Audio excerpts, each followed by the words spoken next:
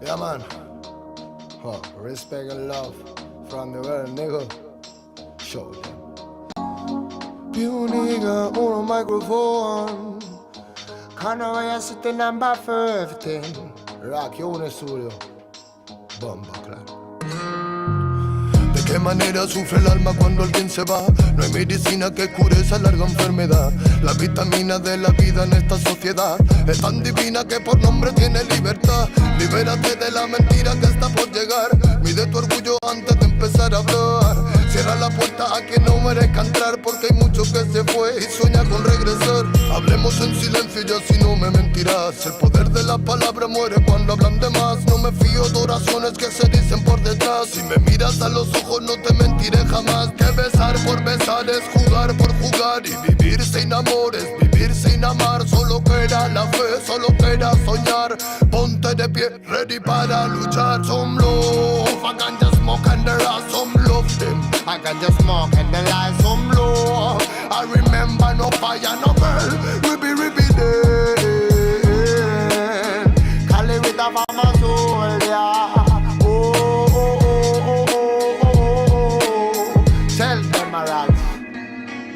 ¿De cuánto tiempo hablamos cuando hablamos de querer? Si la mitad lo malgastamos solo en comprender. ¿De qué manera es más fácil aprender? Que nacemos para ganar y morimos al perder. No puedo dejar de animarte, que cuando te caigas debes levantarte.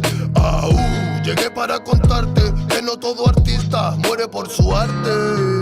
Traigo el honor de un humano con valor que utiliza poesía para respirar mejor. Escribo prosa para vengar al amor y recuerda aquella rosa que tiraron al contenedor. ¿Dónde se quedó el amor? Hey, I no voy a sit on no microphone forever and ever. Tell me, roll some love. I can just smoke and the light, some love them. I Rastafari my life, some love. I remember no fire, no burn. Ribby day. I live with a farmer soul, yeah. Reggae man a farmer warrior, warrior day.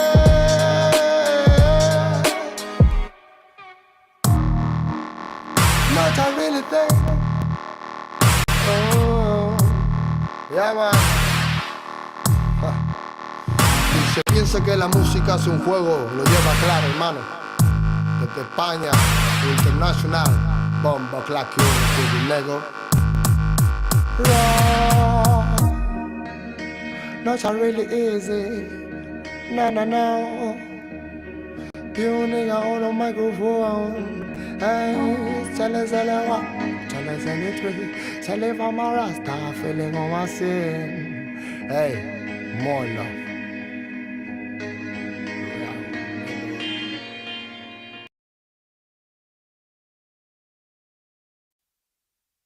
Yeah man, real bomba clock and I set the volume 8. This is the music from the NIGUZ. Yeah man. Oh, ribby damn, ribby damn. Hey. La. Human attribute from Black Uhuru Ray. Hey. Broken microphone, mystic lover sound, a dream of soul. Will my head alone, living in Zion, but Babylon. Broken microphone, mystic lover sound, a dream of soul. Will my head alone, living in Zion, but Babylon.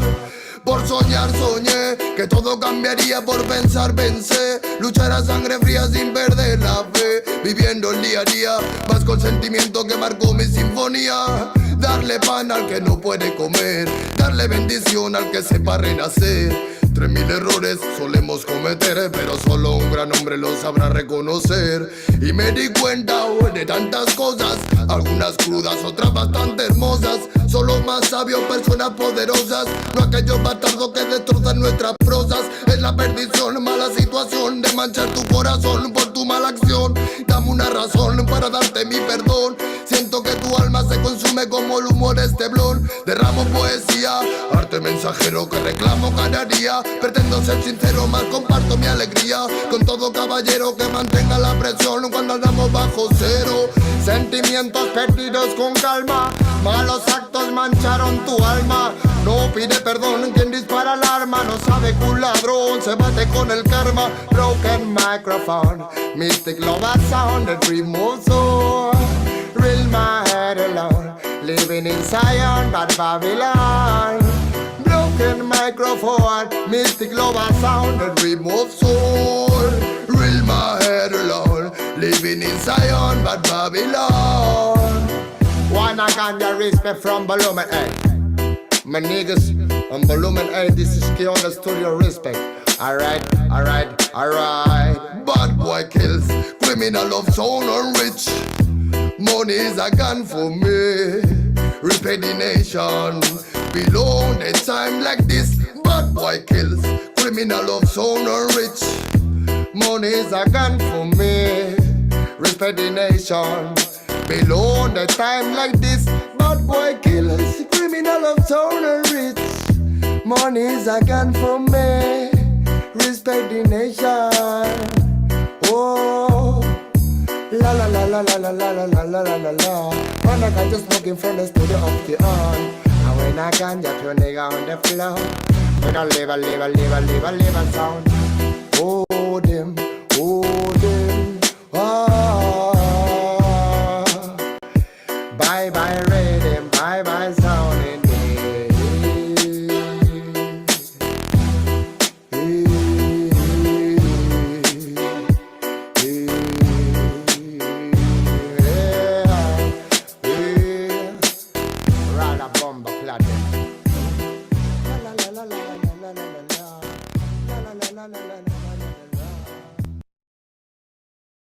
Are you a racist? Do you hate Mexicans?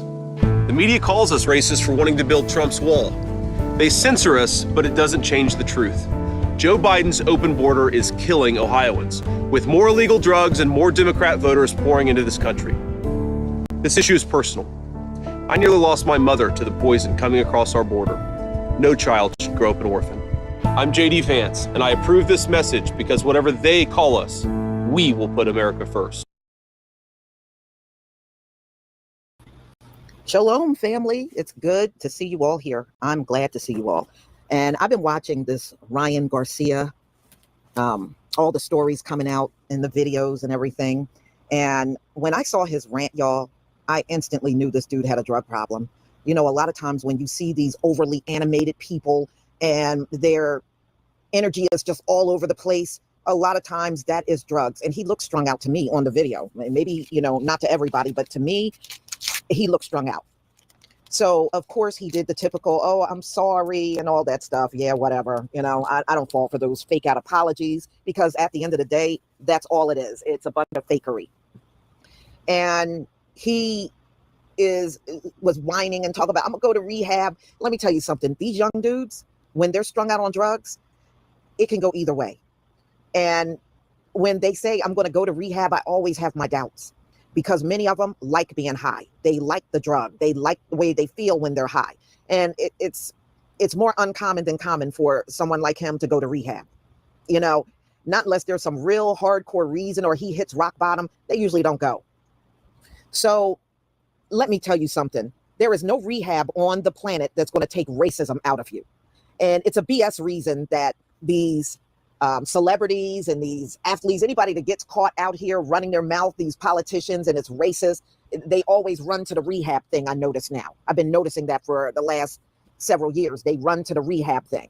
And it's stupid to me. I never heard of a racist rehab center anywhere in the country. Never heard of such a thing. And they know they're full of crap when they're saying this garbage too, you know?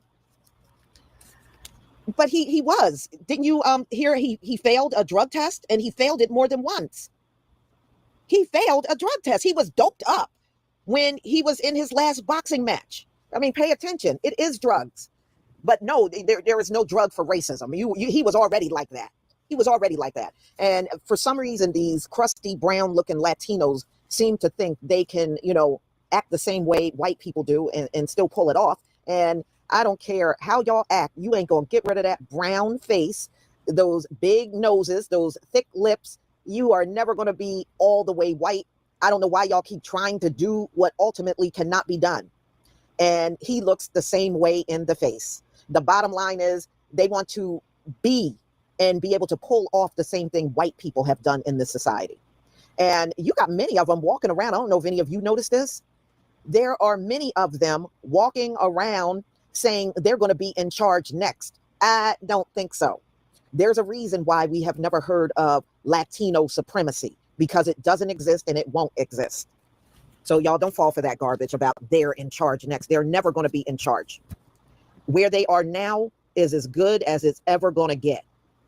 There is no way. I hope nobody is sitting around believing that. So let's get into this story. Share my screen, see if I can get this up here. Okay. Now, ladies and gentlemen, I saw his little rant, and it's typical. A lot of them are like that. Remember, many of these people that come from these Latin American countries, they're taught all of this. They're taught to hate us. They're taught to feel a certain way about us and not care about us and think they can say anything they want about us. And these folks are the last ones that should be walking around with these kind of attitudes. Do you know most of South America was a slave colony? Okay, when you go back and look at the history, these folks come out of countries that were slave colonies. And we know about the slavery all through the Caribbeans, and that includes Puerto Rico and Cuba, the Spanish-speaking islands. Come on, man. Y'all need to go somewhere and sit down already. Okay? Y'all were up to your eyeballs in slavery in those Latin countries and islands that you come from. And you notice, and in fact, I did a story on this woman. She remembers her family was in America on plantations working, and she was a Black woman. And she said her family taught her the songs they would sing during slavery. And I did it. Some of y'all might remember. And she and her grandson were singing the songs out in the field. She couldn't speak a lick of English, but she could sing the songs in English that were taught to her from her family, from slavery, chattel slavery here in this country. So a lot of these Garcia types, they got some Black grandma and grandpa somewhere in the family, but of course they be denying that because they're trying to act all the way white these days. So let's get into this BS about him going to rehab. Ryan Garcia skipping rehab after racist rant, wants to start his own boxing league following ban. And yeah, he probably can in his community. Yeah, they don't care what he said to Black people. They'll gladly go and join whatever boxing club or boxing school that he has. They won't care. So Ryan Garcia promised to go to rehab. It only lasted a few days. On Thursday, Garcia found himself in hot water when he went on a bizarre racist tirade during a Twitter space in which he used the N-word several times while mocking George Floyd, saying that, I don't know if any of you saw what he wrote out there on X, but he said, "I hate N-words. I am anti-Black. I am the KKK. No, you're a wannabe KKK. Hey, let's go and bring George Floyd back to life and go kill that N-word again. I can't believe this is who people were dying on a hill for." This is what he wrote. All right. This is what he wrote out there. And of course, he then, when he got dragged real bad, especially by the Black community, dragged his ass real bad, Garcia apologized for the rant and promised to go to rehab for his drinking after getting banned by the WBC. On Saturday night, Garcia was escorted by security after reportedly having a heated exchange with fans following his brother's loss. Amado Vargas, I guess that's his brother. In a video posted on Instagram Sunday, Ryan filmed himself holding a mimosa and said he was skipping rehab to train his brother full time for a rematch. So I skipped rehab to watch my brother get stopped. That's okay. I've now committed. He wrote, I've now committed to being, I guess, his head trainer for his brother. We demand a rematch, and I'll put up 250,000 winners take all. So, So he's blaming it on the alcohol. Oh, it's drunk. No. We have heard that forever now. These people always got some excuse. They're mentally ill. Oh, they're mentally ill. They didn't know what they were saying. They didn't mean it. I know they said it, but they didn't mean it. Oh, yeah, they were drinking that night. You can't really hold that against them because they were drinking. Yes, we can. We can hold it against them because they're adults. Okay, drink or no drink, your butt is still an adult. Ryan also said he was considering starting his own boxing league after seeing boxer, I guess that Oshaki Foster, get robbed by judges. It doesn't seem like Ryan Garcia is going to get any help anytime soon, despite pleas from his family and others who are concerned for him. Like I said, it's rare for these young dudes like him to go through a rehab. They usually reject it when they're this young. So I guess things have not gotten bad enough for him. But, you know, he'll get drunk again and do something stupid or get high up on drugs because he was doping before one of his fights. I think the last fight that he won, they say he had drugs in his system. But see, this is what these folks do.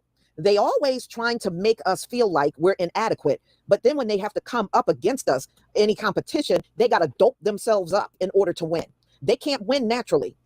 You know, that's the whole concept behind steroids. When steroids came out, it was the white man's answer to trying to keep up and compete with the black man. Okay, that's what it is at the end of the day. And Ryan Garcia is no different. He had to drug himself up to get through a fight with a black boxer in order to win. He could not win on his own. He had to dope up to do it. So I don't respect anyone like this. I don't respect him because anytime you have to do underhanded things to make yourself look good, you suck and you're a loser. And that's all you ever will be. And that's how I feel about him. I don't give a shit about this old brown looking racist piece of turd.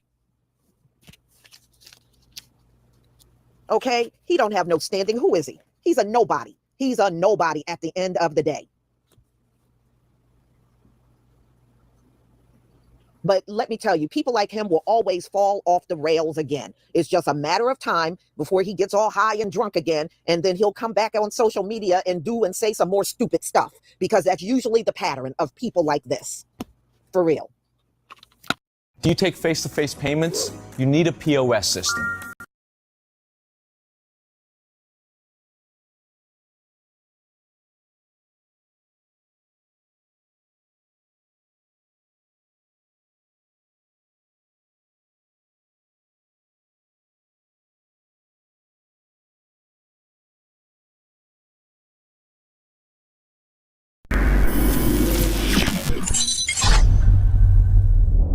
Well, I mean, we talk about prison. Right. You know, there's the violence that goes on in prison, both with the prisoners and the guards. Right, right. There's the gang lines. Right. The racial lines. Right. The rapes, the extortion. Right. I mean, every possible thing you could think of. What do you think was the worst incident that happened while, during those 9 years? I mean, the first bad thing was, the first big standoff that we had on the yard. And we out there, I think it was 2014.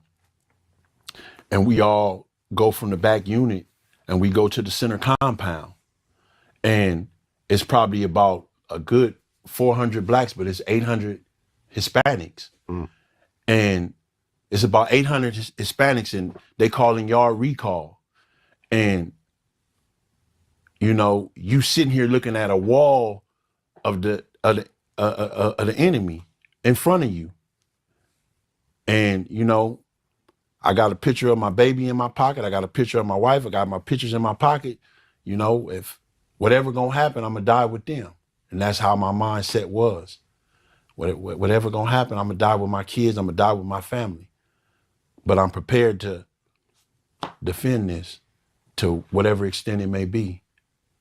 So then again, at 2017, then it was a big riot that broke off on the yard. And, a lot of good dudes that I fuck with got hurt. A lot of people got fucked up. And when that shit go down, man, people, people could tell you, oh, this is this, and they see shit on TV. No, when you actually there and the shit go down and it go up, all that heroic shit, all of that TV for drama shit and the cameras, no, motherfuckers is really losing their life. Motherfuckers is really getting hurt. You really hearing grown men scream in a pitch that's unrecognizable. Like, God damn, did you send shrills through your body? Like, fuck. And you there in the action, like, Ain't no time to be, I'm I'm here. Oh, fuck out of here. Nigga, these niggas got knives and blowers. You hear motherfucker hitting shit, hitting the bone, like, you hearing that shit hit his bone, like, you know he finna go see Jesus. There ain't no ands if or buts about it. But in that, you know, it's a hurtful thing that it get to that point because you're confined with all of these different people and you get to have relationships with them outside of your race. You know these are guys who've brought you books. Hey man, have you read this book? But you're standing here looking at him and he's the enemy now. Imagine that shit. Right, because he's Mexican and you're black. Exactly. Yeah. This dude right here, he just showed me how to, he was like, look, man, take the carnitas, put it in here, put the fucking onions in there, make it this and this. And when you guys finish cooking, I can't eat with him, but he's telling me how to make, you know, by prison rules, I can't eat with him. But this dude is cool as shit. But he on the other side. He got family, he got kids, he got a wife. He got love in his heart. He ain't just a fucked up dude. It's just now the divide is there and it's us against them. And I got family, I got loved ones, I got pictures of my kids in my pocket. But it is what it is. 2016, you'll be surprised to know, I was a firm believer in the Aryan invasion theory. I mean, I have been studying and reading about history my entire life, and every single book I read, every single research paper or article I read, they all supported the Aryan invasion theory, including books and by Indian authors, people like Bal Gangadhar Tilak, Dayanand Saraswati, and so many others. So everybody supported the Aryan invasion theory. So, and there was a great deal of scientific evidence as well. There is the genetic evidence that links Indians to people from Europe. There is the linguistic evidence that links India, the ancient languages of India, with the modern languages of Europe. And every single researcher, every single historian, they all drew the conclusion that this is an invasion that came from Eastern Europe or Central Asia into India and into Europe. And this is how we have these connections. So I saw no reason to not believe it, because everybody, every eminent historian, every scientist, they all unanimously agreed with this theory. Is that I recently came across some new research about an invasion of Europe that happened about 5,000 years ago. So there was this bunch of horse riding men, extremely violent men, who invaded Europe from the east about 5,000 years ago, and they committed an absolute genocide in Europe. They wiped out every single European male, and they took all the females as their reproductive partners. And in a very brief period of time, the entire older European male genetics were wiped out. And today's Europeans are the descendants of these new invaders from 5,000 years ago and the older European women. So I saw this research. Let me show you some. I have spoken about this before. So this is one of the headlines: the most violent group of people who ever lived. Horse riding Yamnaya tribe used their huge height and muscular build to brutally murder and invade their way across Europe more than 4,000 years ago. So this is one headline. As you can see, this is a mass grave. A number of people dumped together into a pit and buried hastily without any ceremony, without any respect.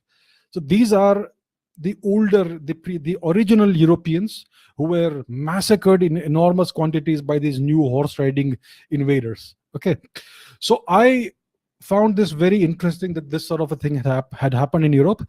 And I also found that these same Yamnaya invaders were supposed to have brought the Aryan genes into India, right? So I found this very curious. I found it very interesting, and therefore I researched it further. I started researching the genetic data that we have. I started researching the other, all the other kinds of evidence, and I found something very surprising. Let me share another thing with you. So once I started looking into the genetics, I found very interesting and very surprising things. I found that when the out of Africa migration happened, the first place where humanity settled down was India. And more than 90% of the entire world's non-African males are descended from an ancient Indian patrilineal genetic lineage, haplogroup F. So more than 90% of all non-African men who are alive in the world today are descended from an ancient Indian genetic lineage, haplogroup F. This is a patrilineal lineage which originated about 65,000 years ago in India.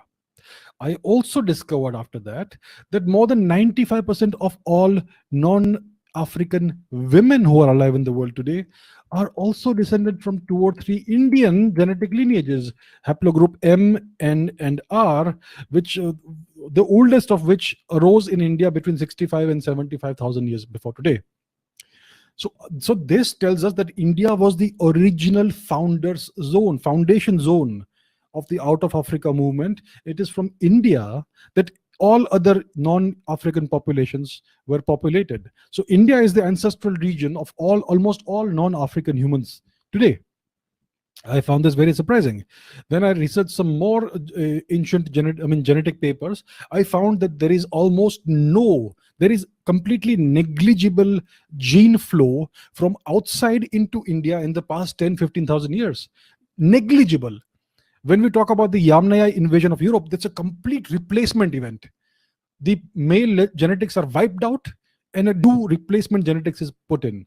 So that is the Yamnaya invasion of Europe. But in the case of India, there is no such replacement event. The gene flow from outside is completely negligible in the past 10-15,000 years. I also found that many genetic studies have demonstrated that North India and South India have essentially the same genetics. North India and South India have essentially the same genetics. It's a very ancient, some 60-70,000 year old ancient genetic population. And that's why there is so much diversity in facial features, in height, in skin color, in eye color, hair color, and all that. Right? Then I also found that the Indus Valley civilization is the oldest known civilization of all time, the oldest continuously existing civilization. And its cultural traits are still present in India today. What we call Hinduism was practiced 5,000-6,000 years ago in the Sapta Sindhu region. There is so much evidence of cultural continuity. So if there was an invasion into India, how come this culture was not destroyed and there was a cultural discontinuity like we find in Europe? And then where is the evidence of the massacres? If there was a Yamnaya invasion into India, and we know how brutal they were, and we know what they did in Europe, we know the genocide they perpetrated in Europe, we know all the mass graves and destruction. So why is it not seen in India? Where is it, right? And so these are some of the things that tell us that there is something very fishy about this Aryan invasion theory. So we have evidence of cultural continuity. There is zero evidence of an invasion. There is zero evidence of a migration. And there is layer upon layer of archaeological, genetic, linguistic, literary, geological, hydrological, and all kinds of evidence that shows that India has been continuously inhabited by the same population for more than 60-70,000 years. So all of this taken together shocked me completely. It shook my entire whatever I believed until then. And after seeing the actual scientific data, I have come to the very firm conclusion that the out of India theory is much more viable and much more consistent with the facts than any Aryan invasion or migration or tourism or picnic theory. So that is why, after seeing the evidence, after seeing the factual evidence, after studying it for a very long time, I came to the conclusion that this Aryan invasion theory is completely fake.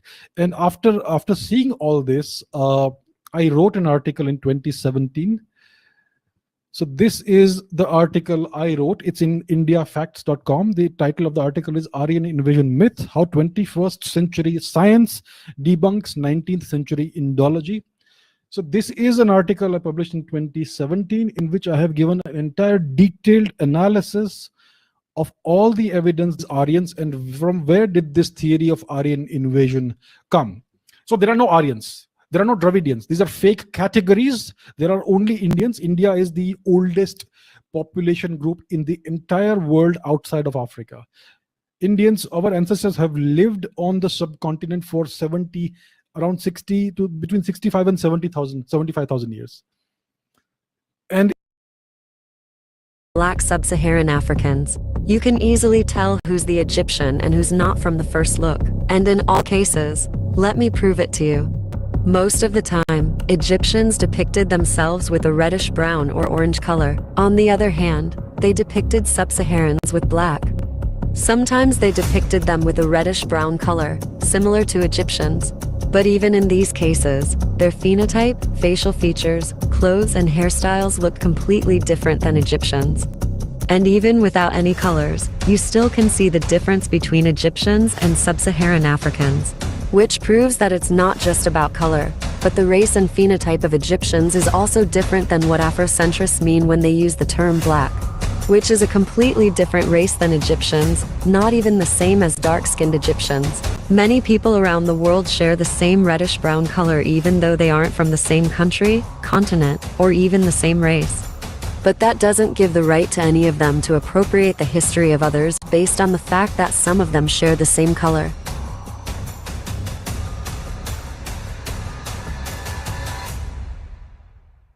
Was Amenhotep III black? The answer is definitely no, for the following reasons. 1. The skull shape of Amenhotep is clearly Caucasoid, not Negroid. 2. Genetically, Amenhotep wasn't sub-Saharan African. 3. Amenhotep was never depicted as a black sub-Saharan. In fact, he considered them as his enemies, as you can see in this photo. He was depicted in a completely different phenotype than the sub-Saharan captive. Amenhotep is clearly Caucasian, while the sub-Saharan captive is Negro. This photo is of Amenhotep trampling to enemies under his feet. The color of Amenhotep is more close to the color of the non-black enemy than the black one. Another example of Amenhotep trampling 3 enemies, one of them is black. And again, the color of Amenhotep's face is closer to the color of the 2 non-black enemies, but completely different than the black enemy. Here is a photo of 2 different parts of the same painting. In the upper part you see Amenhotep and his mother, while on the lower part 3 enemies. And again, Amenhotep looks nothing like the black enemies. 4. All the Afrocentric claims about Amenhotep is concentrated on only one photo of him. They are obsessed with this photo, which in fact doesn't prove anything of their claims about Amenhotep being a black sub-Saharan. Because this hair texture and reddish-brown color can be found among millions of present Egyptians. It's not exclusively for sub-Saharan as they think, and it can't be used as a proof of someone's race. Among all of the statues and paintings of Amenhotep, Afrocentrists use only one painting that can't be considered a proof that Amenhotep was black, and they totally ignore all of his depictions.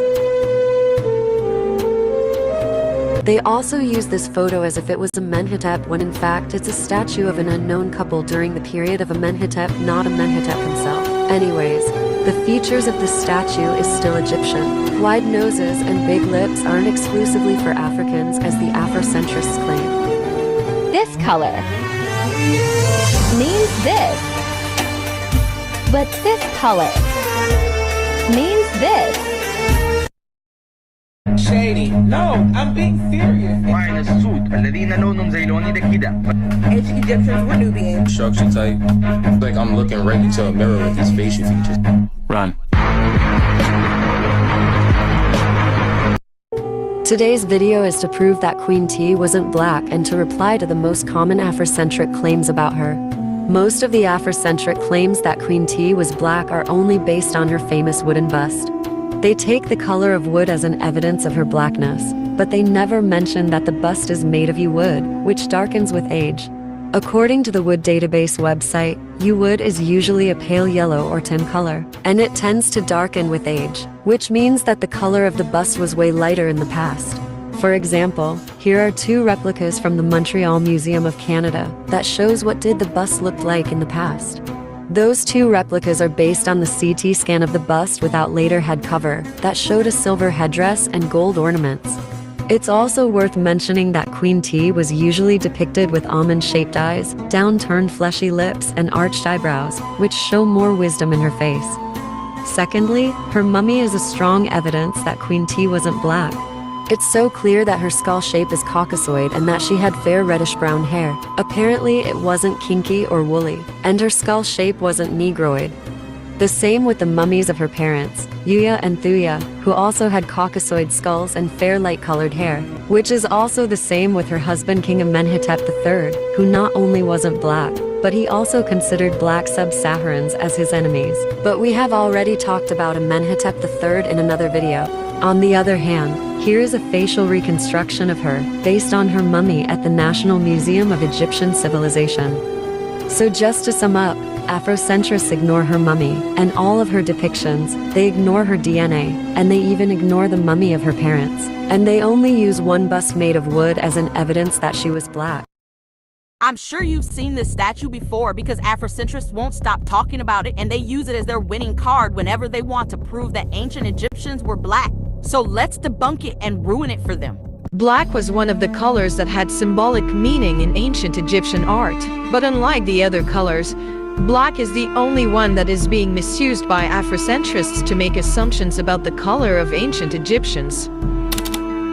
In ancient Egyptian art, black symbolized fertility, death, and the underworld, which was the reason why ancient Egypt was called Kemet, which means the black land, because of its fertile soil, not because the color of Egyptians. Osiris was the god of the deceased, fertility, resurrection, and underworld. And that's why he was depicted in many symbolic colors such as black, green, and blue. And when someone died, they become in the form of Osiris, and they were depicted in black too. This is the most famous statue of Menshihotep II. His black skin and the position of his crossed arms associate him with the god Osiris, and that's why he was depicted in black. It was just a symbolic color because, as you can see, all his other depictions are in the classic orange Egyptian skin shade used for most ancient Egyptians. Amos Nefertari was deified for decades after her death, and all of her depictions showing her with a black skin were made about one. Saying that Egyptians were black because Egypt is in Africa is the most stupid argument ever. Because Africa is a continent, not a country. African people are so diverse, just like Asians are diverse too. Both Saudi Arabia, China, and Turkey are in Asia, but they don't look the same. Which is the same in Africa too. Africans are so diverse they come in different shades, features, and even different races. Especially that Egypt is a transcontinental country and part of it is located in Asia, which is the Sinai Peninsula. And that makes Egyptians, North Africans, Mediterraneans, and Middle Easterns. Saying that North Africans are invaders just because they don't look the same as their neighbors in sub-Saharan Africa is just so racist. Because you can have light skin and still be indigenous to Africa. And by light skin I don't mean the European white or that North Africans are like Germans or British people. It just means that North Africans have lighter skin shade than sub-Saharan Africans, but they also weren't European. And by saying that North Africans weren't black, I'm not denying the existence of dark-skinned North Africans. It is just that even those dark-skinned North Africans are still not the same as what Afrocentrists usually mean when using the term black, which now refers to a race and group of people that are completely different from North Africans. So when I threw the spin of ancient Egyptians were Mediterranean people, you ain't Mediterranean. That fucked them up mentally. And they tried every way to deny that ancient Egypt was a Mediterranean country. I had to show them over and over and over, yes it is. Meaning, you not Mediterranean. You have nothing to do with the ancient Egyptians. The ancient Egyptians wasn't black people. They wasn't a type. Because types are not Mediterranean people and never were. Greece sits in the middle of the Mediterranean like a boot. Rome is in the middle of the Mediterranean. Egypt is in the Mediterranean. All North African countries are Mediterranean countries. The Levant is basically Mediterranean. It's a region that they call the MENA region. They're not from the MENA region. I'm sorry. You cannot find one indigenous tribe or nation that was indigenous to North Africa, which includes Egypt. They're not Mediterranean people. They were never North Africans. They had nothing to do with the Mediterranean at all. People's origin is sub-Saharan Africa, period. They can't name a tribe in any of those areas I just stated. If you can't do that, all the information everybody taught for these decades is wrong, and you guys have been stealing other people's history and culture. Why do you think that you playing it has caused so much controversy? People probably feel a bit threatened by the idea that she might have been part black, even just part black, you know? I am not surprised that you're using the racism card to get away with things and make Egyptians and Greeks seem like the bad guys when in fact you're the one who's appropriating their culture and intentionally sending an implied message that they aren't the rightful owners of these civilizations. Did it even occur to you that people aren't threatened but insulted by your racism and by the fact that you are rewriting their history? If people can't get on board with that, then there are many other versions of Cleopatra that exist that they are welcome to go and watch instead. No, darling. This is not how things work. You can't just rewrite and steal other people's history and then tell them that if they don't like it, they can watch something else. Imagine if we made a documentary about Barack Obama and casted Ryan Gosling to play his role. How would you all feel about us telling you that if you don't like it, you can watch other versions? You do not have any definitive information about whether she was white or whether she was black. Dr. Jane is supposed to be a Roman historian and archaeologist, but apparently she doesn't even know that Cleopatra wasn't black.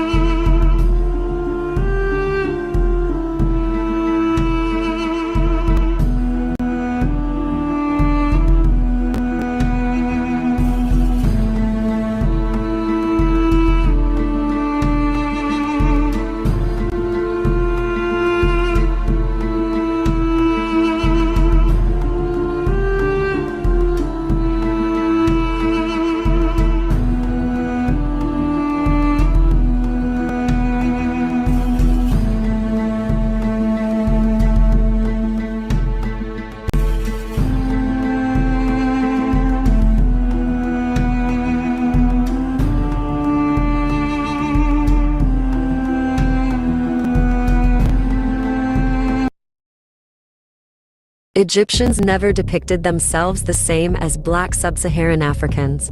You can easily tell who's the Egyptian and who's not from the first look. And in all cases, let me prove it to you. Most of the time, Egyptians depicted themselves with a reddish-brown or orange color. On the other hand, they depicted sub-Saharans with black. Sometimes they depicted them with a reddish-brown color, similar to Egyptians.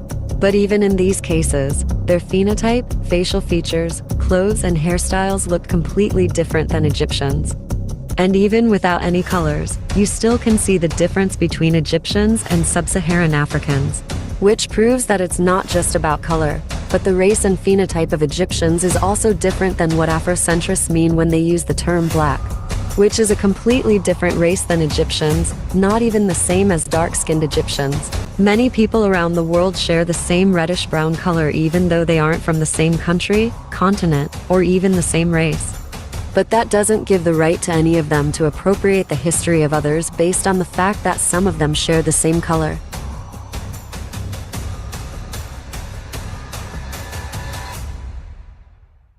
Was Amenhotep III black? The answer is definitely no, for the following reasons. 1. The skull shape of Amenhotep is clearly Caucasoid, not Negroid.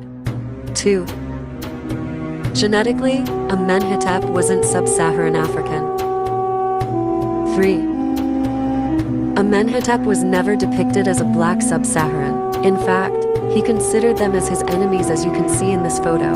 He was depicted in a completely different phenotype than the sub-Saharan captive. Amenhotep is clearly Caucasian, while the sub-Saharan captive is Negro. This photo is of Amenhotep trampling to enemies under his feet. The color of Amenhotep is more close to the color of the non-black enemy than the black one. Another example of Amenhotep trampling 3 enemies, one of them is black. And again, the color of Amenhotep's face is closer to the color of the 2 non-black enemies, but completely different than the black enemy.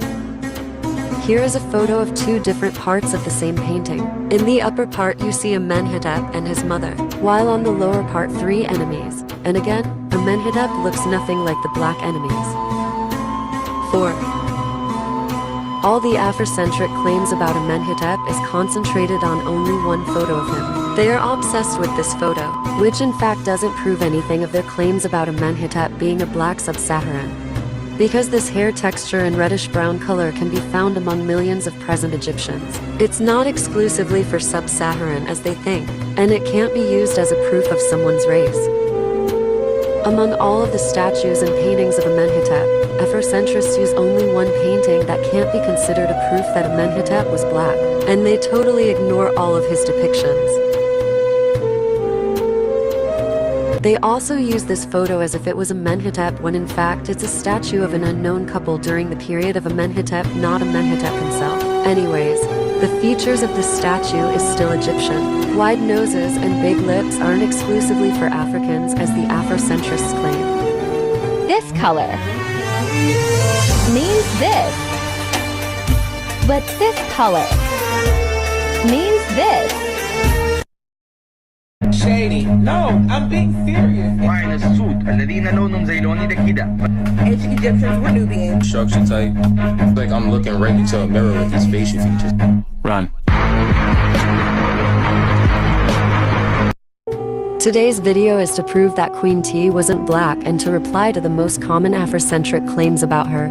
Most of the Afrocentric claims that Queen T was black are only based on her famous wooden bust. They take the color of wood as an evidence of her blackness, but they never mention that the bust is made of wood, which darkens with age. According to the wood database website, wood is usually a pale yellow or tin color, and it tends to darken with age, which means that the color of the bust was way lighter in the past. For example, here are two replicas from the Montreal Museum of Canada that shows what did the bust look like in the past. Those two replicas are based on the CT scan of the bust without later head cover that showed a silver headdress and gold ornaments.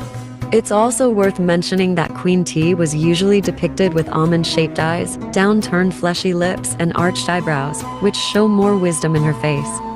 Secondly, her mummy is a strong evidence that Queen T wasn't black. It's so clear that her skull shape is Caucasoid and that she had fair reddish-brown hair. Apparently, it wasn't kinky or woolly, and her skull shape wasn't Negroid. The same with the mummies of her parents, Yuya and Thuya, who also had Caucasoid skulls and fair light-colored hair, which is also the same with her husband King Amenhotep III, who not only wasn't black, but he also considered black sub-Saharans as his enemies. But we have already talked about Amenhotep III in another video. On the other hand, here is a facial reconstruction of her, based on her mummy at the National Museum of Egyptian Civilization. So just to sum up, Afrocentrists ignore her mummy, and all of her depictions, they ignore her DNA, and they even ignore the mummy of her parents, and they only use one bust made of wood as an evidence that she was black. I'm sure you've seen this statue before because Afrocentrists won't stop talking about it and they use it as their winning card whenever they want to prove that ancient Egyptians were black. So let's debunk it and ruin it for them. Black was one of the... But unlike the other colors, black is the only one that is being misused by Afrocentrists to make assumptions about the color of ancient Egyptians. In ancient Egyptian art, black symbolized fertility, death, and the underworld, which was the reason why ancient Egypt was called Kemet, which means the black land, because of its fertile soil, not because the color of Egyptians. Osiris was the god of the deceased, fertility, resurrection, and underworld, and that's why he was depicted in many symbolic colors such as black, green, and blue. And when someone died, they become in the form of Osiris, and they were depicted in black too. This is the most famous statue of MESHIACHA II. His black skin and the position of his crossed arms associate him with the god Osiris, and that's why he was depicted in black. It was just a symbolic color because, as you can see, all his other depictions are in the classic orange Egyptian skin shade used for most ancient Egyptians. Amos Nefertari was deified for decades after her death, and all of her depictions showing her with a black skin were made about one. Saying that Egyptians were black because Egypt is in Africa is the most stupid argument ever. Because Africa is a continent, not a country. African people are so diverse, just like Asians are diverse too. Both Saudi Arabia, China, and Turkey are in Asia, but they don't look the same. Which is the same in Africa too. Africans are so diverse they come in different shades, features, and even different races. Especially that Egypt is a transcontinental country and part of it is located in Asia, which is the Sinai Peninsula. And that makes Egyptians, North Africans, Mediterraneans, and Middle Easterns. Saying that North Africans are invaders just because they don't look the same as their neighbors in sub-Saharan Africa is just so racist. Because you can have light skin and still be indigenous to Africa. And by light skin I don't mean the European white or that North Africans are like Germans or British people. It just means that North Africans have lighter skin shade than sub-Saharan Africans, but they also weren't European. And by saying that North Africans weren't black, I'm not denying the existence of dark-skinned North Africans. It is just that even those dark-skinned North Africans are still not the same as what Afrocentrists usually mean when using the term black, which now refers to a race and group of people that are completely different from North Africans. So when I threw the spin of ancient Egyptians were Mediterranean people, you ain't Mediterranean. That fucked them up mentally. And they tried every way to deny that ancient Egypt was a Mediterranean country. I had to show them over and over and over, yes it is. Meaning, you not Mediterranean. You have nothing to do with the ancient Egyptians. The ancient Egyptians wasn't black people. They wasn't a type. Because types are not Mediterranean people and never were. Greece sits in the middle of the Mediterranean like a boot. Rome is in the middle of the Mediterranean. Egypt is in the Mediterranean. All North African countries are Mediterranean countries. The Levant is basically Mediterranean. It's a region that they call the MENA region. They're not from the MENA region. I'm sorry. You cannot find one indigenous tribe or nation that was indigenous to North Africa, which includes Egypt. They're not Mediterranean people. They were never North Africans. They had nothing to do with the Mediterranean at all. People's origin is sub-Saharan Africa, period. They can't name a tribe in any of those areas I just stated. If you can't do that, all the information everybody taught for these decades is wrong, and you guys have been stealing other people's history and culture. Why do you think that you playing it has caused so much controversy? People probably feel a bit threatened by the idea that she might have been part black, even just part black, you know? I am not surprised that you're using the racism card to get away with things and make Egyptians and Greeks seem like the bad guys when in fact you're the one who's appropriating their culture and intentionally sending an implied message that they aren't the rightful owners of these civilizations. Did it even occur to you that people aren't threatened but insulted by your racism and by the fact that you are rewriting their history? If people can't get on board with that, then there are many other versions of Cleopatra that exist that they are welcome to go and watch instead. No, darling. This is not how things work. You can't just rewrite and steal other people's history and then tell them that if they don't like it, they can watch something else. Imagine if we made a documentary about Barack Obama and casted Ryan Gosling to play his role. How would you all feel about us telling you that if you don't like it, you can watch other versions? You do not have any definitive information about whether she was white or whether she was black. Dr. Jane is supposed to be a Roman historian and archaeologist, but apparently she doesn't even know that Cleopatra wasn't black.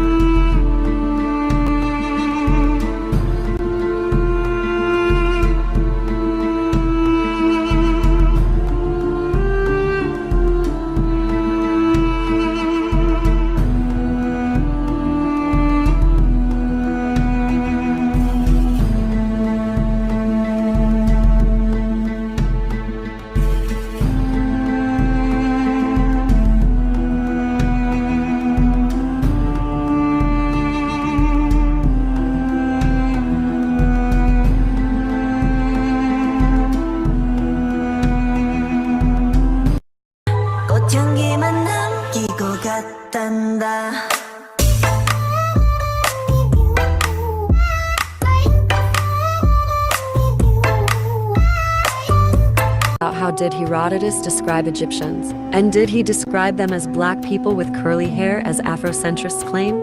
Almost everybody, including Afrocentrists, agree that Herodotus described Egyptians as melanchores. But when it comes to what did he mean when using that term, that's when controversy starts. Afrocentrists say that melanchores means black, but that's definitely not true. But if it doesn't mean black, what does it mean? That's the main question of our video today. The term melanchores was used to refer to people who are darker than average Greeks, but not dark enough to be considered black. It was used to describe North Indians, Egyptians, and even Greeks who are darker than the average Greek. Herodotus also used the same term to describe Colchians, who today are part of Georgia, Russia, and Turkey. The same term was used to describe Cypriots and Syrians. On the other hand, Sub-Saharans, but also South Indians, etc., were called Ethiops, which means burnt-faced people. Herodotus described the Ethiops as South Indians, but with snubbed nose and woolly hair, as opposed to the straight hair of the Indians. But he described Egyptians as similar to North Indians, who have narrower features, noses, more Caucasoid features, and are much lighter than South Indians.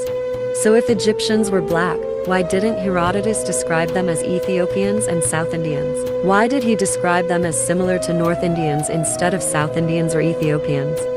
This is because both Egyptians and North Indians are usually darker than the average Greek, but they are not dark enough to be considered black, as Ethiopians and South Indians.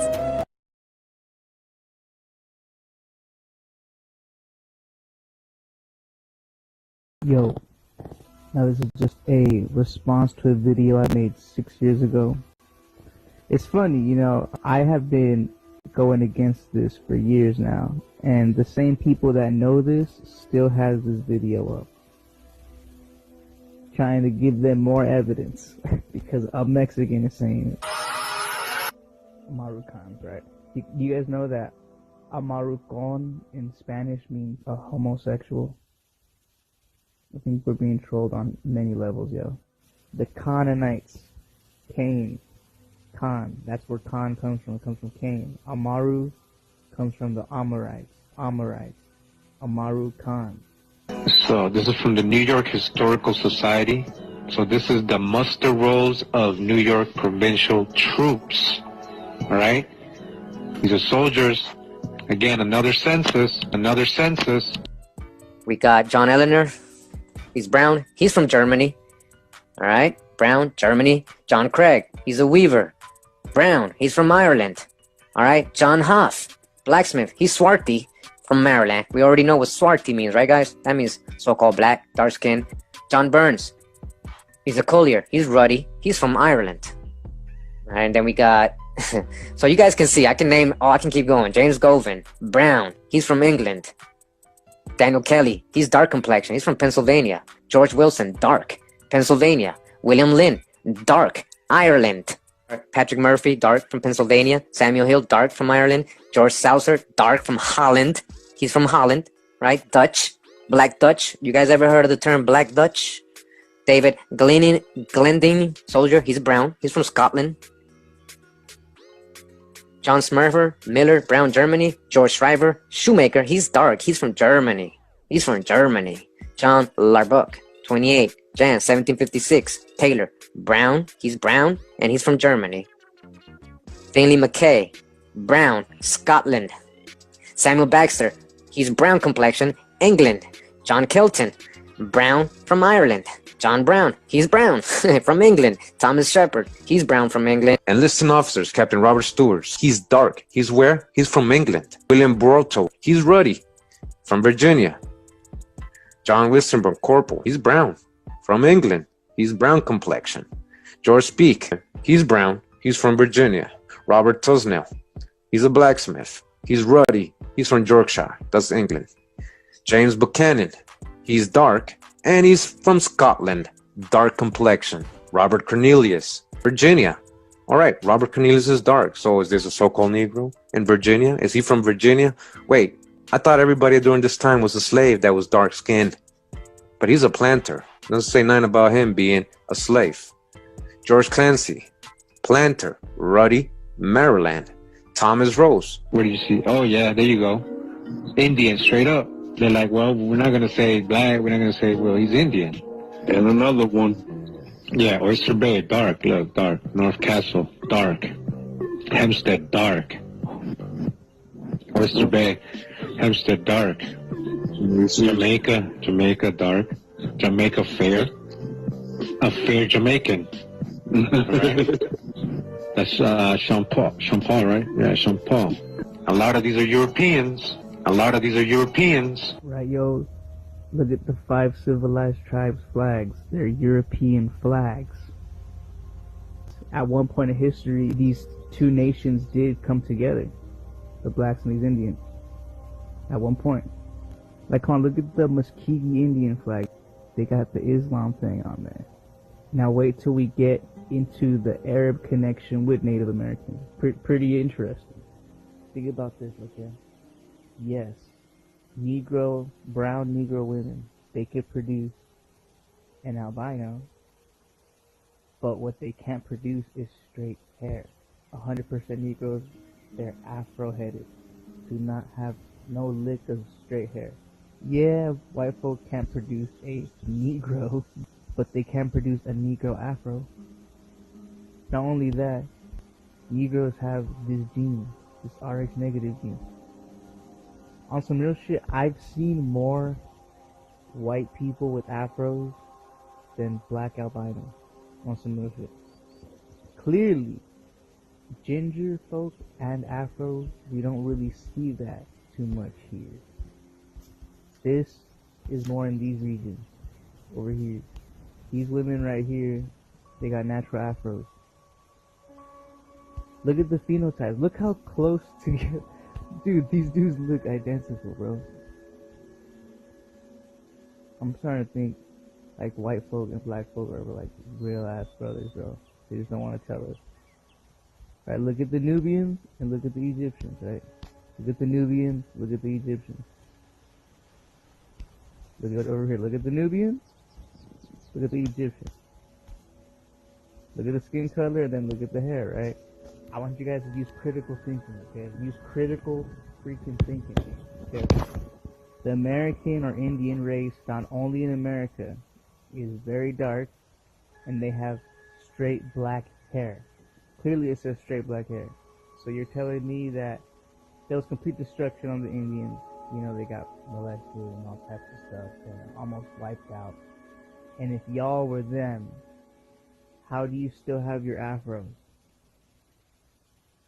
So you guys went from straight black hair to now afros, because on some real shit, my whole entire life, up until 2018, that's when I started seeing more mulatto black folk, you know, with their hair kind of getting more loose. My whole life, I've seen black folk with afros. I've never seen black folk with straight hair. And the ones I do see, they're mulattoes. This dude has a full-on afro, bro. A full afro. This dude is afro. Real aboriginal, man. Sorry to break. It said they had straight hair, straight horse hair. Does this European royal knight, this noble, does this look like an afro to you, sir? It says they had straight black horse hair. That's not that. That is not that, sir. Royal knight. But look at this. They have straight black hair on their head.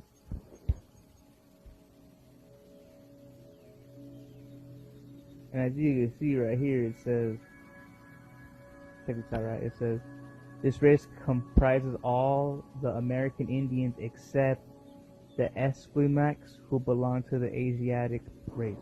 They might be somewhere in our tree, but they're not us, yo.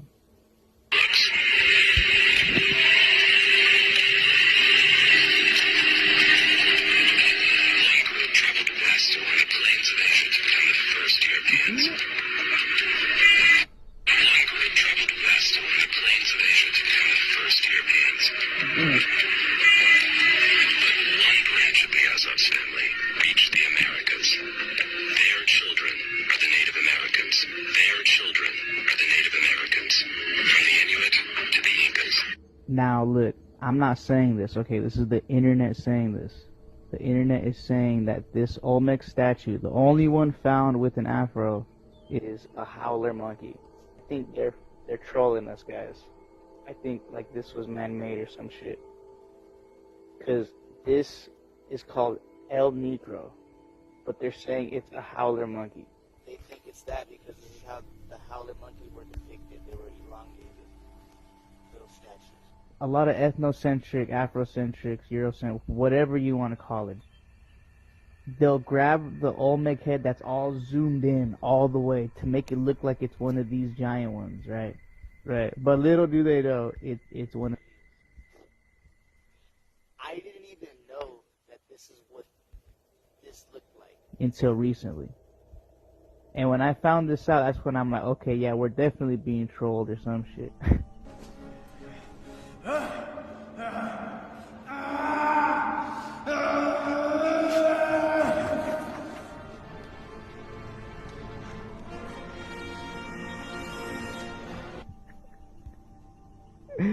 I'm like, what the hell? It's just this? This is the almighty Afro Olmec head statue. It's just... Yo. Look, guys, there were other Olmec folk found, yo. Look at that.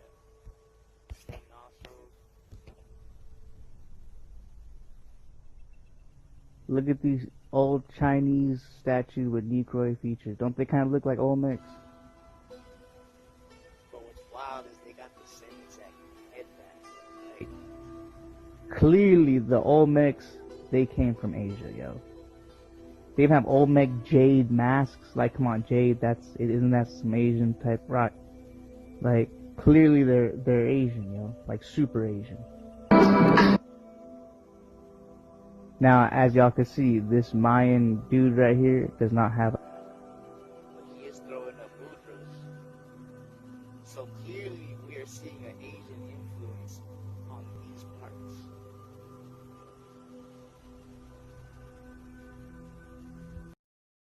You don't think slavery was racism? No. You weren't, your parents... Because there were black people who owned slaves as well. That's not my point. The point is, why were you a slave? Because they just happened to own me. But let me tell you But this. it had nothing to do with your race. Well, is there a reason why the preponderance of slaves in America, they were just accidentally black? But you know, white people have been enslaved as well by other whites, right? And then blacks have been enslaved by other blacks. In parts of Africa, That's right. they're still... Is that racism? Probably not, no. Yes or no? I said probably not. I know, but I need a yes or no. You're a pastor, so I want to try to help people. Yeah, I understand that. Is that racism when blacks enslave other blacks? Yeah. It can be racism, sir. When blacks enslave other blacks? It can be, yes. How is that? I'm black, you're black, I take you to the white slaveholder because you're black. That's racism on my part and his. But we're not talking about white on black slavery. In Africa, black on black. Yeah. Slavery, no white people around. Yeah. Is that racism? It can be. But is it? You'll have to check his heart. I don't know. Over in Africa, Africa, the blacks sold other blacks to the Arabs. And it was the Arabs that took blacks around the world and sold them to other countries. It wasn't the white people, because even in those days, the rich black people in Africa were using other blacks as money. When they wanted to buy cows and things, they used the blacks as the money. When they wanted to go to the grocery store, they enslaved the blacks, and they're the one that sold the blacks to the Arabs. Why is that being left out, that part of the story? In those days, there were black people who owned slaves as well, so they were part of the white group that owned slaves. Let me move on. Morality. I say that most black Americans are suffering not because of racism, but the lack of moral character. Most blacks are immoral. Do you disagree with that? You have to have some context to it. But you disagree with me, right? Oh, yes. 72% of black babies are born out of wedlock today. And what's the percentage of white babies born out of? Is that immoral? It's definitely immoral. So these blacks who are having these babies are carrying out, performing an immoral act, right? Am I right? Yes. Black on black crime out of control in most of the cities. Is that immoral? I couldn't call that necessarily immoral. It's not immoral. Why not? It depends on what crime, who's participating in it, how many people. See, we're talking about the issues of Black Americans today, and how are you going to help them if you justify their bad behavior? Oh, nobody's justifying. By pointing out what white people are doing, because blacks are already blaming everybody else for their problems instead of themselves, so they're not getting better. And so that's why I brought you here, to make them focus on themselves and stop talking about what the white man is doing. Okay. Are you saying that the white man... We done got some of our stuff stolen, Jesse. Done. Are you Yes, saying sir. the white people told y'all, the blacks, that y'all have to be 2 or 3 times better than us? They told you that. Yes, they told us that, Jesse. Because And did you that's why believe we it? were And did you refused. believe that? What else can I believe, Jesse, Did you when I see the results? Don, did you believe it? Jesse, we both from Alabama. Don, did you believe it? No, sir. You didn't believe it? No, sir. Then why you just said That's it then? why you... What? Why you just said it then? You think there's some blacks that don't believe that, Jesse, that's done gave up? I'm sorry? You think there's some black folk out here that haven't quit, Jesse? I tell you, Jesse, see, when DC first started, before 1835, you had to have 3 white people to vouch for you and put up a $50 peace bond. Were you around in 1855, 35, whatever you said? Were you around? No, sir. No, sir. And how did that affect Don today? How? Yeah. Mindset. Oh, your mind is messed up? No, sir. You see, let me tell you. Are you saying you have an 1835 mindset? No, sir. I'm telling you. What year is your mindset? What year is your mindset? Let's talk about white people, the mindset they stuck in. Have you heard of the 1850 Fugitive Slave Act? Don, it's That's an when 1852 white people, now. just based on what they thought, if they were suspicious that a black person was a runaway slave, they had to approach them. And that mindset has passed down from generation to generation. Now, if you want to talk about black people, look at welfare. Welfare, they told a black man, if you ain't in the house, we gonna give them welfare. All right? We'll take care of your kids. Who told them that? And then black men don't want to be fathers when the federal government say, don't be a dad. Who told them that? Welfare. Who told them? You got generation on top of generation stuck in the mindset of something for nothing. Don, who told them? Is that something that the white man told them? Absolutely. The federal So the white government. man told the black man, get out of your house, abandon your family, and we're going to give you a welfare check. And we're going to give them welfare. And the black man said, okay. Okay. What was wrong with him that he said okay to that? Jesse, didn't you just hear me say you have established from generation to generation with a mindset of something for nothing? Didn't you hear me say that, Jesse? Do you? So why don't you renew your mind? What's wrong with you? You can't renew your mind. Man, when you are enslaved, are you enslaved? When you are conditioned, you ain't thinking about no renewing your mind, man. Are you when you getting what you want? Are you Jesse? enslaved, Don?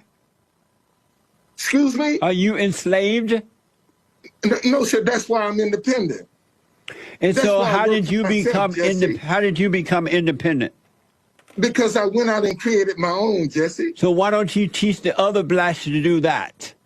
Well, I can't teach them if it ain't successful. If what ain't successful? If my ideas ain't successful. You know, Jesse, let me show you something. See, I created my own dinnerware line, Jesse. Okay? I got my own dinnerware line. I just don't have the money to get it. So why don't you get a paying job so you can make that happen? So now I got to give up my freedom, go back and work for somebody just so I can get my idea to be a reality. Come on, Jesse. But how's that giving up freedom? You work, they're paying you a check. You got an ideal in mind. You want to make your dinnerware work. It's not working with you. Jesse, why not get a job that's going to make you money so you can do what you need to do? Are you working a job now, Jesse? I am. For who? Myself. Oh, you working for yourself? Right. So how come I can't work for myself, Jesse? But I worked for other people until I was able to work for myself. I did both. Oh, really? Yes. So that makes it right, Jesse? Yes. Yeah. Because you did it that way, Jesse? Yeah. You know, Jesse, see, you scared of commitment. What? You scared of commitment, Jesse. I'm scared of what? Of a commitment, Jesse. Who is that? You. You don't know what Are you married, Jesse? No. You ever been married, Jesse? No.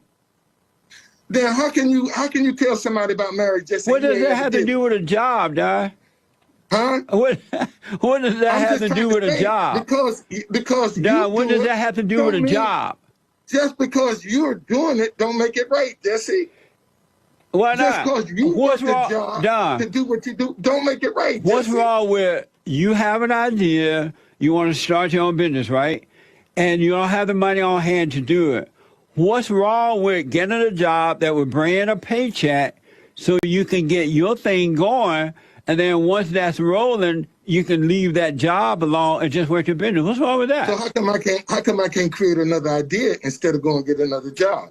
But why create why don't I just create another idea? Let's do this because of time, Don. Rather than going and get another job. Don, let's do this because of time. So you're Okay. saying that what's wrong with the blacks is that the white man won't take care of them, won't free them. No, sir, I didn't say. You're saying that, Jesse, not me. But you're saying that. But you're saying, so you're saying what's wrong with the blacks is that they're still living in 1838.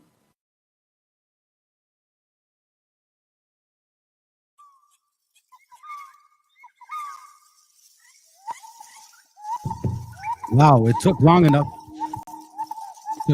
Fam. Saludos.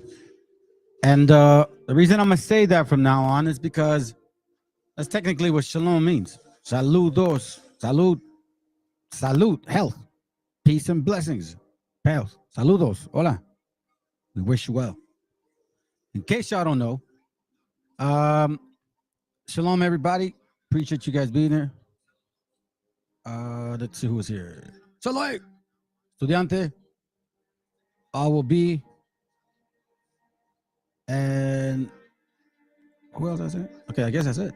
Okay, cool, man. All right, fam. So there's a lot of impatient people, which I understand. Sometimes it is the way it is. We want answers right away. Now.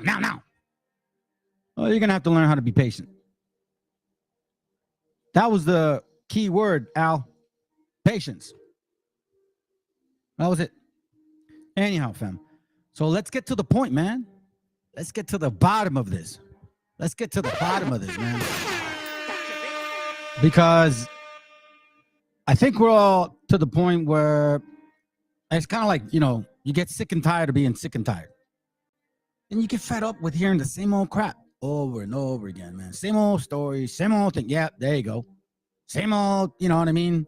All that, empathy and propaganda, which we've been learning about, family. Because it all is propaganda. You see, us so-called Hispanic Latinos or Latinos, Hispanics, however you want to call yourself, so-called, right? Or natives, indigenous of these continents, of this continent. We have a code. We have a way to speak. And I don't mean like secret stuff. No, what I mean is we have a slang. Like we use words to identify people. Like, for example, my brother Chato, he was good at naming us, right? So my brother Jaime, he was really dark-skinned. And he was really like fast, right? So he would call him Pantera. Hey, ¿qué huele Pantera? He didn't look like a Pantera, like a panther, but he was dark skinned and he could move, you know what I mean? And what else is the name? Oh, anyways, I have a nickname. I'm not going to share that with y'all. But what I mean is we find nicknames to identify certain things that either we can't wrap our minds around and just like, hey, yeah, no seas un chapulín, güey. Like, you jump around a lot. Or, let me see. Hey, wait. That doesn't mean you're an actual way, like a mule. Like getting your attention. Hey, ¿qué onda, güey? So now we know way means, hey, what's up, dude? Dude, right? All right. Now, nobody here, not saying not you guys here, nobody ever has talked about this word. Ever. Mayate, mayate, mayate. I want you guys to really say it now. Say it loud and proud. Because that's not what it means, fam. And we're going to get rid of that shit. Oh, excuse my language. I'm not cussing no more. I made a promise to myself. Before I can make a promise to anybody else, man, I need to make a promise to myself. So I'm working on it. Anyways, everybody was, oh, yeah, the word mayate. Mayate. So the real meaning of mayate, we're going to find out today. And guess what, fam? You guys are going to be very surprised that I actually, you know me, man. You know me, man. You know me, bro. Oh, my God. You know me. Hold on a second. Hold on. Explíquenme why the Most High, I'm not trying to rap, but I'll tell you what, he knows how to put my path in the right direction. Get my affection. Anyways, I have a book, family. Yes, I do. Written in 1904 about this very word. You see, my brothers and sisters, they play checkers while I play chess. And this is wisdom of the Most High. The brother said it here earlier. Right there. They were proud, boastful, arrogant, and loud. All I cared about me was guidance through wisdom. Guidance through wisdom. That's what all I wanted. When I was given the opportunity to hear certain scriptures a certain way, and then I heard that we were in there, and I'm like, wait a minute. Caught my eye, caught my ear. Those that hear, let them hear. And then there's another step, like the seed of the wayside, and the 4 seeds, right? Anyways, enough of my talking. Let's get going, man. Let's get going. And yeah, bro, straight up. So you guys are gonna understand how it is and what it is, because man, it's just not fair. You guys can listen to you Black Americans, because you guys love saying that we are racist and that we use this word in a racist connotation.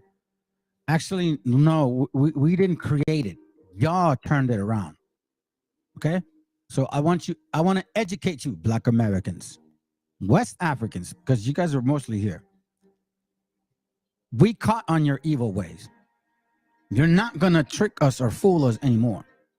Not your 12 tribe chart, not your fancy outfits, not your little short IUIC videos. We're waking up the Northern Kingdom. No. Jeremiah chapter 50 verse 2 says, declare ye among the nations and publish it like this. Isaiah chapter 58 and verse 1. Cry aloud, spare not, lift up thy voice like a trumpet, and show my people their transgressions, and the house of Jacob their sins. Isaiah 58 and 1, right? This is Jeremiah 50 and 2. So after you cry out loud, declare ye among the nations and publish it. Not put your feet on top of them. Not tell them they're going to be your slaves. No. And set up a standard. An example, leadership, qualities. The hell with trying to be somebody you're not. Listen, David wasn't the biggest of his brothers. You realize that, right? Because his dad put everyone else in front of him, forgive me if I'm wrong. Forgive my name. I can't remember his name right now, so please forgive me. I think it's, no, and I don't want to just say it. So anyway, I'll remember. No, he didn't, because the dads are like, like me, for example. My dad is proud of my older brother, Chat, like the oldest one, because he's big, man. He's tall, and that dude can fight, right? Could play soccer. He went professional, my pro, and all that shit, whatever. Anyways, soccer on that way. So, obviously you're gonna be proud to show him. But nah, like, that man came to me, for example. I'm the youngest one. I ain't nothing. I mean, I guess some guys' skills, but he looked at his spirit. Don't be irrespectful for people. It's not about, remember the scriptures say, he didn't go to the most noble. It's like, it's in the first chapter, man. Like, shit. You got, excuse me, there I go again. I'm trying to work on it. He goes here, 1 Corinthians 1:26. For ye see your calling, brethren. Here, let me do it this way. 1:26, it says, now remember what you were, my friends, when God called you. From human point of view, few of you were wise or powerful or of high social standing. Wise, like professors, powerful, like, you know, the NFL players, basketball players, or high social standing, like presidents. God purposely chose what the world considers nonsense. You're nonsense. I'd rather be nonsense. Yeah, you know, I'm glad that FOPI did what they did, because they really triggered my fire. It wasn't even IOIC, it wasn't like, remember, keep in mind, family, the opposition, it's the opposition that'll either make you or break you. So thank you, FOPI, because of your because of your arrogance and pride, you actually woke up the wrong one. You triggered me. And I got triggered. So because I got triggered, I actually started paying attention more. So then I know now that y'all consider me nonsense. Remember, I'm a mamzer. I'm a Mongol. I'm nothing. I'm mixed. I'm a Neanderthal. Remember that? God purposely chose what the world considers nonsense. So if you guys, the fastest, the strongest, the quickest, you guys even give me stupid rebuttals like that, scriptures say that he's not going to pick those people. He's going to pick the opposite of the strongest, the fastest, the tallest, the ones that slam dunk. Hello? Are you dumb? Hold on. Keep my name out your mouth. Sorry, I had it. Oh, shoot. Sorry, wrong button. So the point being is here, is it says here that he considers the nonsense. If you run a 4.3, you're not nonsense. If you're 6'5", you're not nonsense. If you can tackle people at 4.8 speed, you're not nonsense. If you've had a president, you're not nonsense. You're media, you're not nonsense. You're actors, you're singers, you're movie directors, you're not nonsense. So here, and guess what? It ain't you white people. No, you Ashkenazis either. You guys are in media. You guys got power. You guys got wise people. Albert Einstein? Was he not wise? Don't you guys run the school system? It says here that the Most High is going to not wake those up, not the people of strength. He's gonna wake up who?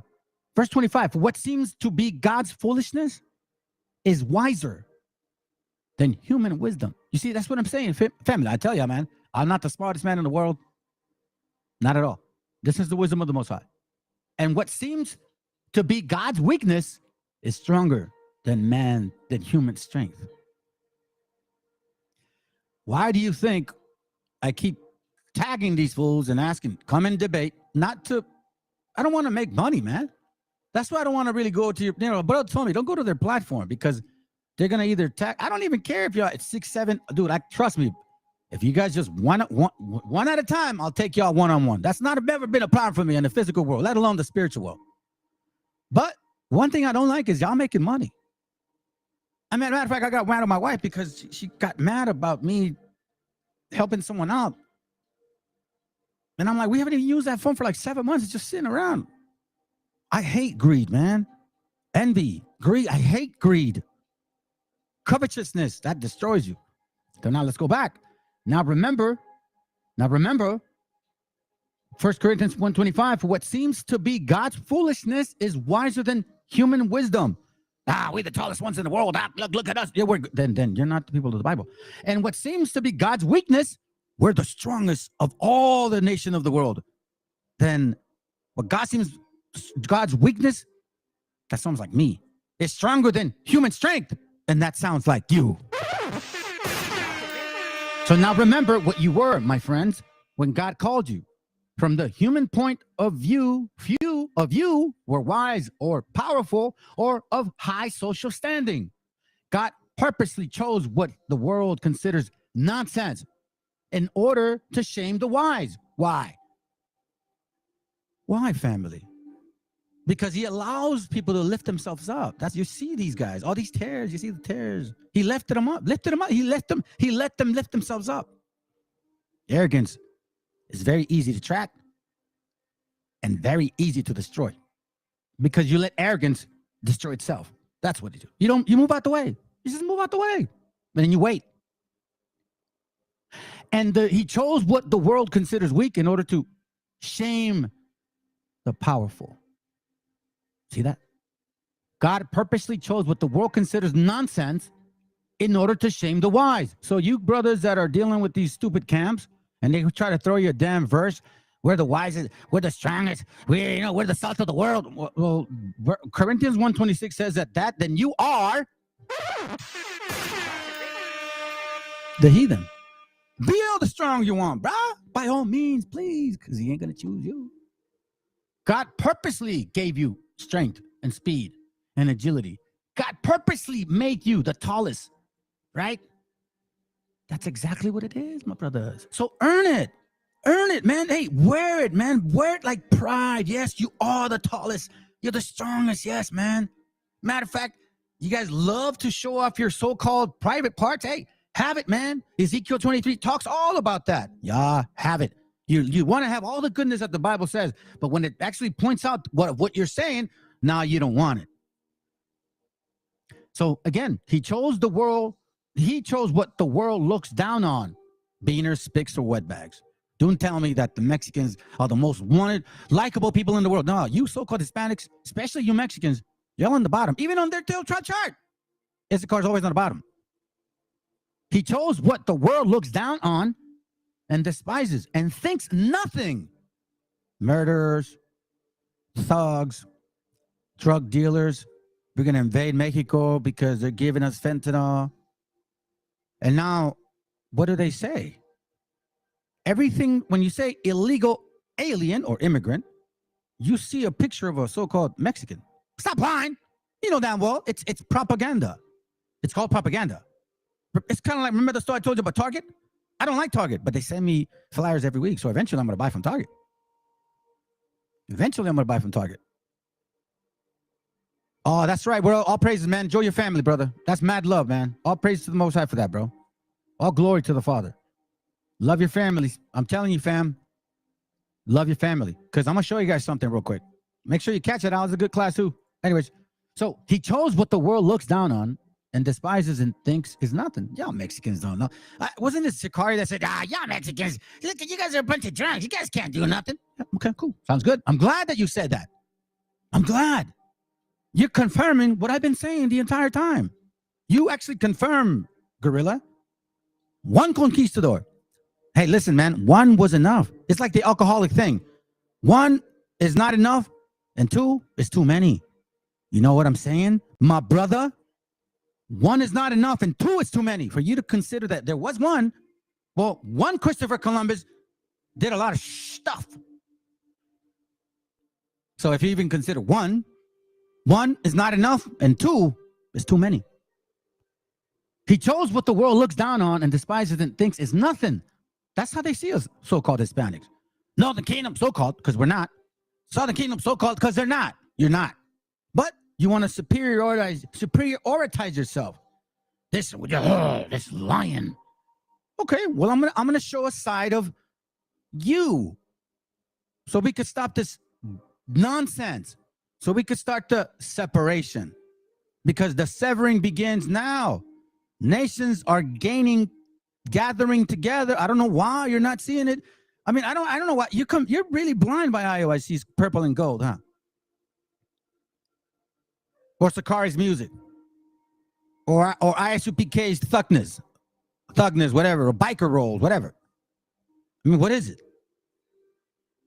Anyhow, let's continue.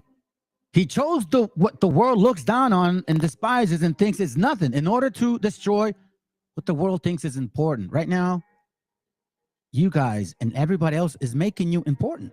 Oh, black people, man, they're the people of the Bible. Kanye West, look at old pobrecito Kyrie. How can you go and try to oppress Kyrie's voice? Man, he's like a slave. That motherfucker is a millionaire. But again, in order to destroy what the world thinks is important. So we know now that there's something else lurking around us. That's why we hear this right here. Oh, man. Matthew 25:13 says. Y entonces ocurre un fenómeno. Se descubre América. Los primeros esclavos que van al Nuevo Mundo son blancos. Sí, señor, blancos. Y los primeros negros que van al Nuevo Mundo son esos que tenían ya 50 años o más de presencia renovada y que eran negros ladinos y preparados militarmente para la conquista.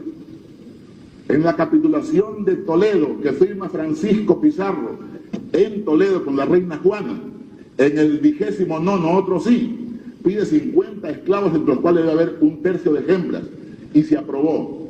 Esos eran negros ladinos. Y estos negros ladinos ayudaron a la conquista y recibieron los mismos honores o los mismos castigos cuando los indios vencieron que los españoles. Pero los primeros esclavos fueron blancos, porque la esclavitud no reconocía color hasta esa época. Y la prueba está que en el siglo XIII, cuando Alfonso X el Sabio redacta las 7 partidas, en una de ellas, tomando quizá algo del Código Justiniano, dice que no es de natura esclavizar a otro hombre. Entonces la esclavitud casi estaba abolida.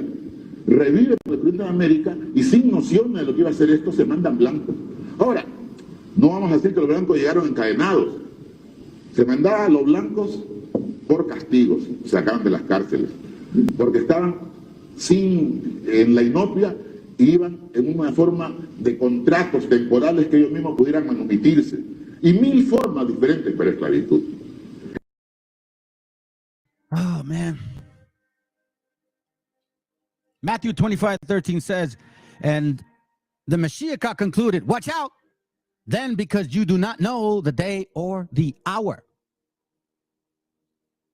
The hour. Do you guys even understand what that means? Now, why does it say, like, in the last days? Why does it say that? In the last days, he said something important, family. Something really important to us. Something that we were not supposed to forget. And it's such a small word. It's such a small word. And for some reason, a lot of us miss it. Revelation 3:10. Watch this real quick.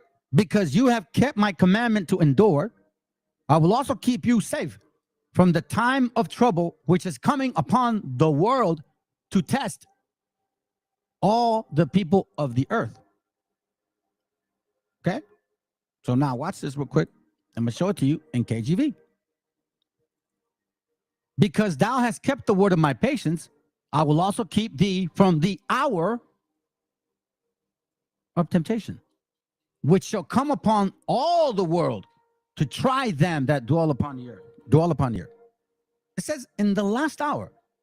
Now, 500 years with the so-called gringo with long hair and blue eyes, that's not like the last hour of temptation, because we're wait a minute, remember, isn't it? Didn't he warn us the last hour? So there was going to be something. And remember the other scriptures say there's a lot of Christ. Lots of Christ coming. Now, I'm going somewhere. I'm not just, it is the topic, but technically, I want to make sure that we cut this BS, man. Let's cut this BS. Let's cut this BS. This is stupid. For you guys, hey, listen, y'all called it on yourselves, okay? You guys calling mayates. No, that's not what it meant. But you kept pushing it. Okay, we're gonna tell you what it means today. And it's gonna hurt you. I actually had a few people actually watching, and guess what, fam? Some left. And it's gonna hurt. And you know what? Please do me a favor, record it and forward and share it with all these camps. Attack. Let's see let's see what they say. And if they actually mean, you know what, family? We were wrong. The word wasn't that way. And you're right. We need to reflect because y'all have a weird spirit on you. So if you're all people, then it's time for you to check yourselves, because we ain't rolling like this. Sirach 27:12. If thou be among the indiscreet, observe the time. So as we know nowadays, we are around the indiscreets, aren't we? Are they not keeping the laws? Even those that say they keep the laws of God, look at them. They're fighting each other in the corners. Found out IUIC. Remember we showed y'all, right? Punched some guy that was in his school and busted his face. Like, imagine that, family. I remember being in this school, and there was one fat guy, so-called Hispanic, who said he was Issachar. Then he changed his mind and he said he's Gad. I can't remember his name, but he's very emotional, right? And he actually fought another brother, and he still didn't get kicked out. This guy came from up north, Sacramento. You know who I'm talking about, IUIC. You know who it is. He begged these people to give him a shirt, fam. He tried to, like, confront me about, because I didn't let him use my power machine to clean a building that I was doing for just because I wanted to. And it was a misunderstanding. So he tries to square up to me, and I'm thinking, nah, you know, like, it was just, and then I sense, like, wait a minute, hold on, this guy's really squaring. And then then it clicked, like, wait, hold on a second. You need to chill the hell out. You need to chill the hell out, man. And then you see, calm down. We were supposed to be at, hey, in case you guys know, we were at Cornelius's house. And we went there, and they were drinking some beers, whatever. I hung out with him. Well, he walked around some other neighborhood that is not belonging. He was walking around the whole time. So Cornelius had to call him, hey, man, what's going on? Oh, just taking a walk. Like, what? You're tripping. It's because it was right in front of Cornelius's house. I didn't really tell him anything. I'm like, bro, this guy's weird. But then, as time went on, he put me in a situation where it sabotaged me. And I said, oh, man, okay, cool. I understand. You see, IUIC, they want submission. They want you to be under them. And I find that very weird. They don't want you to consider, they want to be dominant. That's the fact. That's a fact. You guys demand that when you're out there in the streets, especially from the white folks. But in these rooms, you want to act superior. So guess what? Now I understand why the word mayate does apply to you, but not because of what you think. Not at all. So let me continue. Luke 16, verse 9. And it says, by the way, family, this is why I'm doing it, because look, man, we're not the same people, okay? Just stop it. Everybody just wake up. Just shut up. I mean, we're not them. They're not us. Did we mix with them? Yes. Did they mix with us? Yes. Do we know who it is? We don't know. So it has to deal with the spirit. And if they're not Israel, then they're not Israel. And if we're not Israel, we're not Israel. And if they are, and us are not Israel, then we're both stupid thinking both things, right? So let it go. Stop trying to be somebody you're not. It's pretty dumb when you don't even look at the history of America. 13 colonies and a mixture in Florida. It wasn't even part of the 13 colonies. Remember, the 13 colonies were like way to the east. What do you think was going on in those other states? Do you think like black people just weren't messing around with the Spaniards, so-called, and natives too? See how dumb it is? But no. You guys don't want it like that. You move with a spirit. So guess what? I realize now we're not the same people, because even in jail, y'all move that way. And it was worse. So now I'm going to show you where the word mayate came from. And I got proof from a book written in 1904, as I've said it. Well, hold on a second. He is what? Gotcha, bitch. Wait, what? Gotcha, bitch. Because it references it for the first time. So you can see that it is a colloquially used word. America, your propagandizing is done. Let me read it again, though, because I do like the spirit. I do like this. I do like this scripture right here, and the spirit too. I'll praise the Most High. Jeremiah 52, declare ye among the nations and publish it. Set up a standard, publish and conceal not. Say, Babylon is taken. Baal is confounded. Merodach is broken in pieces. Her idols are confounded. Her images are broken in pieces. Because you guys know what? You guys are confounded. I'm telling you. Tell me that. You're fighting at the corners. Y'all thinking you were gangsters, making gangster music. All of a sudden, your young guy from Sakari is like, man, I don't understand what's going on. I mean, it's like they're trying to be gangsters. Well, that's all the music you guys make. Gangster shit. See, gangster ass. That's not a bad word. And that, that's what that comes out of. So let's go back. Set up a standard and raise the bar, family. Sirach 27, let's go back to it because there's a point of where I'm going with this. Sirach 27:12. If thou be among the discreet or the indiscreet, which you are going to be around especially when you're in jail. Observe the time, meaning pay attention. Never stop looking. Always watch your back. Never drop your pants. In jail or out of jail. And I don't mean it like out of jail. I'm talking about just be mindful. Be prudent of who you're dealing with. Observe the time, because just because they look like they're righteous don't mean they are. But be continually among the men of understanding. Try as close as you can to stay in the herd. Meaning the people that do care about you. Observe. Watch what they're doing. This is why the scriptures talk about at one point, don't trim your ways, man. Don't compromise. Don't well, we're the cares. I mean, they're the cares, so we just got to. Now, how you? What? Just no, man, you're tripping. Now you're doing something else. Jeremiah chapter 2:33. Why trimmeth thou thy ways to seek love? We saw what it said earlier. When you're around the indiscreet, be careful. Let me get that for you real quick. Proverbs 14:18. The simple inherit folly. It's true. But how do they inherit folly? And what is folly? By trimming your ways. By not being mindful of the indiscreet. Meaning not paying attention to your surroundings. Thinking that everything's cool. Everything's good. One body, which I fell. You have some others bringing up UCBK fights. Some questioning the whole awakening. Now, oh, yeah, you're right. TH, yeah, you're right. They're all, I don't know.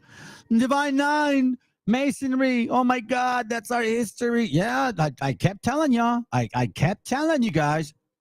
It's okay if you're not Israel. You can't force the Most High.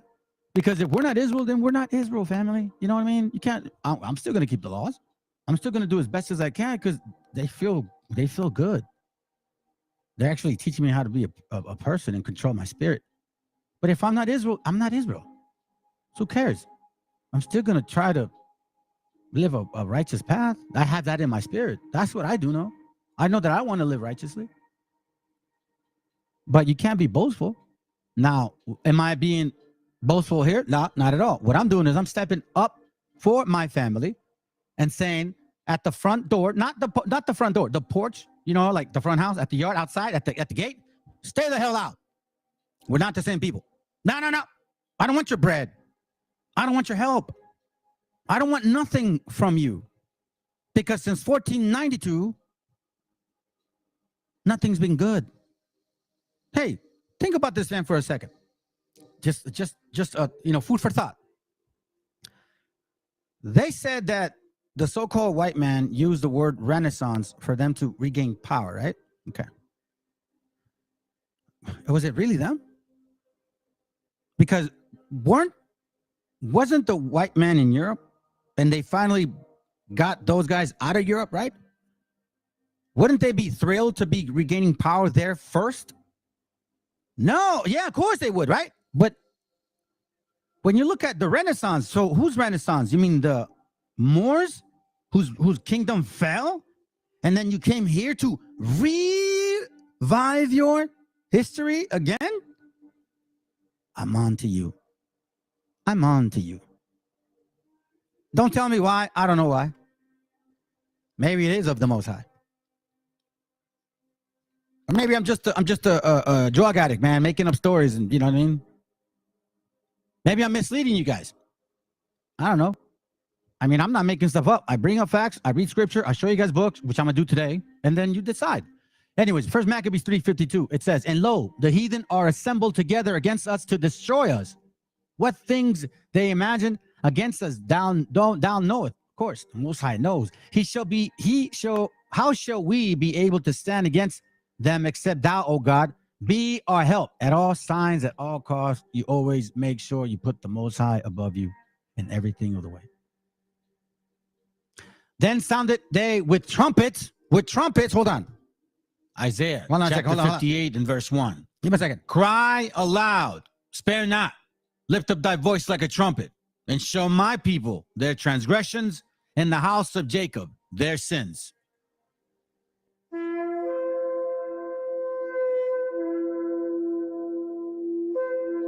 See that? Cry out loud, spare not, lift up thy voice like a trumpet, and show my people their transgressions, and the house of Jacob their sins. So that's what I'm doing. Standing up, because they assembled against us. They're trying to take your spirit, fam. I'm not trying to take your spirit. I'm trying to give you mine. Take some of mine, man. Here you go. Here, have it. Kind of like this, fam. And no way, shape, or form do I compare myself to any man of the scriptures at all. And never will. Never. Man, we're so far from that ability or power. Come on, Nate.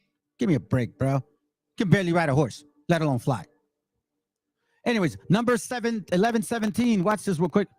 And I will come down and talk with thee there, and I will take out of the spirit which is upon thee, and I will put it upon them, and they shall bear the burden of the people with thee. So me, before I read this ever, that's what I always told brothers, man. Just feed off my fire, man. I don't care. That's the whole point of why we're here.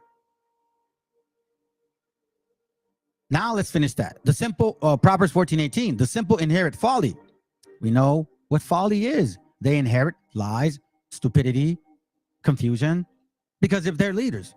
But the prudent, because of their leaders, are crowned, because of their leaders, with knowledge, because their leaders are prudent of wisdom. And the crown is the crown of salvation, the scriptures of the Most High. And the knowledge is the experience, like, hey, listen, I walked it already. Here's what I did. Here's where I'm at. So listen, fam, you guys are in camps. Tell them, how do you repent? What is the process of repentance? They just give you a scripture and then they figure you're going to get the answer. That's not it. That's not it. Hey, listen, and then they will, we're taking alms because everybody is earning equally. No, that's BS, because Nate the Snake Roberts has about $600,000 a year in income. No, I'm sorry, I lied. $600,000 a month in income. 5 point some million a year. And then in net is $155 million. You guys are not broken off equally. So much for the scriptures. Hold on a second. Bruh, hold on. Bruh. Wait a minute. Who are you? This is who they are. Sirach 12:10. Never trust thine enemy. Hold on. Bruh. Wait a minute. Who are you? Never trust thine enemy, for like as iron rusted, so is his wickedness. You see, it's kind of like that whole thing where, oh, God, please forgive me. God, please forgive me. God, please forgive me. I'll never do it again. Things are good. Then they go back to themselves. Or that relationship or ex-marriage, whatever. Unfortunate ones, right? I'll change, baby. I'll swear. I'll change. Okay. I'm sorry. That was you. It wasn't me. You know what I mean? You should have done that. You should have said that. You should have, that should have, could have, would have. But it's like that. Eventually, the iron shows its rust. Eventually. That's why you guys got to be patient. And like the brother said, man, ask for prudence. Ask for patience. Don't ask for all the understanding of the world. No, ask for patience, because through patience, there's a scripture that says, through patience, ye find your soul. Something. If you can get that, bro, whoever can, that'd be great. Jeremiah 15:11. Watch this. And the Lord said, verily it shall be with thy remnant. Verily I will cause the enemy to treat thee well in the time of evil and in the time of affliction. Now, why am I saying this? Remember we said Luke 16:19? I'll read it. There's a point. Remember this. Verily it shall be well with thy remnant. Verily I will cause the enemy to entreat thee well in the time of evil and in the time of affliction. That's why Luke 16 and 9 said, let me read it just so I'm going to jump on this. And I said unto you, make to yourselves friends of the mammon of unrighteousness, that when ye fail, they may receive you into everlasting habitation. Why does he say that? Because it's the Most High. He deals with you. He's going to make sure that the kings are under his command, not theirs, not yours. Verily, I will cause the enemy to entreat thee.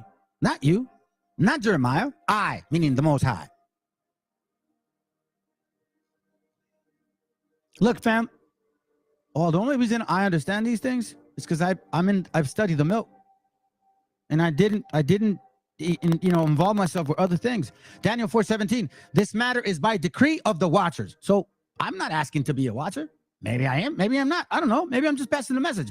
And the demand by the word of the holy ones. Maybe this so-called messenger or watcher is so you guys can do it a lot better than me. I do want you guys to do it better. Teach better than me, man. Bring out more truth better than me. More understanding. More patience, maybe. Not as loud. You know what I mean? Can't change me. It's me. This matter is by decree of the watchers and the demand of the word of the holy ones, to the intent, listen, to the intent that the living may know that the Most High ruleth in the kingdom of men, and giveth it to whomever he will, and set it up over it the bases of men. So as you can see, the basis of men gave you that knowledge. 14:29, Proverbs 14:29. Whoever is patient has great understanding. That was the word, patience. But one who is quick-tempered displays folly. Let me read this again. Daniel 4:17. This matter is by decree of the watchers and the demand by the word of the holy ones. The demand, okay? It's not a choice. To the intent. I read it like this. I'll read it better. Not better, just clearer. This is the decision of the alert and watchful angel. So then let all people everywhere know that the supreme God, our Father, has power over human kingdoms, and that he, not them, he can give them to anyone he chooses, even to those who are least important. So remember the class I did that when the ravens feed you? Hey, Shalom, Blatt. You know how you can't, I can't see you on the screen, bro. So, Shalom, bro. Remember I said that class, I said when the ravens feed you? Well, who was feeding you? Who did God give the power to bring you guys the scriptures and say, hey, look, we're the leader? Nah, man. It was for their detriment. It was to lift them up, to bring them to destruction. That's what it is. Say it loud and proud. It's not our rules, family. It's the Most High. And like I said, nobody can prove. Even those people in Israeli. It's well known from their rabbis that they were Khazarian converts. Stop lying. So that means there's only a few people that can, but not everybody. Besides, if you are, you're not going to know. And if you're not, you're not going to know. So then why act like you made it? Romans 13:3, for rulers are not a terror to good works, but to do evil. Yes, man. You can deal with prostitutes. It's a transaction. Oh, you can have another wife, just don't tell the main one. Hey, if your wife don't believe, man, you give her a year and a half, and then you could leave her IOIC. You know what I'm saying? For rulers are not a terror to good works, but to the evil. Wilt thou then not be afraid of the power? Do that which is good, and thou shalt have praise of the same. Hey, good night, bro. Have a good night, bro. All right, so now I'm going to show you something real quick. Let's kind of change a little bit of the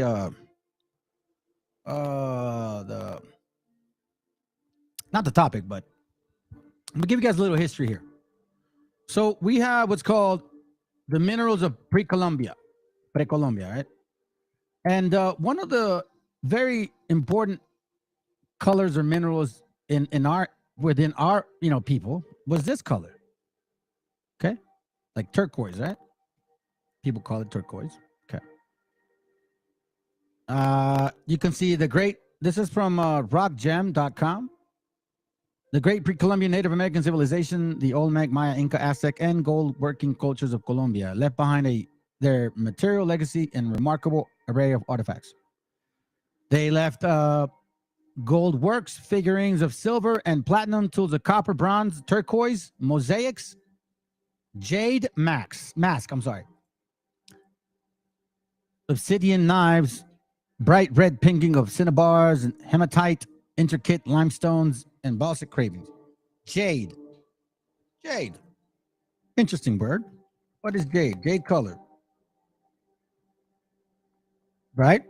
Jade is green. Now, this was my favorite color, fam. This forest green, right? I guess it's jade. It's my favorite color. Now, I'm going somewhere, so follow me here. Walk with me. As you can see, oh, let me get that for you, bro. Let me get that for you. Ephesians 2, right? Let me see. Let's see. Ephesians 2, verse 8. For by grace are ye saved through faith. There you go, bro. By grace are ye saved through faith, and not of yourselves. So even if, listen, look at my DNA. Look, man, it's not of yourselves. It is a gift of God, and not of works only, lest any man should boast. Meaning, like, I keep the laws of God. Yeah, but you ain't changing inside. We see your actions. Listen, if you guys were changing, you guys should have been fighting.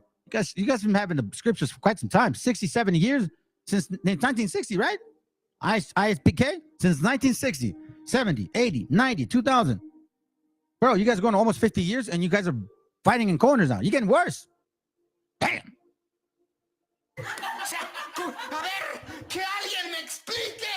Lest any man should boast. Lest any man should boast. So let's not boast. Anyways, so we got green, jade, you know what I mean? Now, it's funny, but I'm not going to get into it, but I found this word to be Jadites. Interesting word, fam.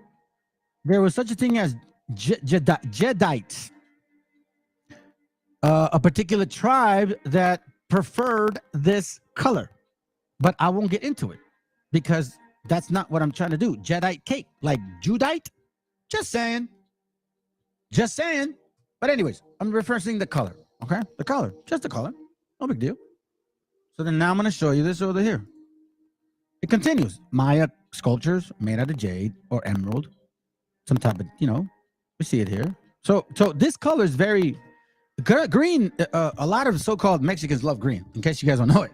Not because of flag. It is a culture, like it's within our bloodline. You guys are missing it. So no matter what you say or do, look, the food, the spirit, and these inner workings of ourselves that tells us who we are. So go ahead, have it all you want, Wabos. You guys are looking like huevos. Eventually, you're going to crack. Okay? So then you got jade color. Jade, right? Jade color. Okay. You guys are getting the point. I'm glad. So now, what exactly, like I said, the real meaning of mayate, right? The real meaning of mayate. So, Black Americans, please stop using this as if so-called we're racist. We're not. Okay, so I'm from Guadalajara, Jalisco, right? Watch this. Guadalajara, Jalisco, yeah. So I'm from this part here, right? They're supposed to be selling the houses over there. Anyways, I grew up here, not necessarily here. Let me see if I can get them out.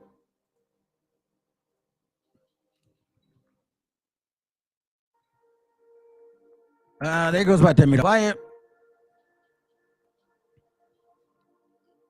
Show you guys Dark Road, Burial, right there. See? So anyways, the reason I'm showing you guys this, right? That's where I'm from. I want to show you, look, it's way inland, okay? Zapopan and all that stuff, right? Okay. It's really hot here. It's a really hot climate. It's up the mountains, all right? So my point being is, as you can see, this is where it gets heat.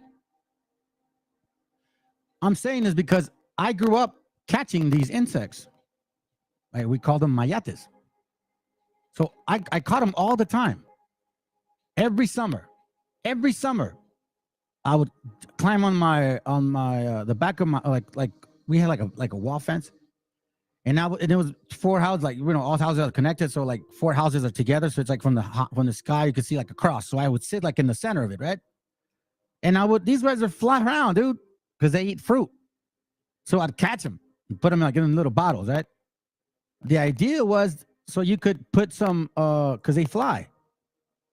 So what you do is you put some string here on top, right here in this corner, right here, right? Put the string there. And then you see like, watch it, I'll show you. Yeah, they're on a string.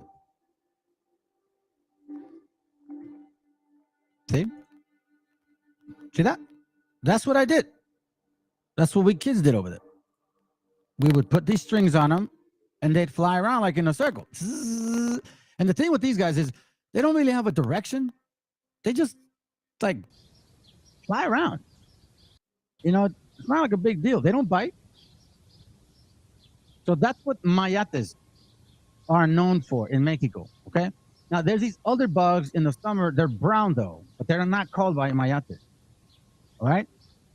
And you can see these are not, you know, these are wonderful looking. Like me, I'm a kid, man. I used to love catching them because, man, look at them. They were so green and they were weird looking and they would shine so cool. And you know what I'm saying? You could actually keep them and then eventually they just fly away. You know what I'm saying? So I'm just showing you something because the Most High does have a purpose for everything, fam. Okay? Maybe he was like, I'm gonna let this guy see these mayates because he's the ballsy one that's going to actually explain what it really means to be a mayate.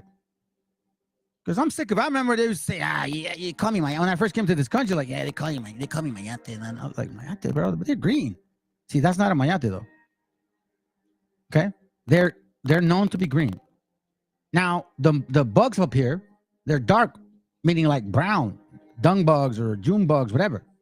But those are not where I'm from. Trust me. I was a collector of insects. My mom hated it. And these were one of my favorite because it was obviously my color green. So see, mayate, que es, that's not it. That's a dung bug. That's not what we call a mayate. That's actually more newer terms, like after 2000. Okay. So let me go here real quick, just to clarify. Let me see. Okay, here goes one. See, here goes one of these brown ones. But these are not considered mayates. Okay? We don't catch these. We don't touch those. Ever. They don't bite. They're just ugly. So if we were intending to call you guys something like that, if it was an insect, we would have used this one. But that's not the case. So let me show you this here real quick. Where are you at? Let's see if I can find it. Unless I close it, that would be pretty dumb. Hold on, family.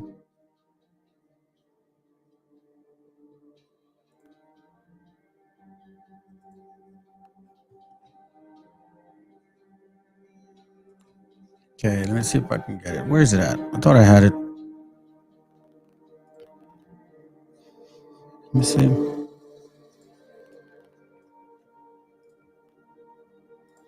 I have a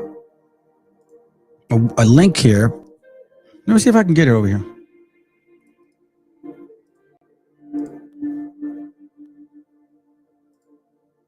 Hold on, right? Okay, so now here's the name of the beetle. Emerald Euphoria beetle. Okay? Lustrous green and gold, or blue and purple, or red and orange. Not black. Not black. You see what I mean? I know it's some short stuff, but it's not black. It's green, gold, Green and gold, like, the vest of the Messiah. Blue and purple. Red and orange. That's about it. So now let me show you this real quick. It says here that the meaning of mayate, the first one comes with hold on. Etymology. Nahua. It's a Nahua word. Classical Nahuatl. Okay? Mayates. A figurative beetle, June bug. Okay? Or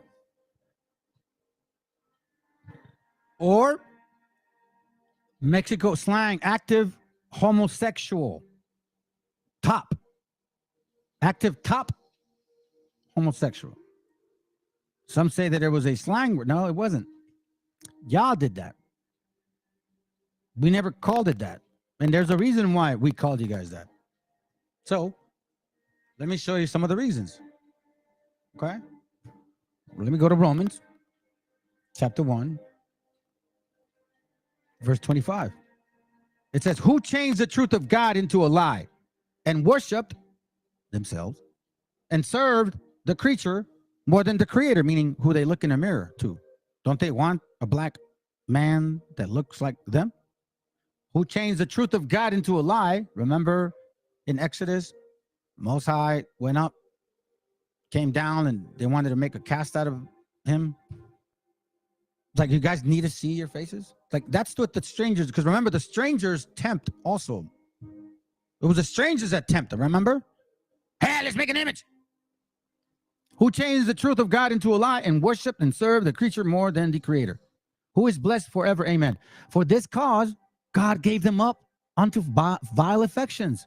For even their women did change the natural use into what is unto which is against nature. And likewise also the men, living the natural use of women, burned in their lust. By the way, you know the scriptures in Revelation 1:13, as if he burned in a furnace. So it burned in lust.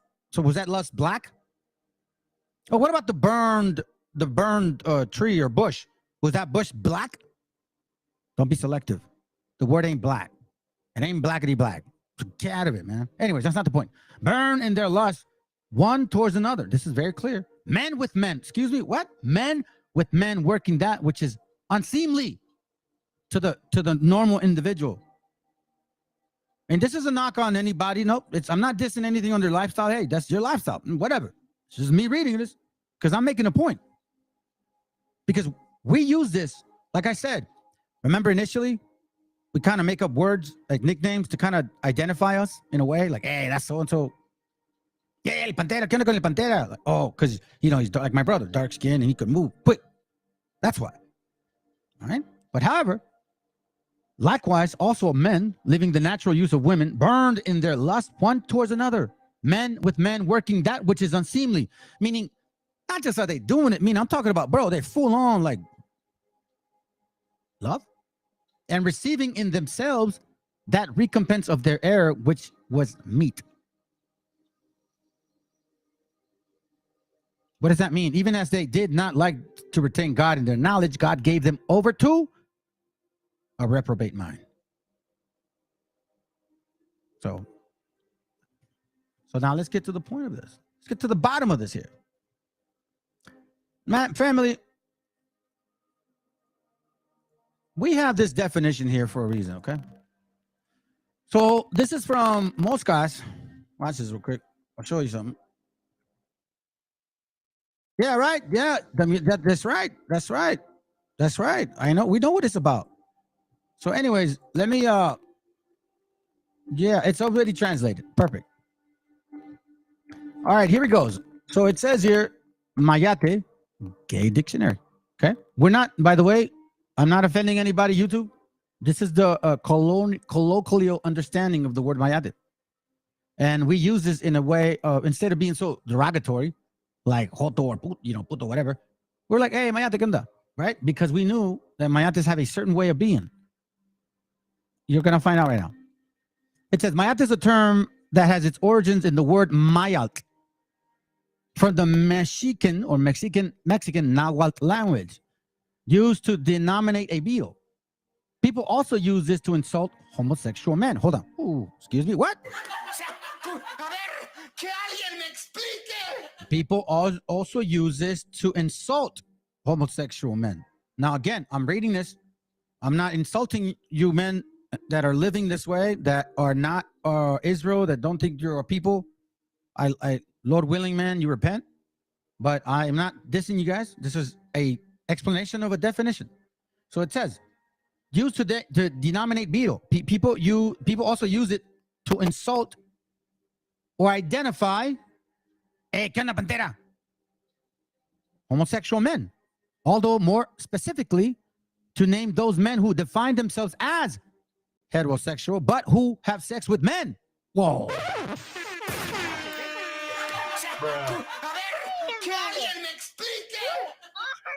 Exactly. Who the hell are you? So let's be clear again. People also use it to insult homosexual men, which is not right. You shouldn't be insulting homosexual men. What's wrong with you guys? Mayates, come on, bro. That's wrong. That's wrong. Don't be calling Mayates, bro. Come on, bro. Why are you calling Mayates, bro? Don't be calling them that. People also use it to insult homosexual men. Jail. Booty bandits. That's what they call them. Although more specifically, to name those men who define themselves as straight. You know, the ones in jail and stuff. You're gonna see what I'm talking about. But who have sex with men. So I'm like, I'm a man, bro. I'm a man. I ain't no girl, because I'm on top. That's what it means. Mayate would be the equivalent of the Peruvian, ma gente, mostacero, or the Colombian cucarón. Let's watch this. Peruvian montecero. Let's look up the word. That's what I'm talking about. So you see. Meaning mayate. Mayate sería el equivalente de montecero. See that? Mostacero dice que, hold on, let me translate it. Mostacero is the chimeric of the male. Since ancient time, even when even with LGBTQ men or LGBTQ behavior was normalized, the man who effed another man, the active one, was not given the same consideration as the one who effed the passive one. This different social consideration has owned the self-defined heterosexual man to have been able to give free reins to his desires from past to present. Damn. Y'all gotta repent, bro. For this type of male in Peru, they have one word, mostacero. Okay? And in Colombian, they call him cucarón. And it means, let's see. Let's go back. It means, what does it mean? Okay, I guess that's not what it means. Come on, bro, just tell me what it means.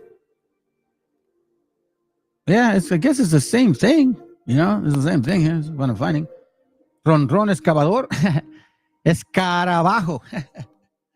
Let me see that. What's that mean? For us, a mayate is like a net. Or something else. I forgot. Let's see. Something else in my town. Oh, yeah. A mayate is a big bug. Yeah. That we used to fly when we were. Yeah, exactly, bro. Like, that's just real talk. We're just adding the string. But here in America, they made it into a damn racial thing. Es una excavadora. Yeah, exactly, bro. Yeah, that's right. Excavan. I get it now. I get it. So then I can see why they were digging in a hole. You know what I mean? Kind of like. But anyways, man, it's like sincere stuff. You know what I mean? So look, I will rouse your journey through people. I will rouse your jealousy through people who are not even an Asian. I will provoke your anger through the foolish Gentiles. These busted out fake teens are still trying to be us. Yeah, it's crazy. So let's continue. All right. So we see now that there is a history in this so-called definition. So it says in both cases, these actively top role of these men in anal intercourse is highly by the rest of the is highlighted by the rest of the feces that the tender can show after anal. Man, this is heavy. Hey, listen, get your kids out of the room. In Mayate, the relationship with feces may be that the larva of this beetle feeds on the other animal, and is the case with the term cucaron, which is a beetle that is dedicated to the transport balls of excrements from one side to feed himself. I see. There are those who affirm that the relationship with beetle is that it makes penetration in the cornfield, even that it has to do with bright colors, insects, yada, yada, yada. Bright colors, even with insects in relation to the bright and strident colors of homosexual man, a relationship that we discard since this slang is clearly used to refer to masculine men. So it calls masculine men so-called mayates. They're not effeminate. They're like the male. They're the male of the relationship. Now check this out. First written reference, we find the word mayate related to the homosexuality is found in 1904 by text by Carlos Rumagnac. That's where we're going. All praises, my family. So now, book is in 1904. Okay? I'm not lying. 1904. So now, let's look up the word mayate. First one, it says here. Let me magnify this. Please allow me to magnify. Can I magnify? Hold on. Let me see if I can magnify it. I guess I can. Yeah, I guess I can. Hold on. Okay, on the bottom it says, esto lo observé. Here, I'll go to the top. It's going to be in English, right? So whoever doesn't got the translator, oh well. You know, that's my bad. De tipo más indígena que criollo, su tisionomía es vulgar. Oh, I see. Okay, de tipo más indígena que criollo. Okay, su fisonomía es vulgar y sin embargo se anima cuando se le contradice o sobre todo cuando se le ataca en su amor propio. Entonces se pone rojo, habla con violencia, levanta el labio superior del lado derecho y su mirada refleja con claridad los sentimientos que experimenta. Esto lo observé especialmente cuando al referirme a un detalle de que me daba sobre uno de sus compañeros de cárcel y que después relataré, le pregunté si no había sido nunca caballo o mayate. Hold on, what? Que si nunca has sido o llamado, o si nunca has sido, meaning like, have you ever been a horse or a mayate? I guess bottom or top.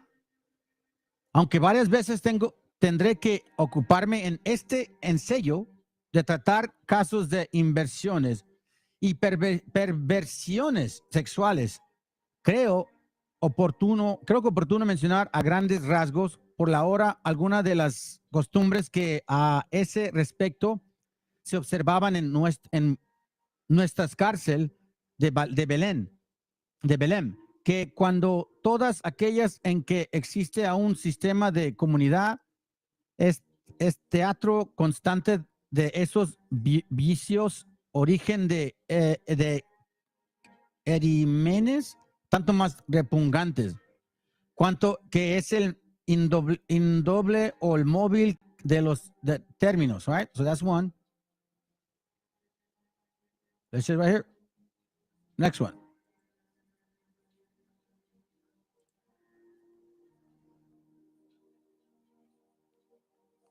Where are you? Let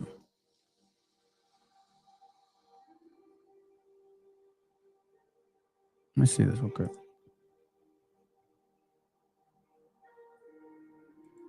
La periodista sabe que era. Let me see if I can magnify it. I mean, trick thinking out a little bit. There it goes right here. I'm going to try to read it as best as I can from a distance, fam. It's right there. It says here. Can't even see it either. Okay, there it goes. All right. It's right here. Estuve como 7 o 8 años en la escuela terminando su instrucción primaria. También estaba en la escuela industrial y en la correccional como castigo pedido por la madre porque se fugó del hogar mercándose hasta Querétaro. Ya desde esas escuelas empezó a conocer el vicio de la pederastia y saber lo que era caballo o mayate. Tiene varios tíos. Uno de ellos enferma de la espina, dice a causa de un golpe que recibió. All right, hold on, let me see if I can find another one. 89. Dice aquí, mayates y caballos. Let me go back to page, I guess, 90. Okay, so it's page 92, right? Okay, 91. Okay. Let's see here. Okay. Se paraba hacia 3 días la víspera de su ingreso en la cárcel, el 9 de julio de 1903. I don't know what that means. En un figón con las otras, la encontró en un figón con otras prostitutas y varios hombres. A él le acompañaba un amigo y todos estaban más o menos ebrios. El amigo le llamó la atención y al verle Filomena, que se llamaba con un herrero, se desató en injurias contra él, diciéndole que era un buey, un caballo, una mula, y que ahí venía su padre, el herrero. A pesar de esas gravísimas ofensas, salió del figón, pero Filomena, siempre con el error, fue en su seguimiento y, tras nuevos insultos, le pegó una cachetada, entablándose la riña en que tercero de herrero. Okay, so here's the point. Where is it at? I thought I read it. Am I just reading it for nothing? No, I saw it in here. Hold on a second, fam. I don't just want to read for nothing. I had one thing that I needed to show you guys. All right. Más esta vía compensa la mañana que si niega acercarse a la proposición de su mayate. Okay.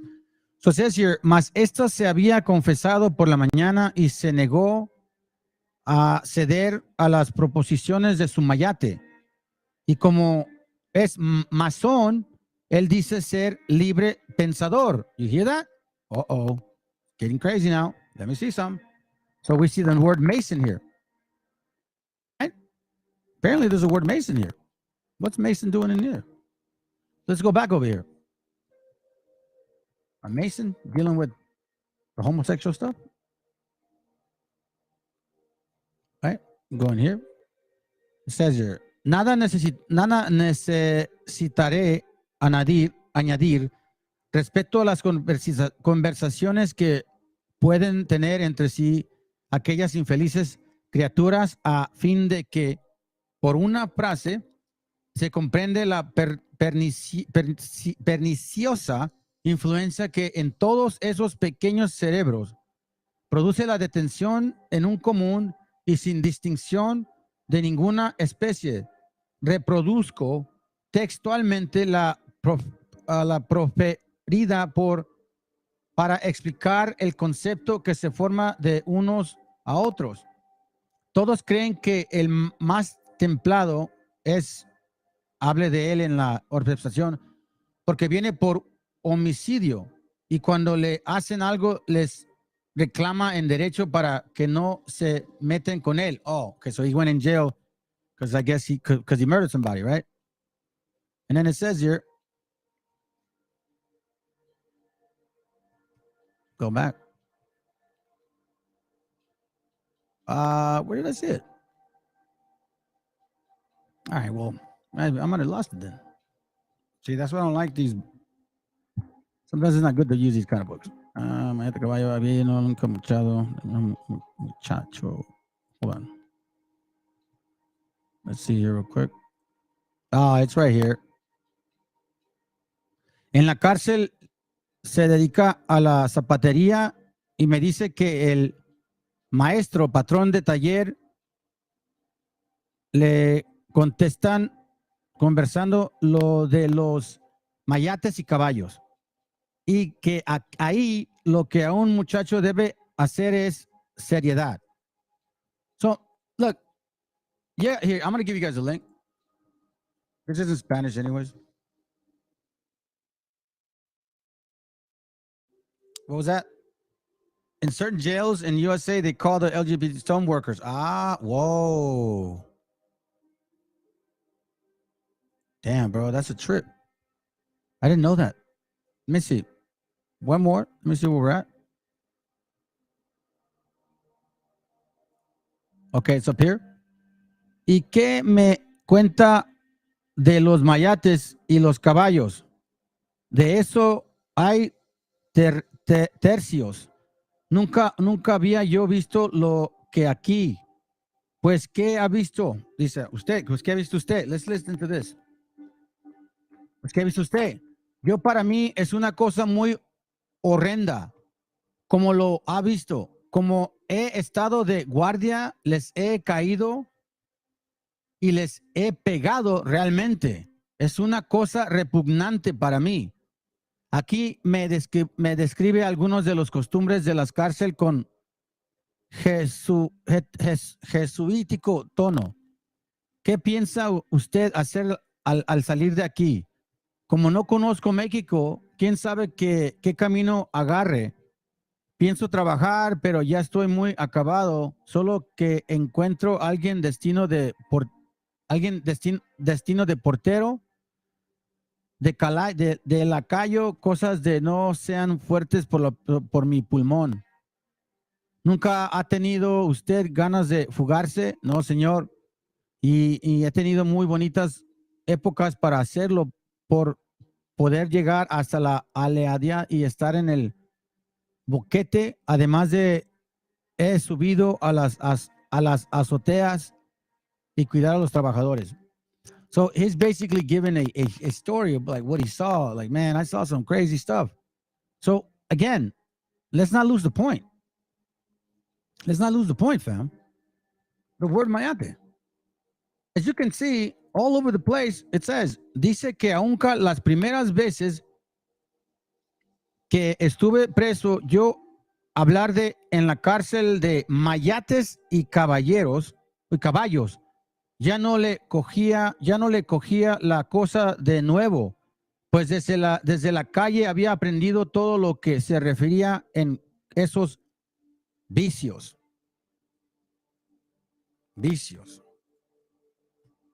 So now, for you guys that think this is not a serious matter, it is a serious matter. You see, for us, we don't roll like that, man. I know we got, obviously, man, everybody, we got family members. Come on, bro. I'd be stupid to say, nah, that's not what I'm saying. That's not what I'm saying at all. What I'm trying to say is that word was never meant to be racial. That word was meant to protect us. That word was meant to identify us. Now, there's two pieces to this puzzle here. Because people thought that the word mayate was a slang in the 90s and, or the 60s, 50s. No. We've known about that word since 120 something years, long time ago. Here's why, family, okay? I'm going to show you why, because, I'm going to show you.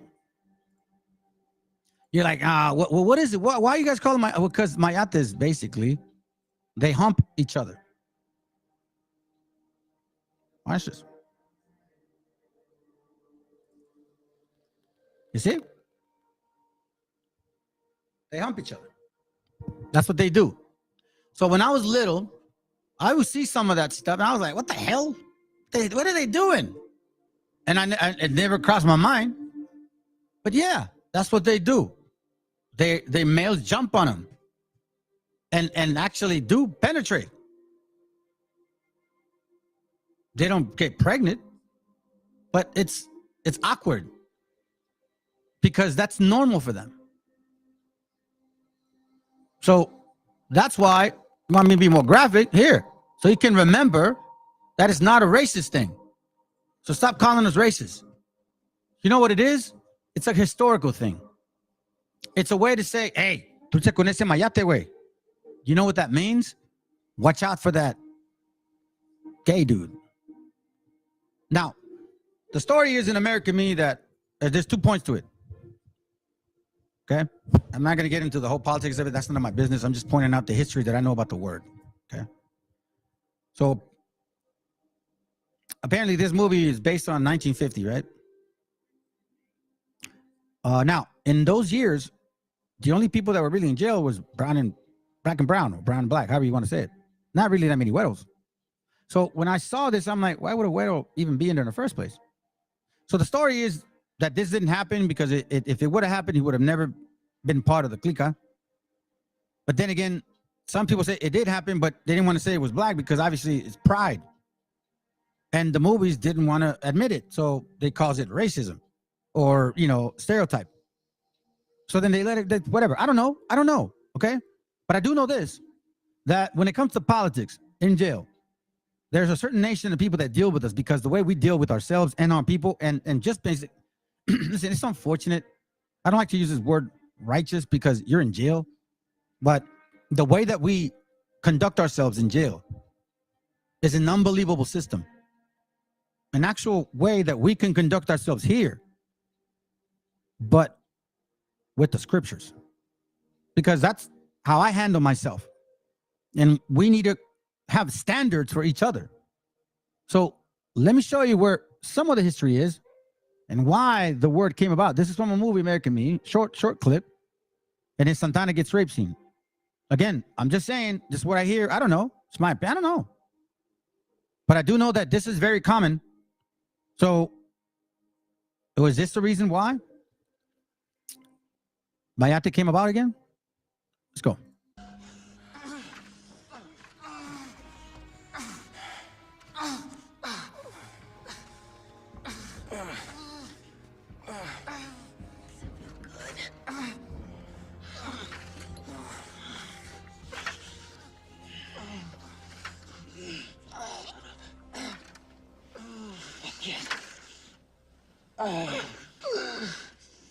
Say one word about this.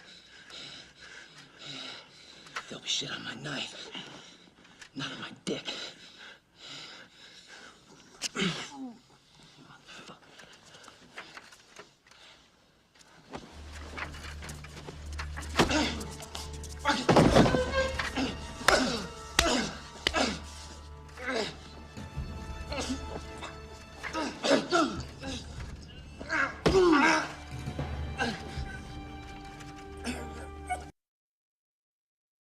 See, the story, so I'm not sure, but Raza was never that big, fam. If you look at the movie, you see a lot of those kids were small, man. And a lot of you bullies, you mayates, love to take advantage. And I don't mean just black, I'm talking about mayates in general. Of the weak people. That's the sad part. So let me tell you why things happen for why they happen. Okay? Family, I'm gonna put a video here. It's somewhat graphic. Bear with me. It's about let me see, hold on. Yeah, hold on. See, I'll just play it like this in case so I can speed it up. This is the riot from Pelican Bay. Okay. Now, people say, "Oh, I don't know why you deal with the so-called white people. You know, they racist as hell. They're racist as hell, man. Yada yada yada yada. They treat us like, they treat us bad. In the same breath, you call us penis spics and then threaten us. Say like, you little ones, you little people, what you gonna do? Right? They kind of say that. I showed you guys a video the other day. This guy was here. He goes right here. I'll show you. So I want to remind this individual. Let's see if you think it's funny. Okay, let's go. Tell me how you really feel. Tell us. I got you, bro. Hold on for a minute. Cause you can't. It ain't but three of them. It ain't but three of y'all. No, y'all can't make us know. Even if we go back through history, it done always been us having to come say y'all motherfucking ass that y'all couldn't do nothing with them white folks. Since y'all so big and bad, why y'all couldn't do nothing to them folks when they were taking y'all motherfucking babies at the border? Why y'all couldn't do who was standing up for y'all, tiptoe down, even when the white folk ain't want y'all over here? We was. And if we go back to slavery times, boy, we was the ones that were fighting back. That's why they call it the gutter wars. We had to go help y'all because y'all couldn't do nothing. What is you talking about? Man, look, don't get what y'all do to them Bloods and them Crips out there in California. Whatever little boy y'all got going on, fucked up with all black folk, boy, because that ain't how it gonna go down, boy. You sit your little ass down somewhere now. Cause ain't that many y'all ain't nowhere but Mexico. We all over this motherfucker. You know that black folks in Mexico, right? You know that, right? Y'all hide them from us. Y'all don't want us to see them. But it's black folks in Mexico, so whose side you think? Y'all better sit y'all little ass down somewhere. Can't even beat El Chapo and he in prison. Bro, right? He right. Y'all can't even beat that small group of dope boys. What the fuck you think you gonna do with all us? Man, you better sit your little ass down somewhere. You ain't in nowhere but Mexico. Ain't but three of y'all. Ain't but three. They wouldn't even be found. Hell wrong, y'all, man. Them folk got to go in laboratories and create diseases and shit in order to beat us because their guns don't work. The fuck is wrong with man, boy, get your ass out of here, boy. Go sit your ass down at the pyramids and pray. The hell wrong with you, boy? Cause them white folk look at y'all just like they look at us. Use the N-word to them. You in the same category we in. You can't tell by the way they treat you? When black folks link up, the FBI and the CIA, all the government officials link up. Because it's finna be some shit. When y'all link up, they slap you on your ass and send you to the corner. Sit your little ass down somewhere now. This ain't what you want. Sit your little ass down somewhere now. Now you can continue to get them, bro.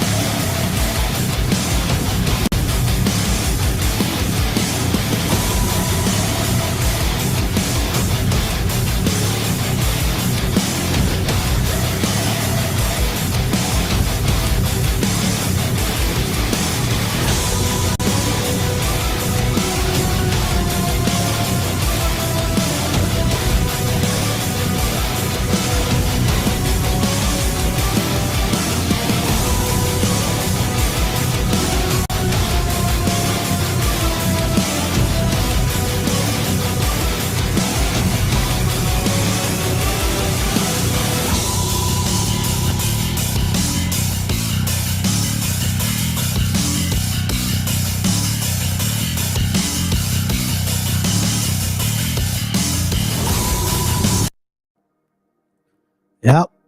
That looks like it's just three of us. Sure as hell looks like three of us. I'm not proud of that at all, family. But there's a reason why these things happen and why in those rooms or walls, people have to keep it real. You got to. Because let me just say something real quick. You know, the whole thing, I'm just going to make it quick. From what I understand, the Pelican Bay riot, it was a problem with the Woods, so-called Woods, and the blacks. But they chickened out. So now, why the Woods and so-called Mexicans, they run together because they trust Raza, because of their militant approach, because of the way that we run ourselves in those walls. You call it righteousness, meaning you keep rules. There's laws that you abide by. There's actually like kind of like, you know, certain things you just don't do. So there's a reason why, because this is where that name came from. This is where that name came from. I'll put the African country, right? Is that if you think about it, you see, our brothers, we're not that big. But one thing we do know about you guys is you guys take advantage of certain things. So let me continue to show you just a little bit. This is, you know, that dude, blood, whatever. So I'm not going to play it normal. I'm going to do it speed. Hopefully he doesn't block. I don't know. Brand into your customer's hands. Doesn't matter, but anyway. I want to show you this because he's going to say some things. And you guys need to understand that we have what's called unity in our bloodline already. Okay? That we have unity in our bloodline. So all we need to do is just put the guns down, put the knives down, pick up a book, pick up your history. The scriptures is our actual sword. You see, for a long time, we've been using our might. No time for that no more. Time to use the mind and that militant approach that we have in our nature. Not to destroy, but to build. Not to oppress, but to free, meaning when you got real leaders, suckers don't run the law. When you got real leaders, you don't see people breaking into stores. There's actually civility. Scriptures say that too. Let's go.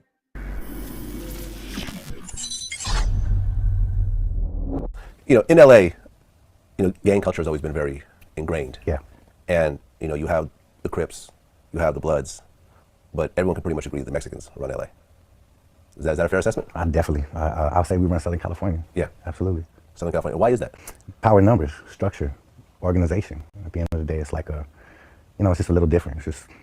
It's just a little more military. You know what I'm saying? Like you know, other people run their programs different, and we just have it a little more structured. That's the best way I could say it.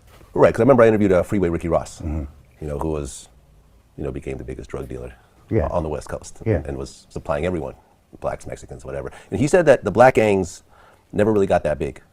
Black gangs really don't have the leadership stuff like no, not like, you know, I mean, I've been in the joint with them. I've never been around Mexican gangs before, white gangs before. They have leaders. They have what they call shot callers. But you're saying that the Crips and Bloods didn't have that? They don't really go by those rules, you know. They got a guy that may call the shots on 2 or 3 guys, you know, they follow him. But when you're talking about he's going to dictate to the whole hood, that ain't finna happen. No. Black gangs don't do it. If they did, they would be a lot more powerful than what, you know, than what they've been. I think one of the problems is lack of organization. You know, and you have notable figures. You know, I interviewed Big U recently, and so forth. But I think what the Mexicans have pulled off is something that's, you know, other people have not. For sure. You know, like, and even, you know, I interviewed a lot of Chicago guys, and it's like, yeah, you know, a dude over there can't tell us what to do. You know, he didn't go through what we went through on our block and so forth. So you guys were very well organized. Absolutely. So you had to take orders from this person who took orders from that person who took orders from. I won't speak on that, but at the end of the day, there's just a lot of structure is the best way I could say it. Well,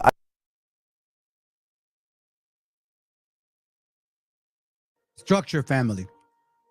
That's what I'm talking about. Structure.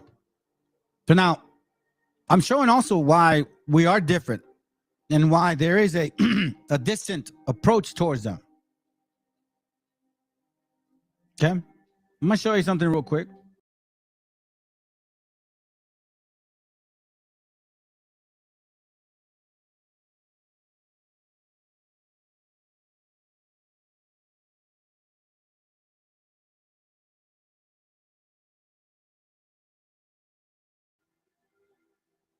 But now let me show you something.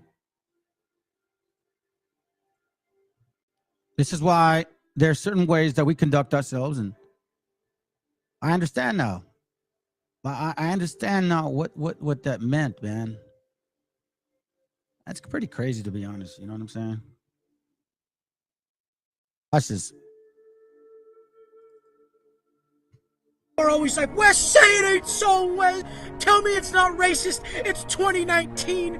Do we have to live like this? Yeah, motherfucker. If you're GP, you have no choice, and you're going to live like this. I'm gonna push the line on you. Your fellow people are gonna push the line on you. Don't go to prison if this shit is shocking to you. There is no rape in California prison because of these politics. Do you want these politics, or do you want booty bandits and this other shit that they talk about in these other states' prison channels? We don't have that shit.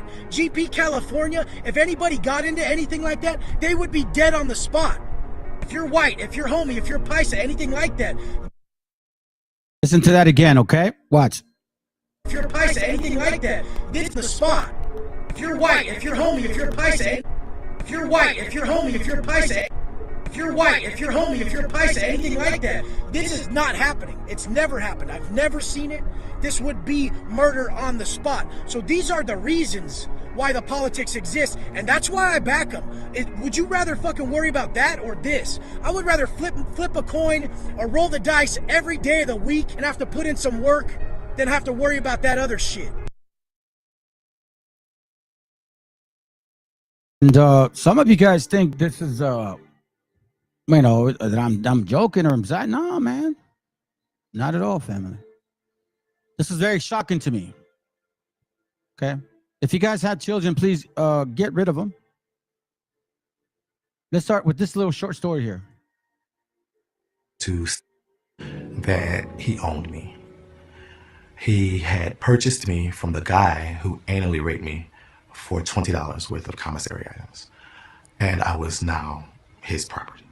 He was to sit down and urinate. I had to face the wall to shower. I was not allowed at any point in time to have any mention of me being a man or having a penis.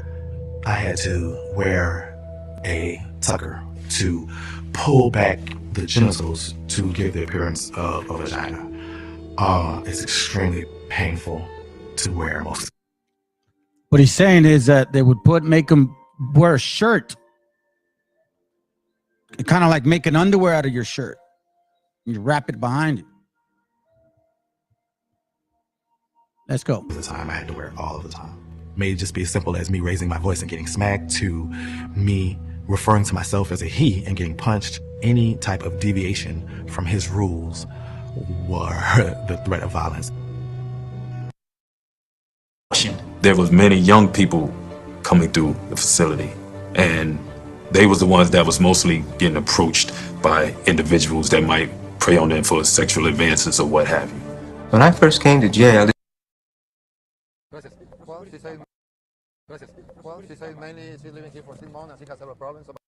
More than that, who I am, man. You know me. Mark was notorious. He thrived in Limestone's Wild West atmosphere. Back in the day, getting drunk and shit. Bunny niggas to let them know I was no punk and shit. You know me. I put the stove on niggas and load on niggas. Cannons and Jaguars getting drove on niggas. You know me. I got my penny on my ride and Reese's Pieces. I swear with creases to mess the ice on my eyes. You know me. I told this freak I got a buffet at my sweet. She said, real. I say I promise all the meat you can eat. You know me. I ain't a million, my family gonna get fed. Bread and water ain't enough. We wasn't begging in there. You know what? I put a hit out of my friend by my ears. If it come back reincarnated, I'ma kill him again. You know me. As far as me being ashamed or having a complex about it, I don't. Because I'm a strong believer, if you got to be ashamed of something that you do, you shouldn't do it. This society away from society. So that's the definition of a mayate right there. You saw how he came in, all male, heterosexual leader type, right? That's what a mayate is. He's not acting effeminate. The one on the receiving end, we don't call him a mayate. They would call him a caballo, right? Because he's on his fours. And the mayate comes over on top. That's the whole point. So again, make sure this sinks in. And listen, not a lot of people are watching right now. And I know a lot of you guys are offended. Hey, come on board, Vladimir or Meshi. Here you go, bro. because you know what, man? I don't want to only speak of like as if I'm making it up. You know what I'm saying? Like, remember, I wasn't fully locked up. You know what I'm saying? God kind of looked out for me, but I would love for you to help me out on this testimony, or not testimony, just confirmation, because it's pretty crazy, man. Let's pay attention. Look, they know what he's out, but they know what this man is doing. He has respect in this cell. Shaking ass, what up, dog? And they're overlooking the fact that he's walking another man in jail, and then he's like covering them up, you know, like making it all private. It's like, it's not like, oh, I got drunk and I fell on him. No, he's going through the process. I can't wrap my mind around it. So again, mayates are the heterosexual so-called that like to dominate the weak male. More than that, who I am, man. You know me, you know. Mark was notorious. He thrived in Limestone's Wild West atmosphere. Back in the day, getting drunk and shit, bunny niggas. See? They're cheering him on. Hey, bro, hey, you telling me, bro, that anybody, y'all been, you know, raza, man, you get cheered on for this? This shouldn't be accepted as a culture. I could understand, you know, individual, yeah. But as a culture, you guys accept it, which is why you needed to be identified. Hey, trucha con ese mayate, güey. Don't trust him because he's the booty bandit. Let them know I went no punk and shit, you know. I put the stove on niggas, I load on niggas. Cannons and Jaguars, getting drove on niggas, you know. I got more candy on my riding Reese's Pieces. Iceberg with creases, the mess of ice on my eyes, you know. I know this freak, I got a buffet at my sweet. She's ever real. I promise all the meat you can eat, you know. I ain't a me, my family gonna get fed. Bread and water ain't enough, we want some bacon and eggs, you know. I put a hit out of my friend by my ears. If it come back reincarnated, I'ma kill him again, you know. As far as me being ashamed or having a complex about it, I don't. Because I'm a strong believer, if you got to be ashamed of something that you do, you shouldn't do it. This society away from society. That's something I respected. I woke up, the first thing I wanted to see was him. Before I went to bed at night, the last thing I wanted to see was him. I love him. There you go, man. In a sense, Mark had been turned out by his own boy. He fell in love with Mindy, and in prison that made him vulnerable. And David Mendenhall, he worked on radios, and he'd fix my radio and everything. We got to talking, eating together, you know, drinking together. We'd do a little drugs together, and we became friends. I had never turned a boy out or had a boy or anything, and that wasn't my objective. You know, I was just supposed to pull him away from the other people he was kicking it with and kick it with us. They never threatened me, and basically they give me anything I wanted. You know, watches, clothes, boots, shoes, anything I wanted I could get. His family had cut him off. Mail calls came with no letters from home and no money on the books. Survival was looking grim. Uh-oh, now you owe money. Damn. Yeah, man, I'm telling you, fam, that's funny, though. You see? That's what mayates do. The male abuses the other male. Like Romans 1:26. It's not that you're black. It had nothing to do about color. You made it a racial thing because you want to hide this side. Profits all determined. Now this is another one. Check this out. Determine who's on top. Mark Moore, serving 20 for a gang shooting, was feared and respected at Limestone Correctional. Mark would become Mindy's man. Mindy, that's his nickname. I gave him that nickname all. Yeah, I got you in a bit, bro. And he was my baby. I was comfortable with him. In prison, your boys or your sisters, that's like your wife or your woman on the street. On the streets, when any money will get you whatever. In prison, the more coffee you have, the more cigarettes and bullshit you have, it gets you what you want. Gorilla Records is in full of business. Go ahead, bro. Go ahead. Shalom, bro. How you doing? I'm good, man. Shalom, bro. Shalom. Hey, andas bravo. Yeah, bro. You're gonna let this have it today, huh? It's because you know what, man? Let me see. Let me tell you something. a lot of our gente, we don't like to speak up because of the for the sake of not causing trouble. You know, like déjalo, no digas nada. You know, that's what my déjalo, no digas nada. You know. But hey, nah, bro. Yeah. You're not saying lies though, bro. You're not speaking lies.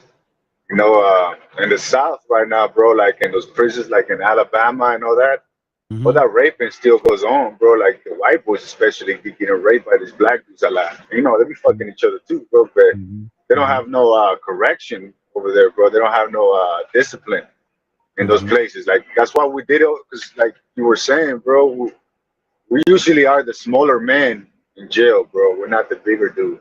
But we are the most disciplined. ¿Entiendes? That's why it had to be done, bro. Because estos mayates, bro, they were going at it on our people, bro. You know what I mean?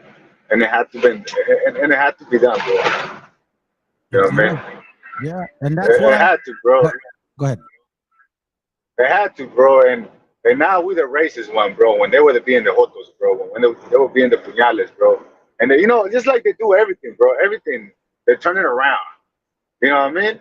They're turning around and, you know, it's like, oh, poor them. It was for us, bro. Our gente, our antepasados, bro, you know what I mean? They were the ones dealing with these fools, bro. Well, check it. Yeah, check it. Remember when the book I showed you, I mean, it's clear that the Africans helped the Spaniards, the ones that had some kind of, you know, political power over them. And they do the dirty work. And even in some material I have, it talks about the agravios, meant like when the Spaniards would move in, hey, hold on a second. Hey, Shalom, Meshi. When the Spaniards would move in, right? Let's say, for example, you know, like we're neighbors, right? You know, let's say where you're at, I'm at, you know, we're neighbors and stuff. Okay, cool, sounds good. And then we're like down the street, kind of like the issue we saw. Down the street, a Spaniard moved in, you're like, way. So then what would happen is their servants, any chance they got, they would have agravios against us. They would rob us or violate us, which I don't know what violating means, but the spirit bears witness. Go ahead, bro. No, you're saying the right stuff, bro. It's truly not, and it makes our people uncomfortable, bro, because they've been calling us racist for speaking. You know what I mean? Like us, bro, we rough around the edges, bro. We're not scared to say how it is, bro. Tenemos un montón de gente humilde. You know what I mean? They don't like talking like that. They don't like. They feel weird, bro. Because I'm racist, bro. Goodness, who are we, bro? We just we're just grateful to be here, bro. You know what I mean? Yep. And then the moment we bring out facts, hey, pandillas, gang banging, all that shit, bro. You know, especially, you know what I mean, right here in Southern California, all the way to the Latin King brothers, bro. Well, that shit started because blacks and whites were fucking with us, bro. You know what I mean? So, I mean, you guys like, made this monster rise up, bro. We were just chilling. We were just trying to work. You know what I mean? Go ahead. You're next, Meshi. Yeah, go ahead, brother. I'm just listening. Can you hear me? Yes, sir. That's a first for a long time. I was got issues with this audio, bro. No, I was just listening, bro.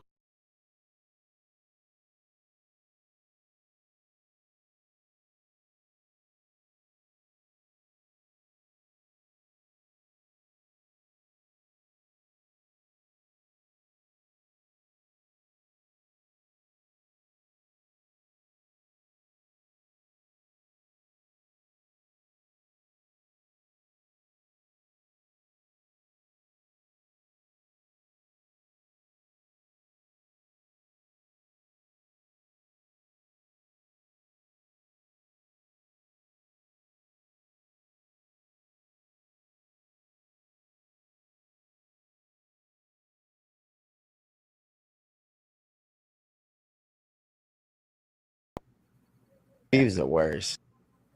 When I was in Rikers Island, fucking crazy ass, jail. My first day, I go in my cell. Man, literally like 10, 15 seconds later, this is fucking big fucking black dude. This guy had to been like 6'6", 300 pounds, fucking pure muscle. And this fucking guy tells me, you're gonna be my bitch. The fuck I ain't, bro. Fuck you. Like, and he's like, I wanna fuck you. So we're in a 2-man cell. He's like fucking walking on me like the fucking Hulk. And my homeboy that I knew from the streets, it was like the leader of the Latin Kings. You see?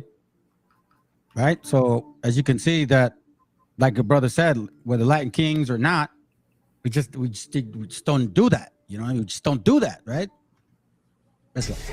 He ends up telling the guy to get the fuck out the room, and so, you know, my boy end up, like, you know, looking out, and, you know, I end up being cool with the fucking guy. And I remember one time asking him, like, you know, if they was to ever let you loose, you know, would you ever go back to women? And he was like, hell no, man. I'll go raping people outside. I want man ass. Oh, bro, you see what I mean, dude? You're the one that I was that kind of my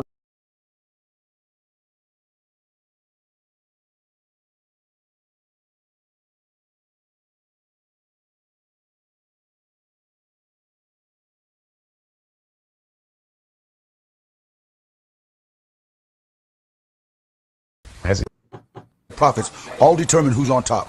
Mark Moore, serving 20 for a gang shooting, was feared and respected at Limestone Correctional. Mark would become Mindy's man. Mindy, that's his nickname. I gave him that nickname all.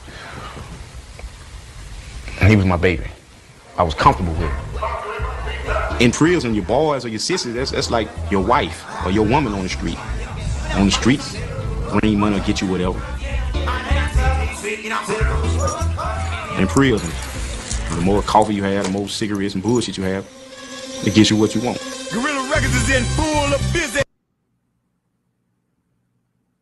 You know, this is why, man, I had to find this picture. And when I was little, bro, I used to trip out on it. So it's not about color. It's about this here. And it's funny though how we could find ways to like nickname people, bro. It's amazing just how our spirit moves a certain way, you know, and it's for basically protection. I think this is and ended up fucking out his ass the rest of his life while he's here on account of 10 suits. Got him that way because 10 suits, if you can't pay it this week, it's gonna cost you 20 suits next week. And the week after that, it's gonna be 40 suits. So sooner or later, the man's gonna step to you and tell you, hey, I'm tired of your shit. Mindy was preyed upon by convicts who used the boo game. The boo game consists of terror tactics and loan sharking to turn a guy out. One of the first things they're going to throw up is the stuff they've given you. You know, you owe them for that. And then they kind of put the boo down with it, the boo game. And to where you owe them that plus interest, you know. They try to get you in a bind. Race, gang. Oh, my bad. You disconnected, bro. What I trip out on the most is how comfortable this psychology behind all this is, man. Ain't works. Hey, I ain't got no means of money. I got a box full of candy back there. Cookies, zuzus, and wham-whams is what they call it. I'm gonna loan it to another inmate. I'll let you get a pack of cookies for 2 packs back next week. If a man borrows too much stuff, it gets too far in debt. Either you fight for it and let him know I'm not gonna pay you, so me and you just gonna have to whoop each other's ass and we're gonna go to lockup, or we're gonna go back here and fuck, just ever how you want to do it. That's the. After going through this, you know what I'm saying, all these long, lonely years in here without a woman, you know what I'm saying, standing by my side, you know, I could definitely see me with another man. On the street, I never thought that I would even be with another man, period, in no way. I thought I could love another man or have affection towards another man. But over the years, you know what I'm saying, I don't know, it just, prison turned me out, you know, into sort of a freak. Yeah, y'all. After going through this, you know, damn, that's crazy. Prison turned them out. I'm almost done, family. I got this one more, and then this is regarding the psychology behind it, man. This guy was saying that, I didn't, what was it? Did I play it? No. It's, I have a video that was talking about the psychology behind why they make these men, some men, dress like women. I think it's the heavy set dude. He's like, they don't want nothing to do with you being a man. They want to separate it all so they could be okay with it. And it was almost done with the whole term. I'm sure this, you know, y'all feel kind of awkward, but this had to be talked about. Let's go.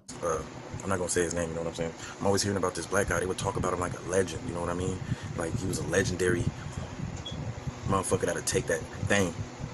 And his favorite type of boy, he liked it, those young white boys. And he was black, you know what I'm saying? The reason why I even found out about him or heard about him is because, you know, where I was out of state. There wasn't no segregation, so you could be black and you could have a white celly, or you could be, you know, you could have any color celly, you feel me? when we was in reception, I had a young white kid as my celly. You feel me? Reception is when you first get to prison. They classify you, taking your blood, you know, DNA. Motherfuckers made me shave off all my hair. They classify you, see how many points you gonna get, determine on, you know, how many felonies you got, how many times you've been in prison, how old you is, the severity of your crime. So we in reception, you know, I got a young white kid. It's his first time, you know. He was in there for like assault and battery on this girl or whatever. Next door was a Mexican dude. He was Mexican and black, and we would shoot the shit through the vent all night, talking shit, you know, like telling jokes, roasting each other and shit. And he would always roast the young white boy, my celly, and tell him that, oh, you gonna meet this motherfucker and he gonna take your booty from you. You know what I mean? He'll be laughing and he described the dude. You know, he described what he looked like. You know what I mean? Black motherfucker with glasses. He said he looked like a nerd. You know what I'm saying? But don't nobody say nothing to him, because, you know, people don't usually go for that, but don't nobody say nothing to him, because this motherfucker be knocking people out, and everybody know he like them young white boys, you know. So he'll be always, that'll be his joke for my celly all night, man. He'll be, oh yeah, that motherfucker gonna take your booty. Like, you better be prepared. You better be doing your push-ups. You better be in there working out. I'm telling you. My celly, he'll be in there, you know. This is his first time. He wasn't no street dude. Wasn't in no gangs. He was in there for beating up his girlfriend. This was his first crime. So, you know, he was scared. He would, you know, be in there asking me, like, you know, what should I do, man? I hope I don't go to, ICC. That was the place where nobody wanted to really go, ICC, because you always heard about it being a lot of fights, and that's where all the motherfucking rowdy young motherfuckers was at, you know. Call it gladiator school. That's where everybody fight. You know, he didn't want to go to ICC, but his chances were slim to not go to ICC because he was young and it was his first time going to prison. That's where they send you. You feel me? So, you know, we always hear these jokes. I'm always hearing these jokes about this motherfucker, this legendary motherfucking booty bandit. That's what I'm gonna call him, legendary booty bandit. You know what I'm saying? I would always hear it, you know, and I ain't gonna lie. We used to be up in there shooting the shit with the next door neighbor through the vent. I used to think he was lying, you know, until one day after I got my points, I got in trouble. I got sent to, you know, my points went up. I went to a high medium security prison, and lo and behold, this the I'm in the motherfucking dorm, but I'm in the tier with the motherfucker, the legendary booty bandit. You know what I mean? I could see him in there. He was working on one. As soon as I walked in, I see him working on one. He got a little young white boy. He came in. He grooming him. You know, he motherfucking, like, this what he'll do. You come in, you a young white boy. You don't got no family or nothing. He'll start throwing you, you know, giving you gifts, soup, Snickers, anything, honey buns. Oh, come on, you don't got no TV? Oh, you can come to my cell and watch my TV. You know, that's how you get a motherfucker, you know, the mind games. You try to trick you out your booty, you feel me? So, now, after a few weeks, the same white boy I'm talking about, the young white kid, he stuck to him like glue. They over there, they eat every meal together. You know, everybody already know what's going on because they already know. You know what I mean? All the brothers, you know, nobody would say nothing to the black nigga. You know what I mean? They already knew that was his thing. And the cold thing is, he'll get mad. He'll want to fight you if you call him gay. He ain't like that shit. Motherfuckers call him gay. You got to fight right there if you call him gay. You see, family, Mayate right there. He doesn't want to be called gay, but he loves men, white boys. But he's not gay. So we called them to identify them. Hey, trucha con el Mayate, güey, porque le gusta chicloso. Let's go. He'll call other motherfuckers gay. It's crazy. But grooming this motherfucker, eating every meal with him, like, it's his girlfriend, it's his bitch. You know what I mean? It's crazy. And you know, but other people talking to his girlfriend and shit, dude say he not gay. The fuck is he not gay? Oh, you just don't know it yet. Okay, so, you know, one day, you know, my motherfucking friend, he was like, man, because they ended up getting moved in the same, like, not the same cell, but they was fucking bunkies, you know, in the same dorm. We're in the dorm, so it's open, but they bed is on, his bed is on top of the other dudes, you know what I mean? And the booty bandits, the young white kid's bed is on top of the booty bandits. So one night, you know what I mean, my homie come and tell me, like, hey, you know that motherfucker, we caught that motherfucker over there sucking, you know, dude's dick, the booty bandit's dick, man. Yeah, they gay as a motherfucker, man. They gay. I'm like, man, I told you, that's that motherfucker I keep hearing. That's the legendary booty bandit, man.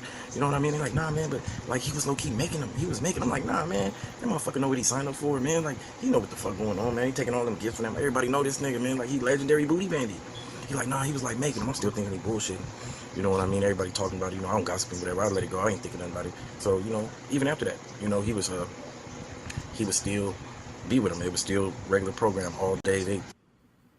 Hey, Meshi.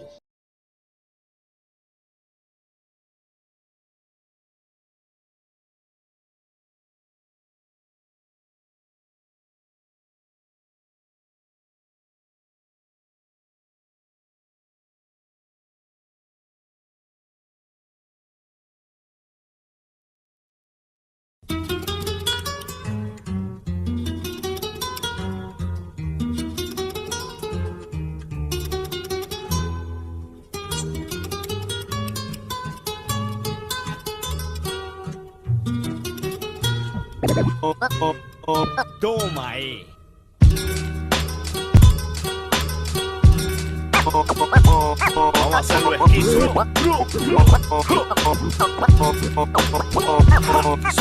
Disfruto un panorama, el drama sin pantalla plana. El devenir del marketing, un arlequín del China y me habla. Duendes y hadas, me apaga la pava, me aclara la rabia importada. Es la peor cruzada. Prostituta con sueños de monja, todavía se moja. Le meto reja hasta con la guata floja. Por las huevas te acomplejas, donde se aloja el mal. Si se te oxida el maxilar en orar el Corán. Ese dolor es temporal, cholaco. Yo no me llamo Lito y tú no eres polaco. Pero está flaco un día más que peco. Seré guanaco ni huevón en nuco. Suficiente con tu grupo y el muñeco es trapo. Abro cerebro, no los lavo. Al buen entendedor todo le queda claro. Los malos triunfaron, no es de Cristo la codicia por el oro. Las hogueras, los esclavos. Tampoco tanto tarado robando estrado. ¿Quién es el jurado? Tu pecado es el bocado. El predicado estaba equivocado. Ha guardado la paz. Vas a pegarla de santa porque la fe es un mercado que está ligado al Estado. Puño que se levanta, queman las llantas, queman la renta. Esa revolución nadie la inventa. Con casi 30 y sigue pensando en ventas. Pura mierda, se encuentra Dios en tus palabras. Las mías son puertas porque me tientas al instinto. Planta que me alimentó, pronto alimento en plantas. Entiendo el ciclo, no paga el circo. Menos de 5 desde ese disco en brinco. No era distinto ni en el intro. Bro, en esta ocasión lo que diva tu mandíbula me llega a la glándula. La farándula no es mi rubro, mi otro yo defeca en la meca, la métrica, la discoteca. Soy un hipócrita, predica poca ética. ¿Y tú qué tal? Bro, en esta ocasión lo que diga tu mandíbula me llega a la glándula. La farándula no es mi rubro, mi otro yo defeca en la meca, la métrica, la discoteca. Soy un hipócrita, predica poca ética. ¿Y tú qué tal? ¿Quieres ser fighter, tener aguante, que la gente levante la mano al verte, sentirte importante? Pero primero tienes que pararte. Pueden golpearte tan fuerte que vas a tener que meterte cepillo por el culo para poder limpiarte los dientes. Te empalagas de la sociedad y sus llagas. En la nada naufraga como una plaga que todo lo traga. ¿Quién eres tú para saber que es prole si no pagas lo que comes? Sigue en tu mundo de anime, si no te me arrimes. Tu novela no se eleva al cine. Por más que alucines, patanes son patines. A veces 13 te quieren coser, entonces no camines si no conoces. Si te importa más lo que dicen que lo que haces, posiblemente fracases y termines con frases en alquiler. Sé que no soy líder, tampoco dealer. No soy Fidel ni Miller, solo el que escribe por una patria grande, libre de evangelios, demonios y ogros. Es todo tu odio, cara a cara cambias de floro. Saco tu esfera posera de globo. Si en tu parodia la creas, faltan ideas. Guardo metáforas aéreas para dejarle tarea por si perreas. Si uno rapea y el que se recursea es el que te marquetea, te pulsea y te pasea. Plaza Bea ya pejamea. A la cana con tu chicha como con Magali. Prospecto de Cipriani, no llegarás ni a Noni con tu colita de pony. Lo hago con pana y sin company, mejor pa' ti. Falsos MCs morirán en flashes como Lady Di. Revolucionario, mochilero, séptimo hijo de un obrero. Conoció el amor donde el clero gasta su dinero. Pero soy pordiosero del saber en una torre de Babel. Dejo este papel, único placer post-mortem. Obtén la fama con tu farsa y piensa. El cuarto clavo es tu iglesia. Me recordaron cierta tendencia a perder la elegancia. A tu vacío pasión por popularidad. Solo pon un .com, te compraron. Toma, toma, toma, rap sigue siendo un trulo en busca de fósforo. Respiro áspero y caen las máscaras del circo. Mirar dentro de sí, dejando nada entre paréntesis. La dosis de un lápiz psicosomal. Calcomanías atrapadas en calumnias de columnas amarillas. Concubinas y abortistas de categoría. Los mantengo al día. 2008. Resistencia en Él murió en la cruz por tus pecados y por los míos. Para decirle a nuestro Dios, hablas pura hueá, la grasón, hablas pura hueá. Y quiero decirte en esta noche, y te saludan y después a tus espaldas te están tirando. El muñeco es trapo. Saludo a para la gente de Perú. Pedro voy para la Perú. No te llamas Lito, yo no soy polaco. Tanto has hablado, comprado.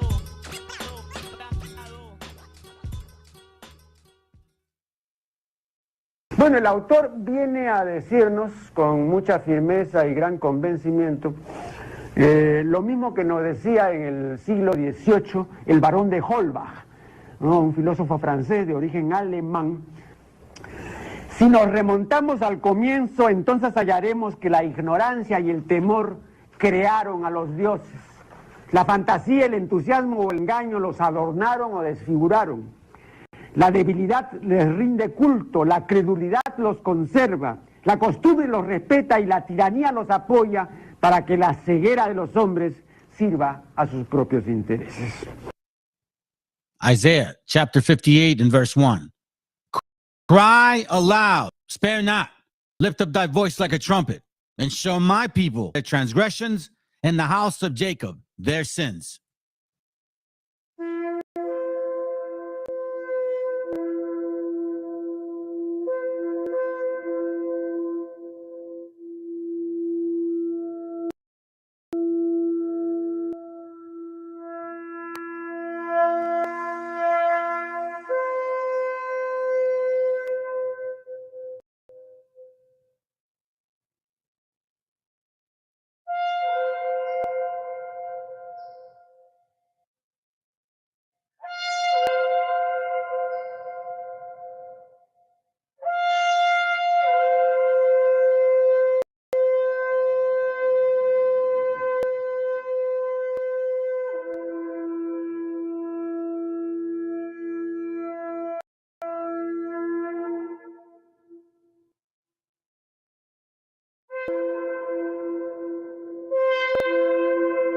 Copyright disclaimer.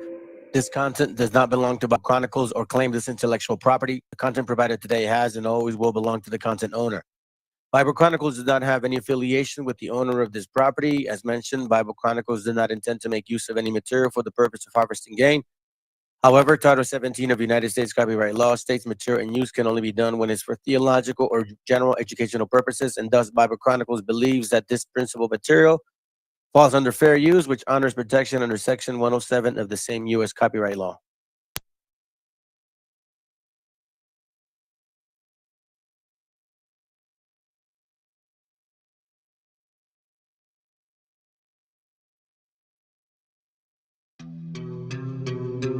Yeah. Oye, es nada más y nada menos que el motherfucker bless you, Mike. De Playa de Kings.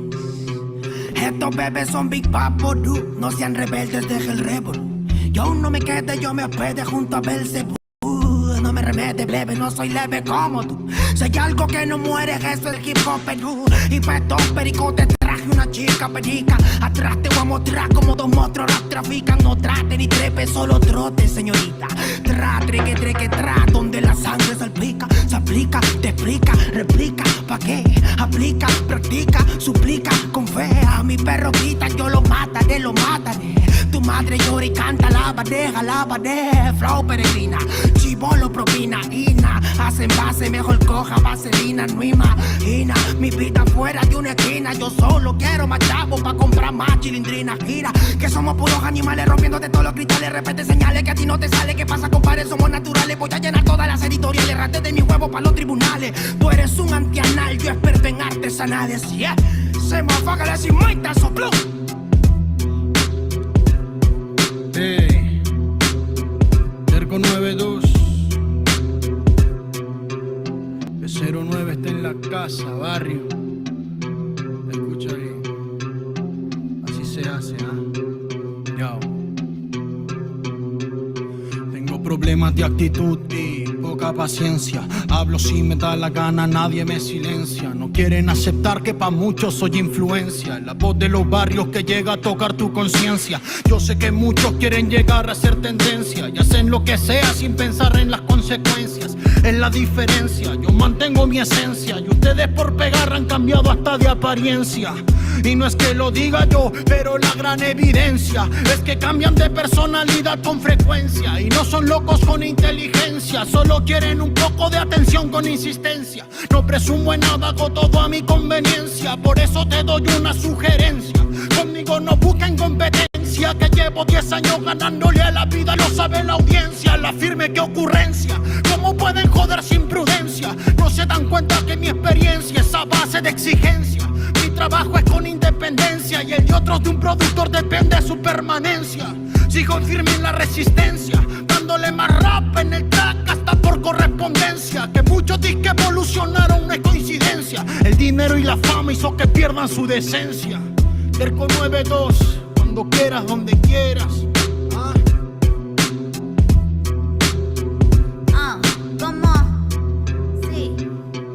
He aprendido a sobrevivir de las maldades, comprendiendo que nada es como tú sabes. Pa' decir verdad la lucho a diario. No me critiques, no me justifico, siempre hago lo que predico. Soy de barrio y rico en talento.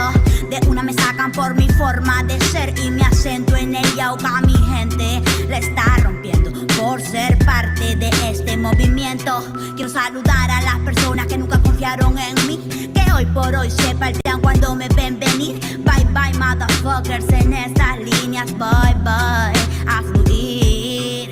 Déjate llevar como hay people in the street. Yo. Déjate llevar como hay people in the street.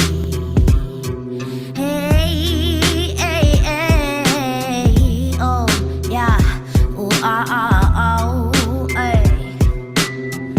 1, 2, 3, 1, 2, 3 es la torita aquí en la casa, primo.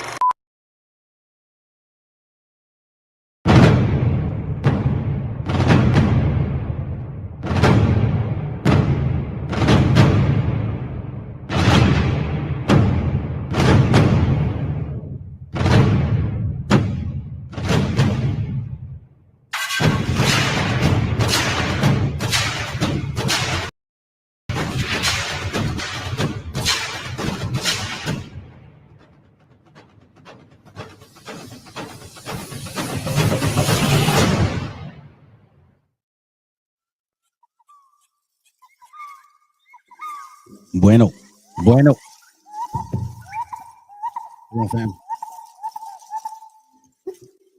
All praises, man. All praises. Hope y'all doing well. Shalom, shalom. Good to see y'all here on Friday again. Appreciate you here, whoever you are. I see Rick, my brother.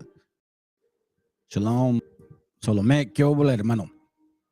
These are my hermanos mayores right here, bro. Praises for you guys, appreciating and taking the time to listen to me. And whoever you are that's hiding behind the curtains. Today, family, it's going to be, well, I think every class is important, right? But today is going to be, all praises to the Most High, man. I appreciate the Father for what he does. I mean, it's amazing. You know, my wife and I were talking about this before I start the class. First of all, I want to thank the Father more than anything, right, for making this happen. More than anything. For allowing this class, this channel to continue for us, and, you know, Lord willing, we still get edified. So that first and foremost, all right? And for the understanding of the Messiah, for what he did for us, to open up the actual doors to wisdom, because we were lacking it, quite frankly. To sticking to the Old Testament, we were lacking it. Anyhow, so with all that said, I was having a conversation with my wife, and, you know, we've come a long way, man. This life has been a movie, and that's why I'm so impressed, but at the same time, I'm not, of how the Most High works. So anyways, without further ado, let's see who's here. Oh, that's right. Give me a second. So what I'm gonna do, fam, is I'm gonna post a link, okay? But I would appreciate it if you guys wait a little bit, and I'll post it later too. I want to get into the class because it's going to be. I don't believe anybody, and I don't want to take credit for it. I'm not saying it in that way, but I don't think anyone has ever touched on this the way I'm gonna do it. I don't think they even consider it, because this is going to affect a lot of people. There are a lot of people out here that have fallen into the propaganda of the beast. This is an amazing beast that we live among. And let me start off the scripture with this. Let me start the class with this word, with this verse, okay? So Habakkuk 1:5, it says, behold ye among the heathen, and regard, he's talking to Israel, and wonder marvelously, for I will work a work in your days, which ye will not believe, though it be told to you. It says, then the Lord said to his people, keep watching the nations around you, right? Look at what they're doing. And you will be astonished at what you see. Remember, family, that okay, so I'm gonna pause for a second. I want to say something before I continue. Let me highlight this. I've come to realize, fam, that no matter what we do, right? No matter what class we bring, we are never going to achieve it with one video. This is a big animal, a huge beast that we're fighting against. And quite frankly, after you see this today, you're going to know that everything is a lie.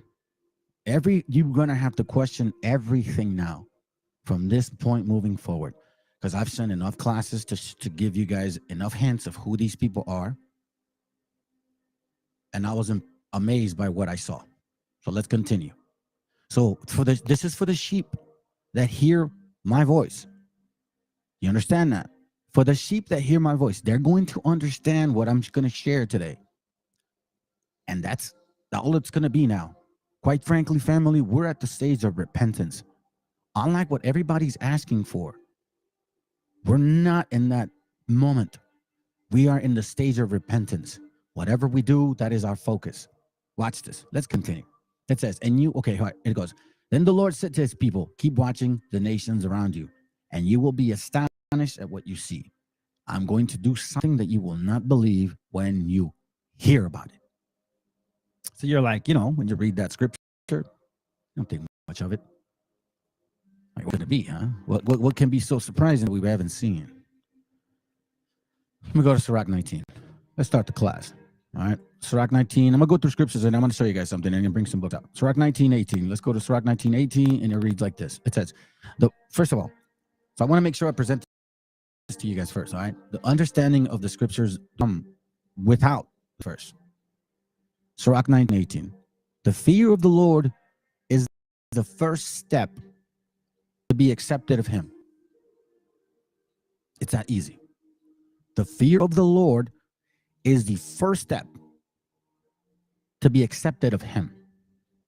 And wisdom obtained his love. Now, remember what it says, the fear is the first step. So if you don't understand what fear I'm talking about, then it's going to go over your head.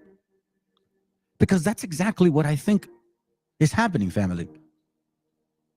No matter what we present, even if it's plainly clear to them, they don't care. There's a bigger agenda going on, fam. Yeah, even the demons tremble, man. There's a bigger agenda going on. So what our job is to continue to push and beg for salvation, quite frankly, because I'm blown away by what I found. And I'm not hyping it up, fam. I'm out of words for this. So I'm kind of looking forward to this class. I was looking forward to it most of the week because I wanted to start early, but the Most High is like, nah, man, let it meditate. And I got more information as I was waiting. So Jeremiah chapter 1, verse 9. So keep this in mind, family. The fear of the Lord is the first step, okay, to be accepted of him. And then wisdom comes in. All right. So keep that in mind. So it says here, Jeremiah 1:8. Watch this. Be not afraid of their faces. Oh, no, hold on. Yeah. Be not afraid of their faces. For I am with thee to deliver thee, saith the Lord. So let me read this again. Be not afraid of their faces. For I am with thee to deliver thee, saith the Lord. Then the Lord put forth his hand and touched my mouth. And the Lord said unto me, behold, I have put my words in thy mouth. See, I have this day set thee over the nations and over the kingdoms, to root out and to pull down and to destroy and to throw down and to build and to plant. You see, this isn't a physical, actual process. This is all mental, family. This is all spiritual right here, what I'm talking about. Okay? Because there's nothing that's going to allow me to help you pull these things down. Our physical powers are not going to be possible in this situation, this captivity that we're in. It's gonna be tough, fam. Go to Ephesians 6. Ephesians chapter 6, verse 12. Because this is the bottom line. And I mean, you know, when you read this scripture, there's one thing of reading it. There's one thing of, you know, chewing on it, meditating on it. But there's another thing when you actually see it. Like when the Most High presents all the sufficient empirical data, they say, to prove that it is really what Habakkuk 1:5 says. Like, you're going to be amazed at what you're going to find. That's why Ephesians 6:11 says, put on the whole armor of God, that ye may be able. Let me see, did I go to 10? Nah. Well, shoot, I actually should have started at 12. Now let's start at 10. Finally, my brethren, be strong in the Lord and in the power of his might. Put on the whole armor of God, that ye may be able to stand against the wiles of the devil. Which wiles? Not actual one-on-ones, not physical ones, family. This is beyond what you're going to believe in. I mean, beyond what we understood. For we wrestle not against flesh and blood, but against principalities, against powers, against rulers of the darkness of this world, against spiritual wickedness in high places. Now, this to me, family, when I found out about this so-called letter, I knew at this moment that this really is what it meant. This is what it really means. It's what it really, really means. So you have to put on the whole armor, well, and I mean everything, fam. And the armor is the scriptures. Don't get that wrong. The armor is the scriptures, the history of the Bible. You're supposed to put fear before anything, so then the wisdom comes in. And this is how you put on the whole armor, because we're not gonna, man. We're already wrestling with principalities and powers. We're already doing that. And a lot of you guys have no clue that you're doing it right now, that you're doing it. Wherefore, take unto you the whole armor of God, that ye may be able to withstand in the evil day. Remember, family, sometimes you got to look at these things in parables, right? So the Most High sees one day for us, 1,000 years, one day for him. Not necessarily saying it in this sense here, but you got to be mindful of it. That ye may be able to withstand the evil day, having done all to stand. Let me see, Psalms 91. Do you have a verse for that, bro? If you do, because I can't read the whole chapter. Let me see, Psalms 91. My refuge. Oh, yeah, you're right. You know what? Let me save that for last. I'll save it for last, man. I'll save it for last. Let me see if I can remember, okay? If I have time, I'll save it for last. Let me see. That's actually a good chapter too. All right? I'll praise it, bro. But let me go back to where I was at. Yeah, because that may not keep me where I need to go. But I appreciate you. Give me a second. Ephesians 6. All right? It says here, verse 13, wherefore take unto you the whole armor of God, that ye may be able to withstand the evil day, and having done all to stand. That's why, and I'm going to continue. Look, it says, stand therefore, having your loins girt about with truth, meaning your belly, right? Like you wrap yourself around like a belt, for so to speak. Having your loins girt about with truth, meaning you are completely armored with just scriptures, history, understanding, wisdom, how to deal with people, how to deal with yourself. Just overall, family, having your loins girt up about the truth, meaning the scriptures, and having the breastplate of righteousness, the actual laws. This is what's going to protect you against what we're going to be facing, what we're facing right now.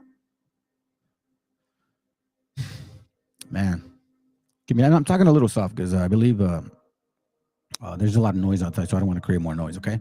2 Corinthians 10:4, it says, "For the weapons of warfare," you ever see it again, "are not carnal, but mighty through God, to the pulling down of strongholds, casting down imaginations, and every high thing that exalted itself against the knowledge of God, and bringing into captivity every thought to the obedience of the Messiah." So that's what I am trying to do, family. Let me read it again. "For the weapons of warfare are not carnal, but mighty through God to the pulling down of strongholds." So now our job is to cast these imaginations down, no matter who it is, no matter who exalts themselves, regardless of it, and every high thing that exalted itself against the knowledge of God, because we know damn well at this very moment that, well, me personally, and hopefully you see it after this class, that everything almost everything you're gonna read is, you gotta just watch out. I'm just gonna let the class speak. "Casting down imaginations and every high thing that exalted itself against the knowledge of God, and bringing into captivity every thought to the obedience of Christ." All right. Now let me get through these scriptures because I actually do have to read some material, and I'm gonna try to finish this fast, man. I'm not gonna be too long here. Okay. Matthew 16:24. Watch what it reads. "Then said Jesus unto the disciples, then said the Messiah unto his disciples, If any man will come after me, let him deny himself and take up his cross and follow me." So keep that in mind, family. If you are really about this truth, you're going to have to dig deep into these things, and you're going to have to find stuff, and you're going to have to bring it to the light. And it's going to hurt a lot of people's feelings. And maybe people will hate you. And I'm pretty sure they're going to, I'm pretty sure they're going to create a bunch of stuff if they get to see this. They're going to say I'm a liar and a racist, so to speak. 1 Corinthians 3:5, it says, now the reason I'm going fast is because I want to get to the material, but I'm trying to give you guys scriptures to kind of get walk you with me, or have you walk with me. So it says here, 1 Corinthians 3:4, "For while one saith, I am Paul, and another, I am Apollos, are ye not carnal? Who then is Paul, and who is Apollos? But ministers by whom ye believe, even as the Lord gave to every man." Then Paul says, "I have planted, Apollos watered, but God gave the increase." So I'm going to show you guys today. I'm not here to make anybody believe, man. At all. At all. So now we're going to watch a video quick. Okay. Yeah, they hated him first. Watch this video, okay? We're going to start off. Recordings just got better. Hey, it's Dana from StreamYard. I'm so excited to announce. All right, so this video is about, 12 minutes, right? And we're not going to watch it all the way. We're going to watch it up to here. Okay? About a minute 52. All right, so, sorry. This is a 12-minute video, but we're not going to watch the 12-minute video, okay? We're going to run for like about a minute and change. I want you guys to hear this message because it is as real as it gets, okay? Let's begin.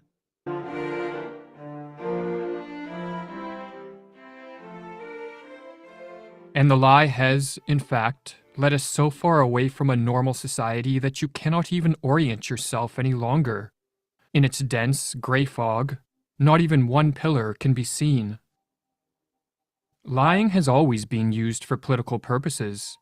Lies cover up corruption, past mistakes, and hidden motives, and they are an essential ingredient in political campaigning. Sometimes, however, political lies take on a much more sinister form. The lies become all-encompassing, embrace all aspects of life, and infect every corner of society.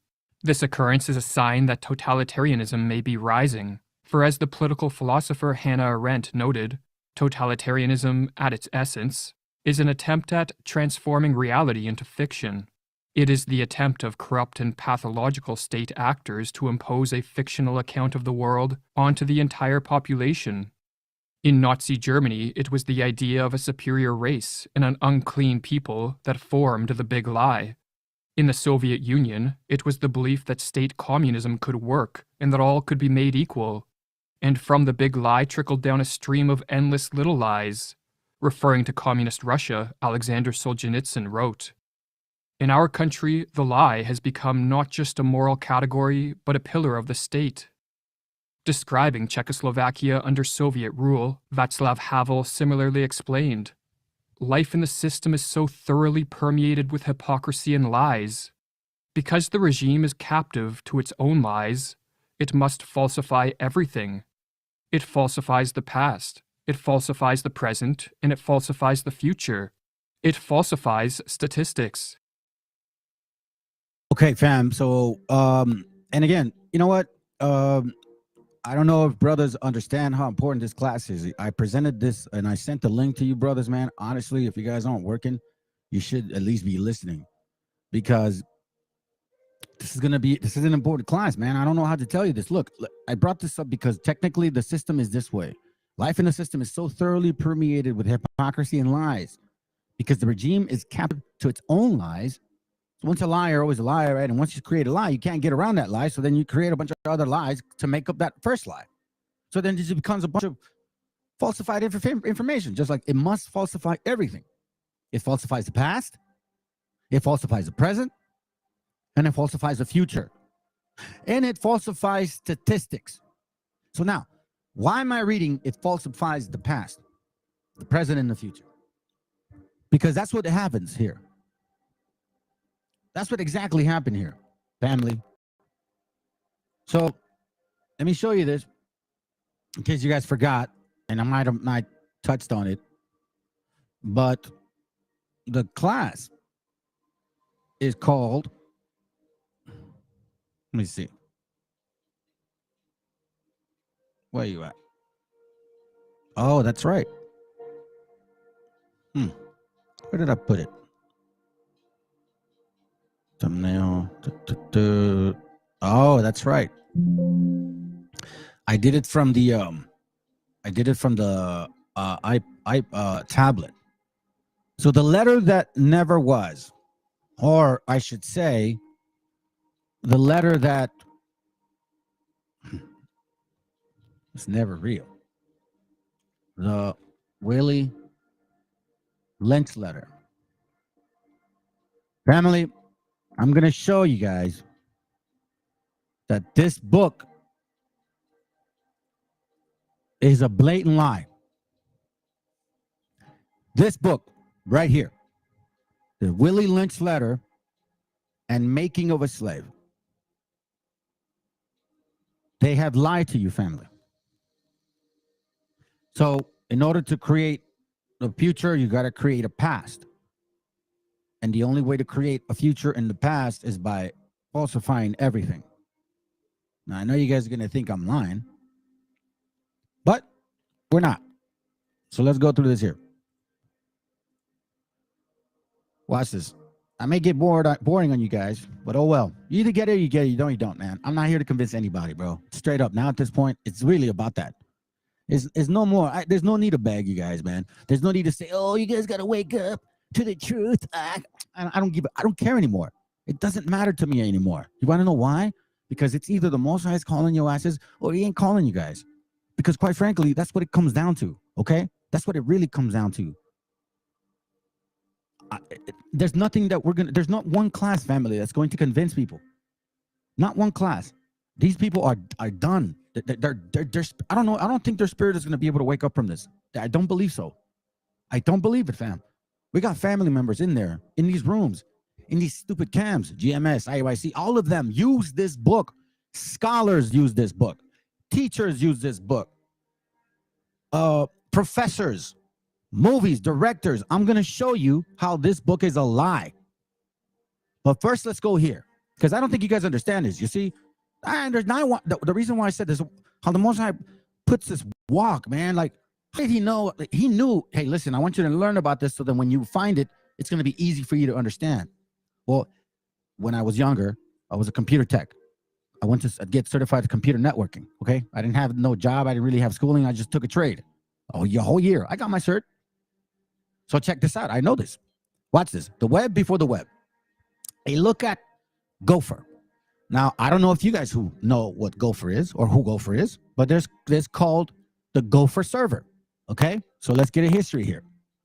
Before the rapid growth of the World Wide Web in the 90s, a protocol called Gopher briefly made internet easy to use by combining the world's only resources. Here's what made it special and why it was quickly eclipsed by the web. What is a Gopher? Gopher is a client-server directory system that launched in 1991. Remember these days that I give you. It allowed people to quickly browse sources on the internet. When you use Gopher client, you would see a hierarchical menu of links that either led you to documents, television applications, FTP sites, or other Gopher servers. You could also search across Gopher space to find documents instead of hunting through FTP servers one by one. So for example, for you guys that know about archive.org, that's one example. This server, Gopher, would search through that site, other sites, several sites, and it was a network. So there's a hub, the Gopher, and then all of us would connect to this Gopher, and through our network would share files. You'd find files that I would upload. You'd find files that I would upload. Okay? So there's a reason why I'm bringing this up. Don't think that this is the reason I'm giving you an understanding of the root of this lie. Okay? So in 1990, this program was launched. A lot of you guys don't know about this. Okay? That's how you get AOL and all that concept too. It came from these things. All right? It was a search engine in a sense. Now, a group of programmers, yada, yada, yada, yada. Okay? So it was basically like, it looked like this. The Gopher client. It was the old DOS program. In case you guys remember this screen back in school. Yeah, we are a little older. So you guys that are like in your 20s, 30s, you got no idea what the hell this is. So, you know, that's how when you're out there so-called teaching and you think you know, shut up. You guys are kids. You guys don't know anything. I don't care what you guys think you know. You don't know. You don't know. And you're sitting here telling grown-ups that actually do study that you know more than them. Yeah, we've lived longer than you. Just stupidity. Just because you memorize a couple of verses. Whatever. DOS program. That's what it used to be, right? So anyhow, that's the server concept of the Gopher. So now, what does this have to do with the class? I'm going to show you something. So, and remember, family, the fear of the Lord is the first step for him to accept you and for him to bless you with wisdom, because that's really the bottom line. Now, here goes right here. And you guys can look up these links. I'm just showing you examples of what the Gopher is. Gopher was a competitor of the early World Wide Web, differing in a simpler, more structured interface. The flexibility of HTML, you guys are familiar with it, led to the World Wide Web eclipsing Gopher. And today, few people are aware of the Gopher even existed. Gopher, however, Gopher has not, however, entirely vanished, and over 100 Gopher servers will still provide access to blah, blah, blah. And here goes right here. So it's like you have to type in the ULR, the website that they have it. So you can look for statistics, development, blah, blah, blah. So this is what a server that was used at one point before the internet was launched fully. Okay?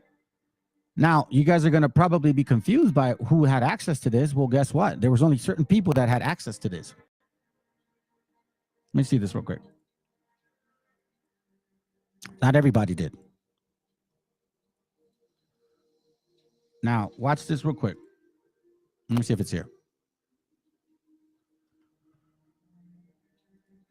So now, let me see. Hold on. Give me a second. All right. So now, this Gopher thing, right? What does this Gopher have to do with the Willie Lynch letter? All right. So now, let's read. This is what it has to do with the Willie Lynch letter, okay? It says, the Willie Lynch letter, also known as the Willie Lynch speech, also known as the Willie Lynch letter, is an address purportedly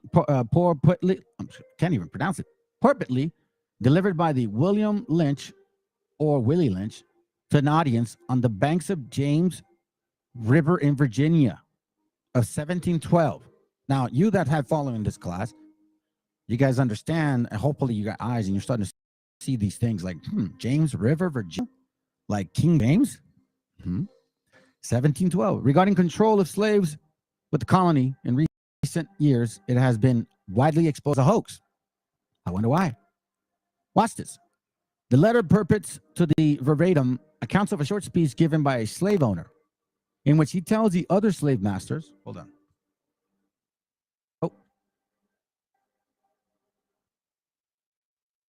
Says, which he tells other slave masters that he has discovered the secret, the controlling black slaves by setting them up against one another. The document has been printed since, watch this, the document has been in print since 1970, or at least 1970. Remember these years that I'm giving you guys, fam, okay? Remember these years. But first gained widespread notice in 1990s. I wonder why. When it appeared on the internet, which is private pathways.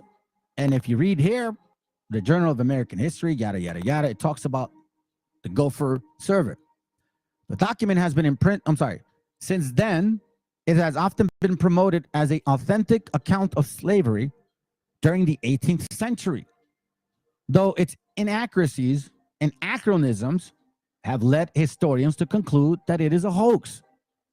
Why is that, family? Why do you think they think that? Now, check this out. Forward attached to some online versions of the speech credit the narrator's name as a source of the term lynching and lynch laws. So they base lynching off these books, despite the narrator specifically advocating against lynching. So even in the book, it says, don't lynch these guys, but then they relate it to lynching. A man named Willie Lynch did indeed claim to have originated the term during the American Revolution War. But check this out. But he was born in 1742. The book was supposedly written in 1712. 30 years after the alleged delivery of the speech. A document published in the Southern Literary Messenger in 1836 that proposed William Lynch as the originator of the lynch law may have been a hoax perpetrated by Edgar Allan Poe. A better document, early use of the term lynch law, comes from Charles Lynch, a Virginia Justice of the Peace and Militia officer during the Revolutionary War. American Revolution, I'm sorry. Now, watch this, family. Who used this term? So, Nation of Islam, Farrakhan, quoted the speech in 1995, Million Man March. The speech was quoted during the first inauguration of George Bush. The speech, it was also quoted in the movie The Animal. The famous great debater. Type Kali, Exhibit, Kendrick Lamar, Raekwon, Nas, British rapper, Dirty Goods, Willie Lynch Theory, Berkeley rapper, Lil B, hip-hop artist, Haiti One. Now, we got a little history of this whole thing, right? Let me show you something here. Why does this matter? Why does it matter, fam? Everything matters.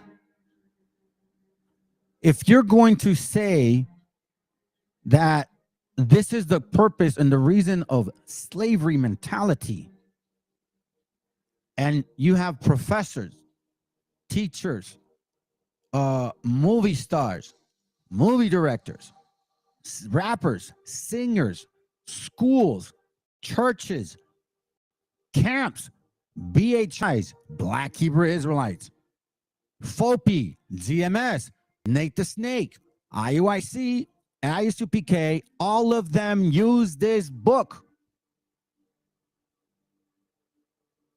Jim Crow Museum. You guys can look it up. jimcrowmuseum.ferez.edu.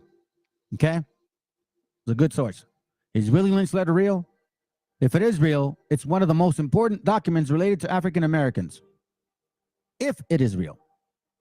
The answer, there are many problems with this document, not the least of which is the fact that it's absolutely fake.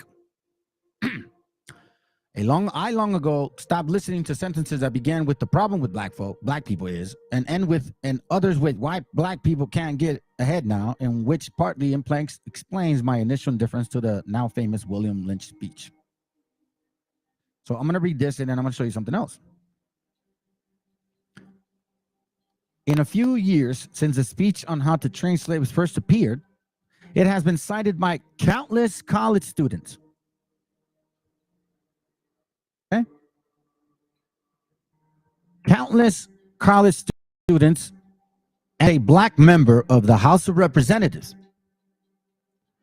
Along the way, becoming the essential verbal footnote in barbershop analysis of what's wrong with black people. The rapper Talib Kweli laments on the song Know That Blacks Are Dying, How to Make a Slave by Willie Lynch is still applying. One professor at a university in Midwestern University made the speech required reading for her class. And let me read that again. And one professor at a Midwestern University made the speech required reading for her class. Of late, the frequency of its citation seems to be increasing. At least some people have asked me about it in the last month. According to the speech preface, Master Lynch was concerned enough with the fortunes of his slaveholding brethren in American colonies to present a lecture on the banks of James River, explaining how to keep unruly servants disunited. The old argued should be pitted against young, the dark against the light, the male against the female, and so on. Such the unifying tactics will control the slave for at least 300 years. He says, as a historian, I'm generally skeptical of smoking guns. Historical work, like forensic science, isn't some flashy field. It depends on painstaking aggregation of facts that leads to researchers to the most likely explanation, but rarely the only one. Now, excuse me, slavery was an incredible complex set of social, economic, and legal relations that literally boiled down to black and white. But given the variation of this size of farms, number of slaves workers, regions, crops grown, law, gender ratio, religion, and local economy, it is unlikely that a single letter could explain the slave policy for at least 151 years of the institution and its ramifications to the present day. Considering the limited number of exact sources of 18th century, if this speech has been discovered, it would have been the subject of incessant historical panels, scholarly articles, and debates. It would have literally been a career-making find. But the letter but the letter was never discovered. Rather, it simply appeared on the internet.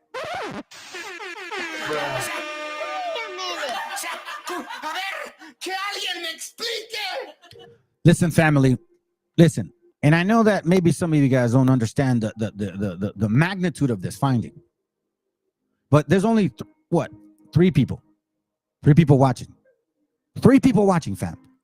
Only 6 views. I've come to realize, and excuse my language, but you guys, and not the brothers that are watching, but you guys don't give a fuck about the Bible. Straight up. You guys don't care. You black Americans don't care about the Bible. You don't care about God. You are falling for this lie. You use this book. To confuse, to confound people, to get empathy for you. You guys knew better. This is your book, and you knew you found this information.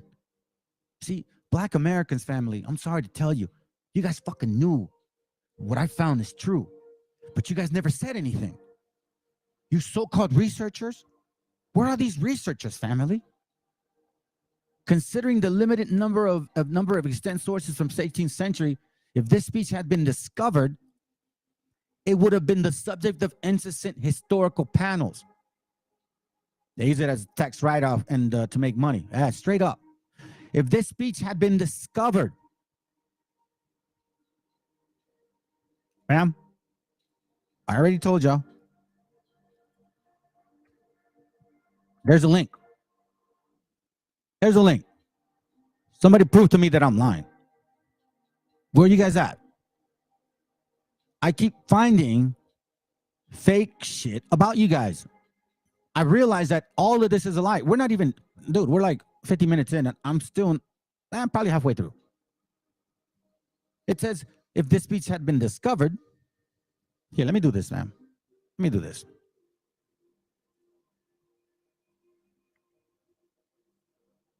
Go, hold on, all right? Hold on. Give me a second.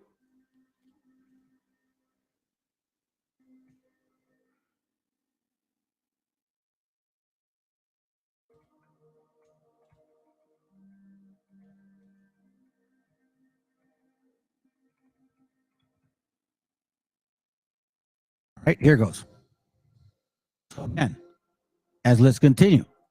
It says, if it had been discovered, it would have been used in high debate. Hey, shalom, bro.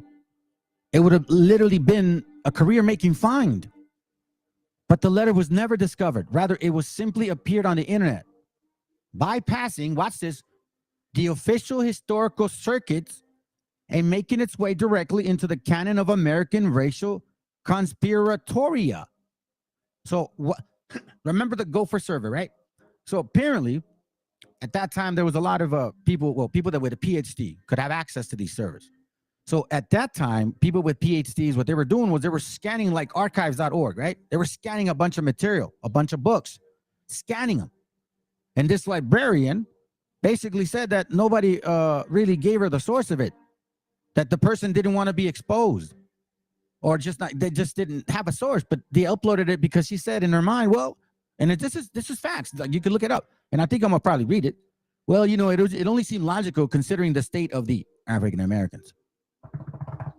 In 1990, though, see, you guys don't forget, in 1990. So now, this so-called book material, whatever, it was around 1970. Okay, supposedly, my camera died. Okay, cool, sounds good. It was around 1970. Okay. And around 1970 is when you first hear it. And it became popular in 1990. But that's when you see the Gopher server. So somebody uploaded this material. Nobody knows where it came from. Now, they did say that it came from some particular area. But when you actually see the book for what it reads, and this is what caught my attention, fam, okay? Because I was going through some stuff. I ain't gonna lie. And I don't know, man. I ain't gonna lie. I almost picked up, okay? And, you know, the Most High had me in his plan this whole time. So I'm walking around in my living room, you know, I'm kind of stressing out. So I just grabbed this random book. You know, and it happened to be the Willie Lynch. And I haven't read that in a long time. And as I started reading, I noticed certain things about this book. You see, fam, when you read often the variety of books, you find out a different style of writing, the style of the century, it progressed. So as I'm reading this book, it's not making sense to me anymore, because I'm like, wait a minute. I start catching names and dates and particular people, and then it's like, this is not making sense. And all of a sudden, I totally forgot about my urge to drink. But the Most High then started giving me some information. So let's read here. This is from .chnm.gmu.ed, okay? Digital history. All right, so we're going to read right here. So it says, some documents found on the web are, in fact, not real documents at all. At least 3 web pages promise the voice of Eugene Debs, but quoting is actually that of Leon Spencer, who recorded one of Debs' speeches on 1905. Now, more than 24 different websites offer versions of what they call the Willie Lynch speech of 1712. Remember, fam, 1970, remember that day. 1990, remember that day. 1712, remember this day, okay? In which British slave owners from the West Indies allegedly advised Virginia slave owners to control slaves through a strategy of divide and rule. Sometimes the site, sometimes the sites add an introduction supposedly written by Frederick Douglass, but it was never confirmed. Others falsely describe lynch as the source of the word lynching, despite the site's repeated assurance about the speech's authenticity. Internal evidence readily betrays its 20th century origins. Watch why. The language it incorporates. That's my point. When you're used to reading, you start catching these things. Now it says, to be sure, a careful search of the web also turns up evidence that the dubious origin of the lynch speech, still, those sites that take the speech entirely at face value overwhelm the web source that dispute it. You see? Basically saying no matter what we bring to the table, they're telling us, no, you're a liar. I don't care. It's not true. No, that's not true. I don't care. I believe in the book. It's the Bible for them. This book is a Bible for the Black Americans. Okay? This is your Bible. You've used this book for 50, I don't know, I'm sorry, for 20 years or since the 30s. You publicize it with music, with movies, and no source has been confirmed. Then it says here, let's see, anyone who simply searches the Willie Lynch on the web would be more than 10 times likely to find evidence of the speech authenticity than information that casts doubt. But the web is a unique way it offers entry to the world of information and misinformation in which most people operate, and allows us to consider the significance and spread of such urban legends as the Willie Lynch speech. Bruh. Wait a minute. Who are you? Which are originally transmitted as such an event as in the 1995 Million Man March or the 2001 inaugural I'm sorry, man. What is wrong with me? Inaugural protest. The web itself cannot be blamed for misinformation or misrepresentation. The Lynch speech, in fact, appeared in print as early as 1990. Appeared as early as 1990, okay? And it says, as early as where you at? There's 1990. The web increases our access to documents, information, both spurious and authentic, both better or worse. The virtual archives of the web distinguish itself from traditional libraries and archives by the discriminating inclusions of the best or worst that had been known and said. Despite the abundant misinformation available online, the internet is, somewhat paradoxically, a superb source for basic factual research, especially when used by those who are careful to determine source qualities. My own rendering of the Willie Lynch story comes entirely from research on its online sources. Although I have a substantial reference library at home, I now do most of my historical fact-checking on the web.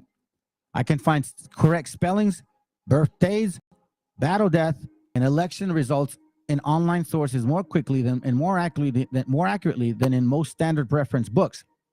The key caveat, of course, is careful to determine source quality. But most professional historians, and probably most advanced history students, and most sophisticated general readers possess this skill. So if they possess this skill, why didn't they confirm it? Because look, fam, we know now this year, okay? I read this to you guys before. This was uploaded in the Gopher server by some stranger. Nobody knows who, okay? Where is it at? I had it here.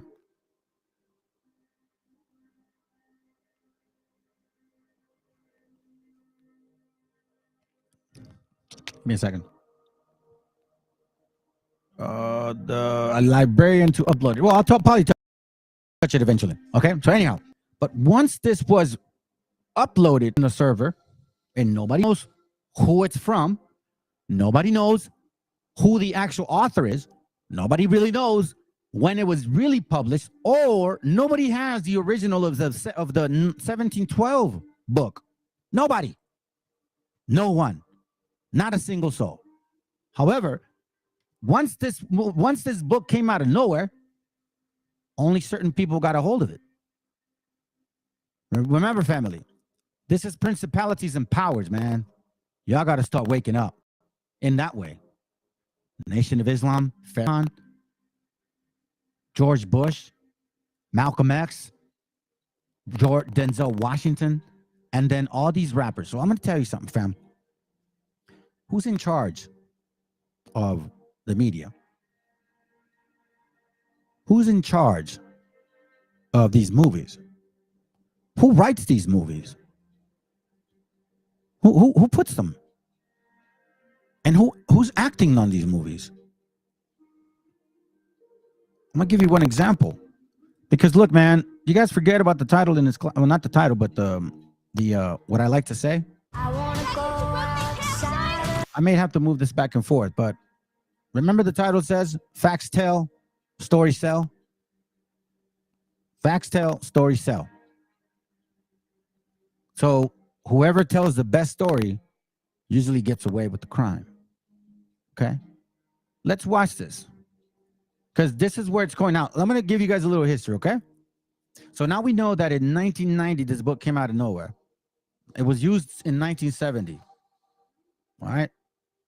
Supposedly written in 1712. Now, this person here, who he's acting like or as, is a Harvard professor in 1932. And he quotes this book in that movie, and they based this off a true story. The Great Debater, supposedly, is a true story. And they quote this book in this story, supposedly in 1932, but nobody ever heard of it until 1970, and it wasn't even really acknowledgeable until 1990. And then when we look in the book, you're going to find out that there's more discrepancies that makes you, things that make you go, But again, to me, now we know, family, you have to create a history to make y'all look like the people of the book. That's what you're doing, Canaan. You are trying to make your history. You are creating your history as we move along. There's only two people here, two nations of people, family, that are claiming to be the Jews. Two nations of people. Nobody else. The so-called Israeli and the so-called black men of America. No one else is trying to do that. Let's watch.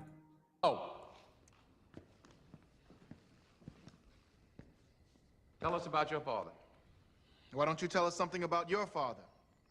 We're trying to get to know each other, Mr. Lowe. I was trying to get to know you, Mr. Tolson. Well, I'm not the one on the debate team. Are we not engaged in a debate right now? All right. I'll take the affirmative. Take the meanest, most restless nigger. Strip him of his clothes in front of the remaining male niggers, female niggers, and nigger infants. Tar and feather him. Tie each leg to a horse facing in opposite direction, set him on fire, and beat both horses until they tear him apart in front of the male, female, and nigger infants. Bullwhip and beat the remaining nigger males within an inch of their life. Do not kill them, but put the fear of God in them, for they can be useful for future breeding. Anybody know who Willie Lynch was? Anybody? Raise your hand. No one? He was a vicious slave owner in the West Indies. The slave masters in the colony of Virginia were having trouble controlling their slaves, so they sent for Mr. Lynch to teach them his methods. The word lynching came from his last name. His methods were very simple, but they were diabolical. Keep the slave physically strong, but psychologically weak and dependent on the slave master. Keep the body, take mind. I and every other professor on this campus are here to help you to find, take back, and keep your righteous mind. Because obviously you have lost it. That's all you need to know about me, Mr. Lowe. So after this, well, not after this, but we see a lot of these movies being pushed.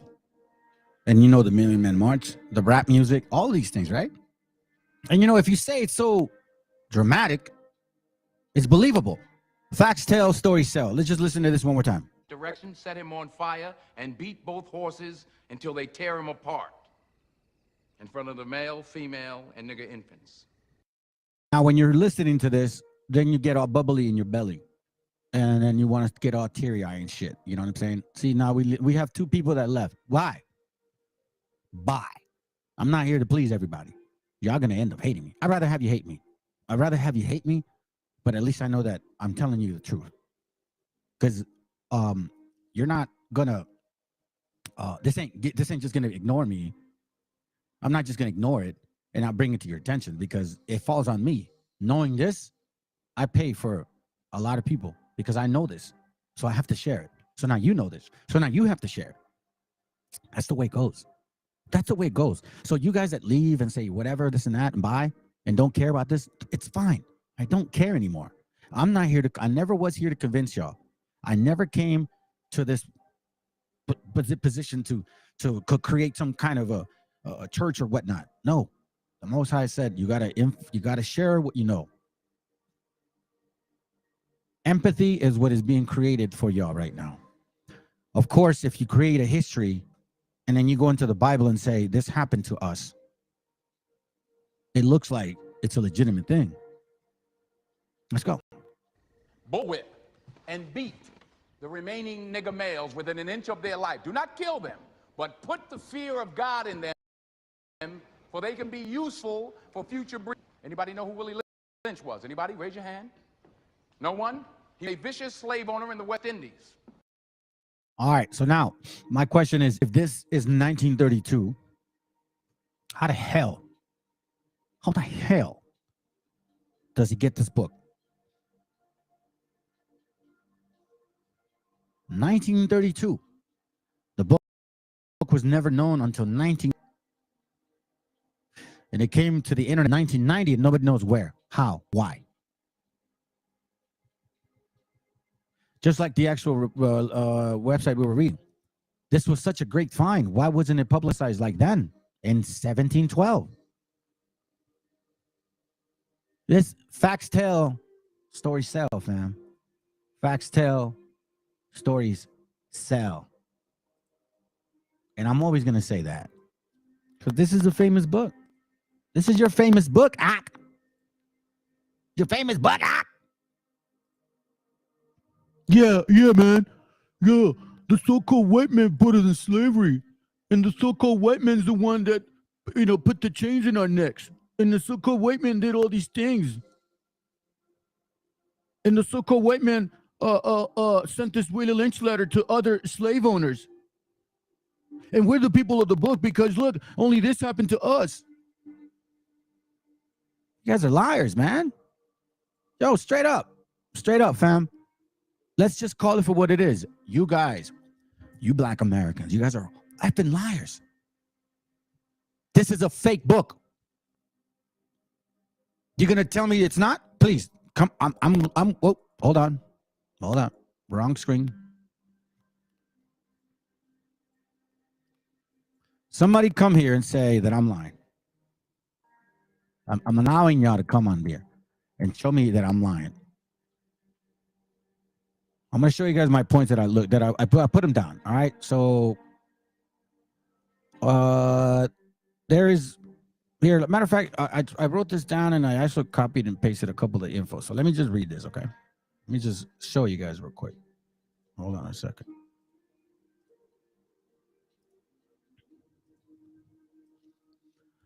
Before we start looking in this book. Okay. So in this book, here's the things that I found that just seem very awkward to me, okay? So let me magnify it. Right here. All right. Choice of lexicon. One of the critical indicators of how untrue the Lynch letter has to do with lexicon choices. The period in view falls under the early 18th century, 1700, okay? And remember that year too, when it says 18th century, meaning in the 1700s. Where the Elizabeth English was the prevalent manner of expression, but the choice of the words in Lynch's letter fit the 19th century modern English language. For example, the letter refers to what this is the first word that I was talking about, okay? It refers to foolproof. refueling, and indoctrination. But these words that were introduced into the American lexicon in the 20th century. Therefore, there is no way Lynch could be using those words in the 18th century. Refueling came in the English dictionary in 1811. Indoctrination shared its current connotation as used by Lynch in 1832. Remember, so the actual Lynch man was in 1832, but they're saying that he said this in 1712. Not 1712. All these occurred at least 1 century after the said speech was alleged giving. In the first paragraph, Lynch refers to the words program. That's another one, okay? Lynch promised that the ancient Rome will envy us if my program was implemented. And you see, family, when you read, right, and you start realizing that these things are not making sense, all right? Because the Most High has opened your eyes, and he's opened my ears. He's opened my eyes and my ears. When I read this book, I saw right through it. Then it says, indoctrination shared its current connotation as used by Lynch in 1832, not in 1712. All these occurred at least 1 century after the said speech was alleged given. The link is up. The link is there. One West, IUIC, GMS, FOPI, anybody, please. The link is up. You guys are welcome to come and tell me that I'm wrong and that you have the source that says the Willie Lynch letter is a legitimate story, because I call bullshit on it. Okay? I'm waiting. Then it says, in the first paragraph, Lynch referred to the word program. See, so to me, I know this word because it's used a lot in the old industry I was in computer tech. Lynch promised that ancient Rome would envy us if my program was implemented. As at the time it was allegedly used, the term referred to a written notice used during the theater event. It took until 1837 for program to take on the meaning ascribed to it today.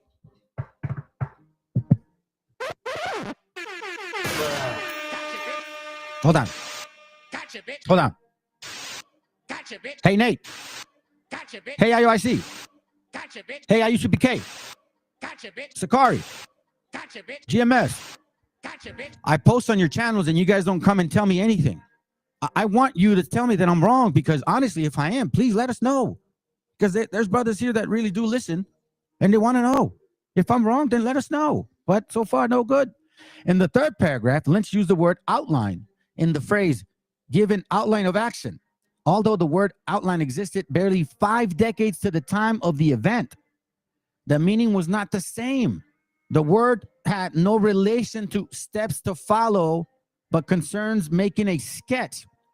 The current definition of outline came into existence in 1759. Wait a minute.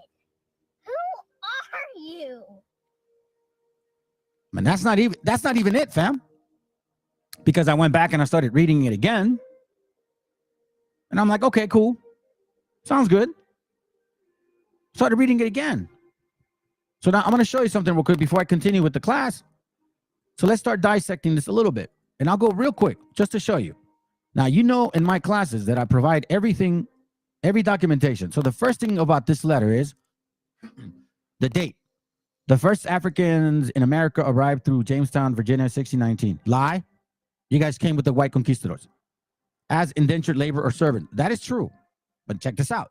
Now, watch what it says, all right? So I need you to pay attention to this, family. Watch how it's put together, because it misleads you right off the bat.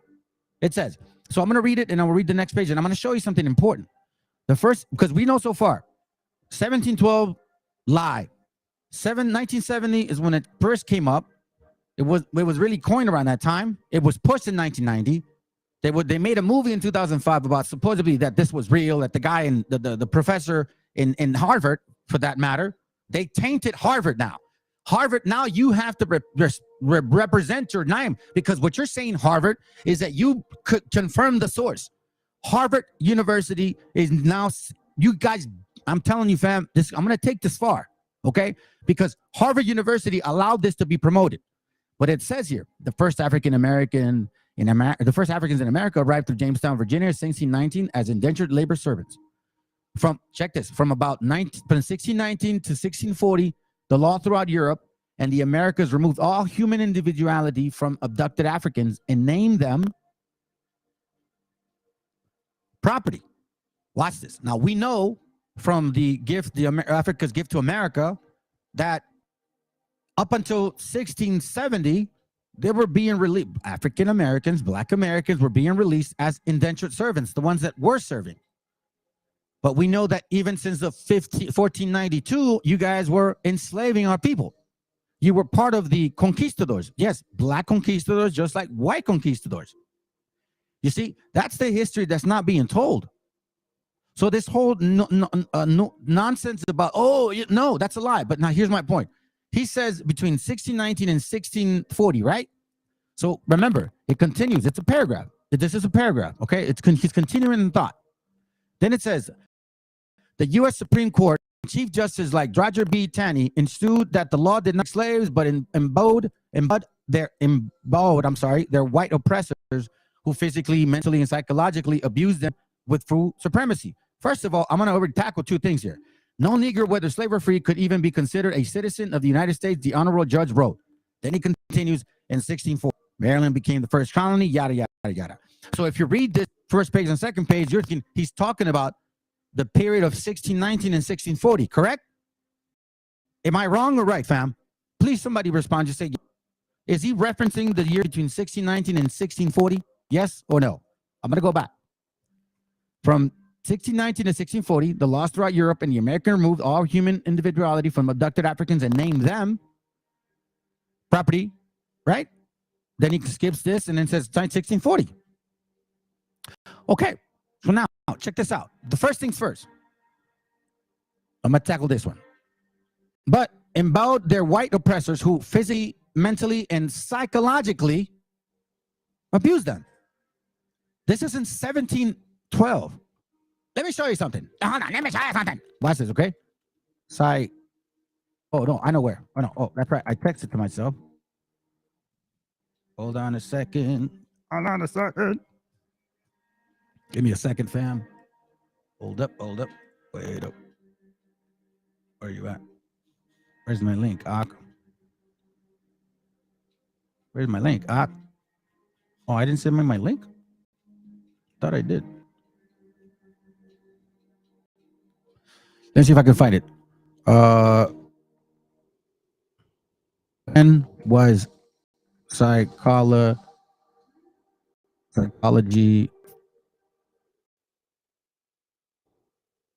on? Look, watch this. Psychology is defined as a scientific study of behavior and mental process. The philosophical interest in the human mind, right, regarding urge or whatever.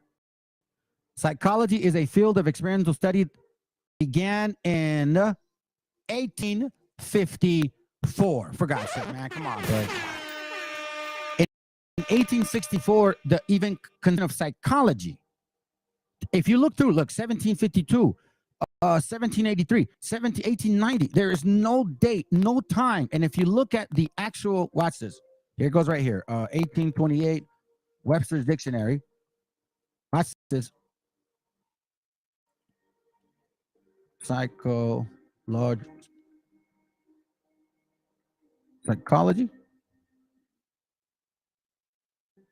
Give me a second.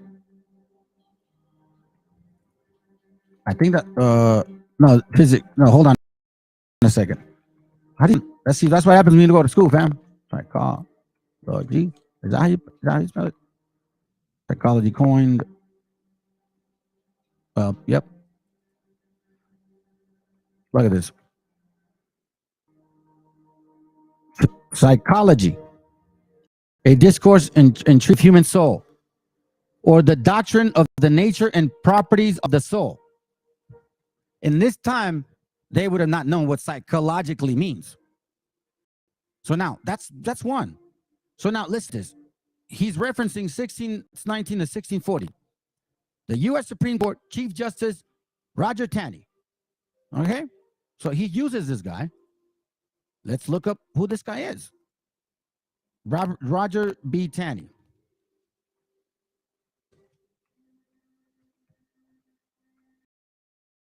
Roger B. Taney. There you have it, family. He quotes, so a book that's written in 1712 quotes a Chief Justice that wasn't born until 1777? Come on, man. Isaiah chapter 58. No, then it was in 1836 that he first held office. He died in 1864. So what is a book in 1712 doing, or what is a man in 1712 doing in a book from the 1700s or 1800s, fam? The U.S. Supreme Court Chief Justice like Roger B. Taney sued that the law did not protect slaves.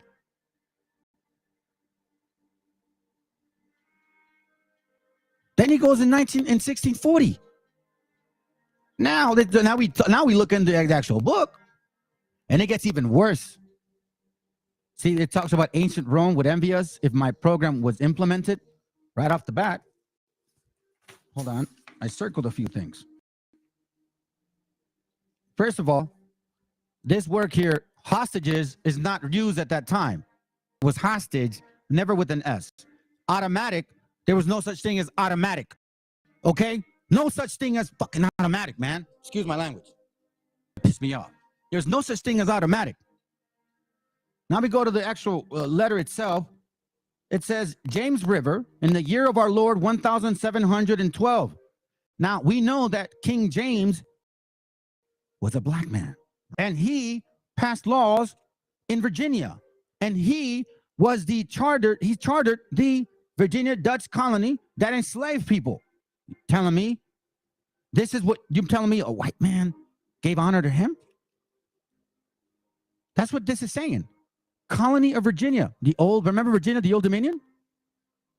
So now look, they put these pictures. Oh, poor me. It goes right here, look. When ancient Rome would envy us if my program is implemented. There's no such thing as a program in that time. Then it says here, illustrious king whose version of the Bible we cherish. You think a white man would have cherished a black man Bible? Family, let's be real. You got to start asking yourself things that make you go, Things that make you go, Now let's scroll down over here. He goes here. In my bag here, I have a full proof. There's no such thing as full proof in 1712.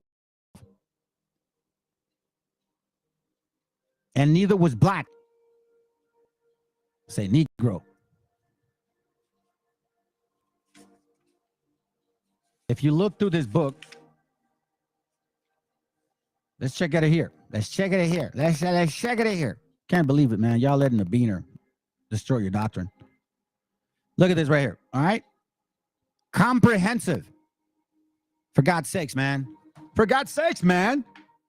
Comprehensive. Let's see if it even it's coined in 1828. Stop. Comprehensive. Comprehensive, right? Comprehensive. First used.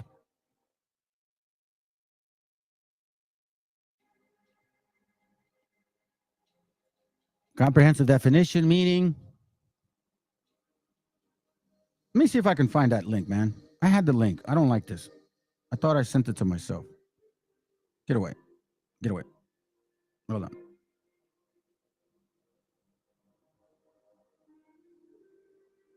Hold on, fam.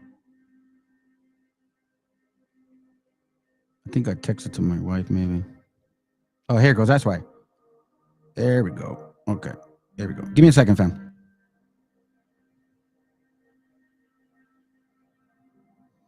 Okay.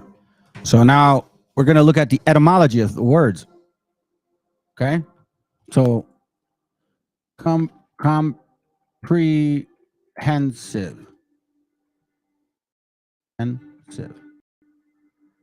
Comprehensive. In the 1610s, but it wasn't used in that way. It was a French word. If you look at these things, wasn't never used at that time, fam. Full proof. Comprehensive. Where are you at? Where else? Where did we leave off? All right. And then check this out. Psychologically, that word is not used. So it says here that this man, both horse and nigger, and by the way, this word is not even used at that time. Watch this. Right? Red, because it's not even in existence, family. Both horse and niggers. It's not in existence. You got niggard. That's it. That's all. Niggerty, niggardly, niggardish, niggardice, niggardlessly, but not this word. Shoot, not even that word. Hey, not even this word. Not even this word. Or this word, or this word, or this word. No, these words were not in existence in 1712. But he continues, both must be broken and tied together for orderly production, for orderly future. Special and particular attention must be paid to the female and the youngest, blah, blah, blah, blah, blah. As you read this book, you are psychologically being already molested, family. You are literally being molested into believing that this is true. And it's not. Far from it. Watch this. Psychologically, which was not even talked about at that time. Watch this. Okay, now I know how to spell it, bastard. Oh, wait, no, I think it's an H, right? Is that an H? Oh, P-S-Y-C. P-S-Y-C-H. Look, psychologically, it's not in existence. Psychological, right? Not even that one. Somebody please. Hey, Fopi. One West, somebody please stop me. Please, somebody stop me. Somebody stop me. Then it says psychological and physical instructions of containment must be created for both. We hold the sixth cardinal as true to the self-evident based upon the following discourse concerning the economics of breaking and tying the horse and the nigger. That word was not in existence. N-I-G-G-E-R was not in existence in 1712 because it wasn't in existence in 1828. So it says, together, all inclusive of the six principles laid down. Neither principle alone would suffice for good economics. All principles must be employed in orderly for good of the nation. Accordingly, both a wild horse and a wild natural nigger is dangerous even if captured. So it's right here. Body and take the mind. Where you at, Denzel? Punk ass. You guys knew that this book was a lie. You guys knew the entire time this book was a fraud. Black Americans. Hey, Nate the Snake. You see, this is now we know, family, that this is a whole made-up thing. These are not the people of the book. They need to create lies in order to fit prophecy. They are a self-made slave. You know what? Cayenne Pepper was right. Keep the body, take the mind. In other words, break the will to resist. Now the breaking process is the same for horse and the word that wasn't even used at that time. Pay little attention to the generation. Concentrate on future generations. Blah, blah, blah. Now they're talking about here, it's all saying that, okay, make sure that these people, right, they're uncivilized, put them against each other. You know what I'm saying? Put the one against the black one and da-da-da-da. But all I in these pictures, I don't even know how these pictures showed up, is blacks. I don't see no color, light skin at all. We here, family, now can say And I know that the so-called white man is never going to bring this to you guys' attention. The so-called white man's going to keep their mouth shut and say, oh, no, you're probably right. No, I'm calling bullshit on your ass. Where are you? Where are you? BHIs, where are you? Family, post link on your website. See, I want them to prove me wrong because I'm not done. Where are you? This was a fraud. The Willie Lynch letter is the biggest lie anybody could have told. I've been catching you guys with lying, psychological, all over this book. Submissive, independent mind, phenomenon, slave units. Slave units? What? Subconscious? These guys sound like they went to school. Breed them. Comprehensive planning. Family. Warning possible interloping. All of this here is what black folks. Access means upon, let's see.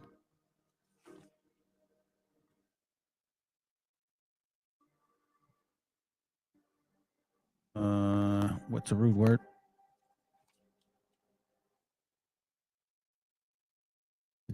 Okay. I'll let that one slip. Crossbreeding niggers. That was not even in use at that time. So what are they going to say, fam? Now that we are bringing this to their light, what's going on?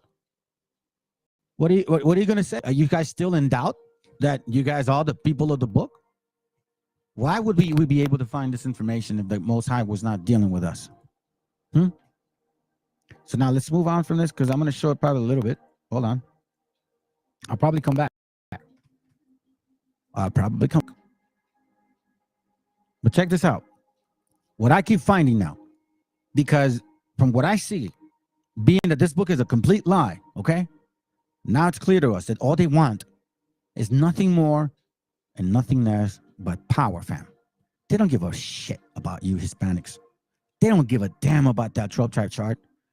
They're up in Africa trying to convert all of them over there.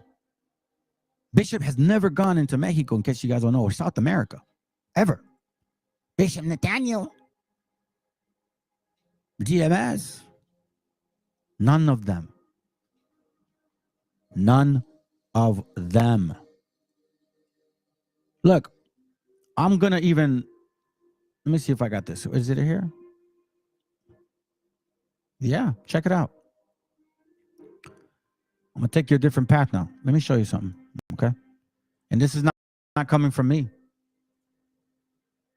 Watch this. They said that the Willie Lynch letter. So let's analyze this, okay, fam? Here, I'm going to put my camera. Hold on. I don't know why it keeps dying on me, fam. I'm sorry. I'm going to buy a new camera. I promise. I promise. Think about this. They said that the Willie Lynch letter is the reason for all the mishaps of the so-called black man, okay? That's what you guys say. That it was white people that caused your civility to be ruined. You also say that family was because of that, okay? Now, we know now this book is a complete effing lie. But let's just say that it was. If this was the reason for your fall, then you're confusing us, because if this was the reason for your fall, but then you go and say that prior to 1964, a lot of your family households were married. 80% of y'all were married, like family, husband and wife and kids. That's already way ahead of the Willie Lynch letter. But then you go and use the Willie Lynch letter to say that. But now we know that the Willie Lynch letter was never real. A Willie Lynch letter is those are facts. Prove me wrong. The Willie Lynch letter is a fucking fraud. So now, You're saying that the Willie Lynch letter caused all this. This is why you guys are all the way you are. And I'm telling you that it's not true, that you're Canaan, that you are the people of Jubilees who shouldn't have been in our land in the first place. And that's why you guys are getting smashed around. And by sedition, deceivers. Listen, family, in my next class, I already have it planned. I'm going to prove to you guys that everything that is being worshipped was actually originated by a particular tribe. And I got proof of it. But let's continue. Let's learn about your so-called Willie Lynch experience. Got a show for y'all. Got a damn good show. Juneteenth. I'm glad they gave us that holiday, gave us something. Yeah, gave a holiday for the Negroes, Yeah, man. White people, y'all got 4th of July, Y'all got Christopher Columbus Day. They got all the holidays. Finally, us niggas get a holiday. Juneteenth is actually, it's got some historical value to it, man. It's not made up. A lot of conservatives say it's made up. No, man, shit actually happened. It's not a cuss word. We know now Juneteenth is also a lie. Let's go. But anyway, when you give black people a holiday, what you got to do? Criminals, check this out. Y'all like that African music I added? Gave it a nice touch, didn't it? Got some African music in the background. Man, they is tying up. Man, they getting back to the roots, man. This is black culture right here. Oh, man. Complete chaos. They're inside of McDonald's. I think it's in L.A. Yeah. It's either L.A., Chicago, or Detroit, Jackson, Mississippi. Baltimore. You can't forget about Baltimore. Hey, you can't forget about Baltimore. This dude stole the register. Yeah, how much money you think is in that register? Everybody pays for the card now. Yeah, I know. See how stupid these Negroes are? You gonna bust it open. Hey, bust it open, get them quarters and nickels out of there. Where the money at? There ain't no money in there. Everybody uses card, you idiot. Man, you people need to go back where y'all came from. Hey, man, seriously, this is why Walmart left Chicago. Yeah. When they was riding and stuff, that one Walmart that left there, they went there and like torched the place. So, family, from my understanding now is that they need this book to justify its stupidity. Because that's what it is now. You see, it's time that you, brothers and sisters, start calling it for what it is. They're using Willie Lynch to excuse themselves. Oh, it's because Willie did it. It's because Willie did it. Sprinkler system went on. Yeah. And flooded. How do you flood a Walmart? By lighting the fire, them sprinklers go up. They're going to make sure that fire's put out. They flood the Walmart. And then that's why they left, because they was losing millions of dollars from not only just rioting, but theft. Yeah. And not only that, if that's not enough, it's people getting killed around that place. Employees don't want to show up for work. Yeah, drive-by shootouts at that place. It's not a good place for business. Let me put it to you like this. Certain areas of Chicago is not conducive for success. Family, Chicago, North Carolina, Miami, Compton, California, and then Baltimore. How many more excuses do you need? You are in the land that literally feeds you everything you want. And you guys have no concept of stability. And your excuses are out the door now. There's no more Willie Lynch letter to run to. Okay? Willie never did it. Willie was never alive. Willie never wrote the letter. All right? The Great Debater is a lie. That movie is full of shit. Denzel Washington, I'm right here. Anytime you want some, bro. Anytime. This is all a hoax. We now know why the scriptures talk about principalities and powers. Now we understand what Ephesians 6:12 means. We started off a little slow, you know what I mean? But now we're understanding this particular thing. Ephesians 6:12, for we wrestle not against flesh and blood, but against principalities, against powers, against the rulers of darkness of this world, against spiritual wickedness in high places. That's why it says, wherefore take unto you the whole armor of God, that ye may be able to withstand in the evil day, and having done all to stand. This is the evil day, fam. If you guys don't do the work, guess what? You're falling into this trap. How many people actually believe these people? How many people believe them? Oh, no, they got to be the people of the book. Pobrecitos. Pobrecitos, los negritos. Shut the hell up. Sedition, conduct or speech inciting people to rebel against to the authority of the state. In Jubilees, it talks about how Canaan is going to die by sedition, through sedition, for sedition. And what are they doing? You got no more letter. So what is the reason for your fall? Why do you act this way? Why do we got people here?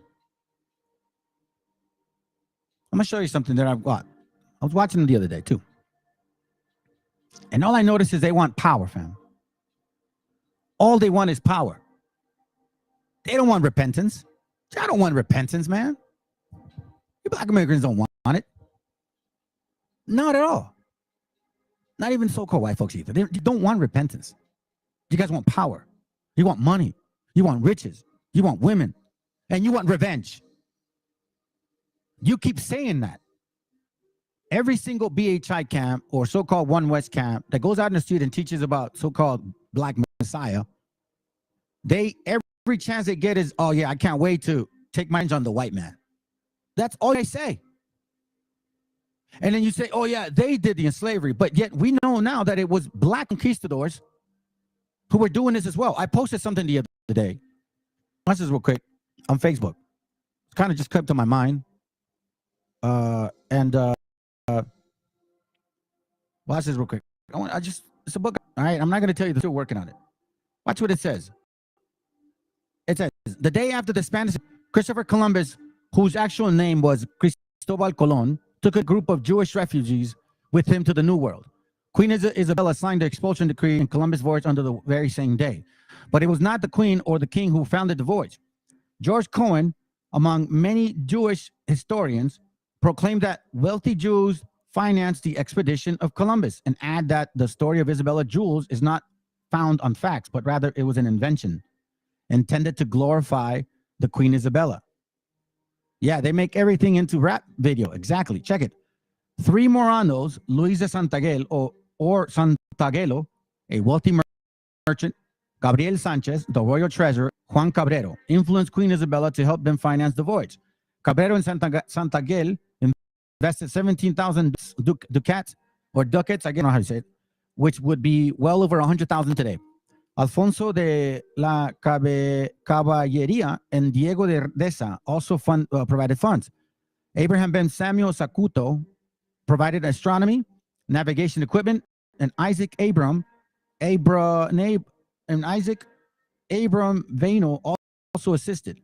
Prominent Jews accompanied Columbus, including Mastri Bernal, a physician, Marco, a surgeon, Rodrigo Sanchez, inspector, Luis de Torres, the interpreter, which we know. Sicarios fight his rappers, right? Yeah. And then we know this, that Luis de Torres was the interpreter. So we know that, fam. Now watch this. Here's my point. I want to bring this to your attention because to me, when I read it, it was weird.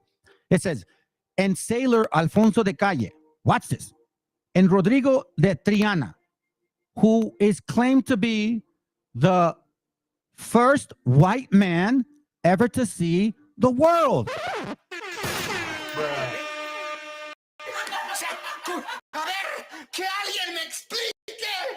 So these guys are saying that he was the first white man. So they were not white. Now, if you recall the book that I brought to your attention, right, by Benjamin Franklin, and see, this is what I'm talking about, fam. You got to open your eyes now. Black Hebrew Israelites love to use that letter and say, yeah, oh, everybody was black. Okay, so now pay attention. In that letter, in number 24, he basically he talks about how, let me see if I have it here. Let me see. Here, I'll look for it while I'm talking about it.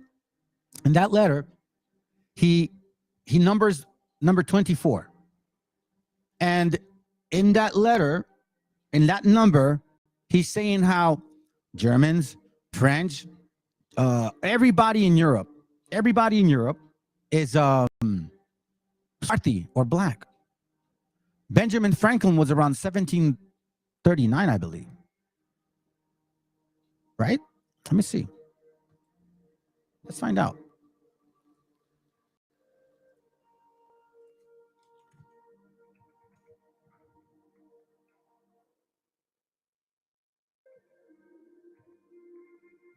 Benjamin Franklin, born in 1706. So he might have coined it around 1739. So he says that the majority of the people were Swarthy, except them. Right? In 1700. But remember who wrote the letter, right? They said that at that time, the black folks had no power. But yet Benjamin Franklin is admitting that there were not that many of them in America. They were barely building. Barely building.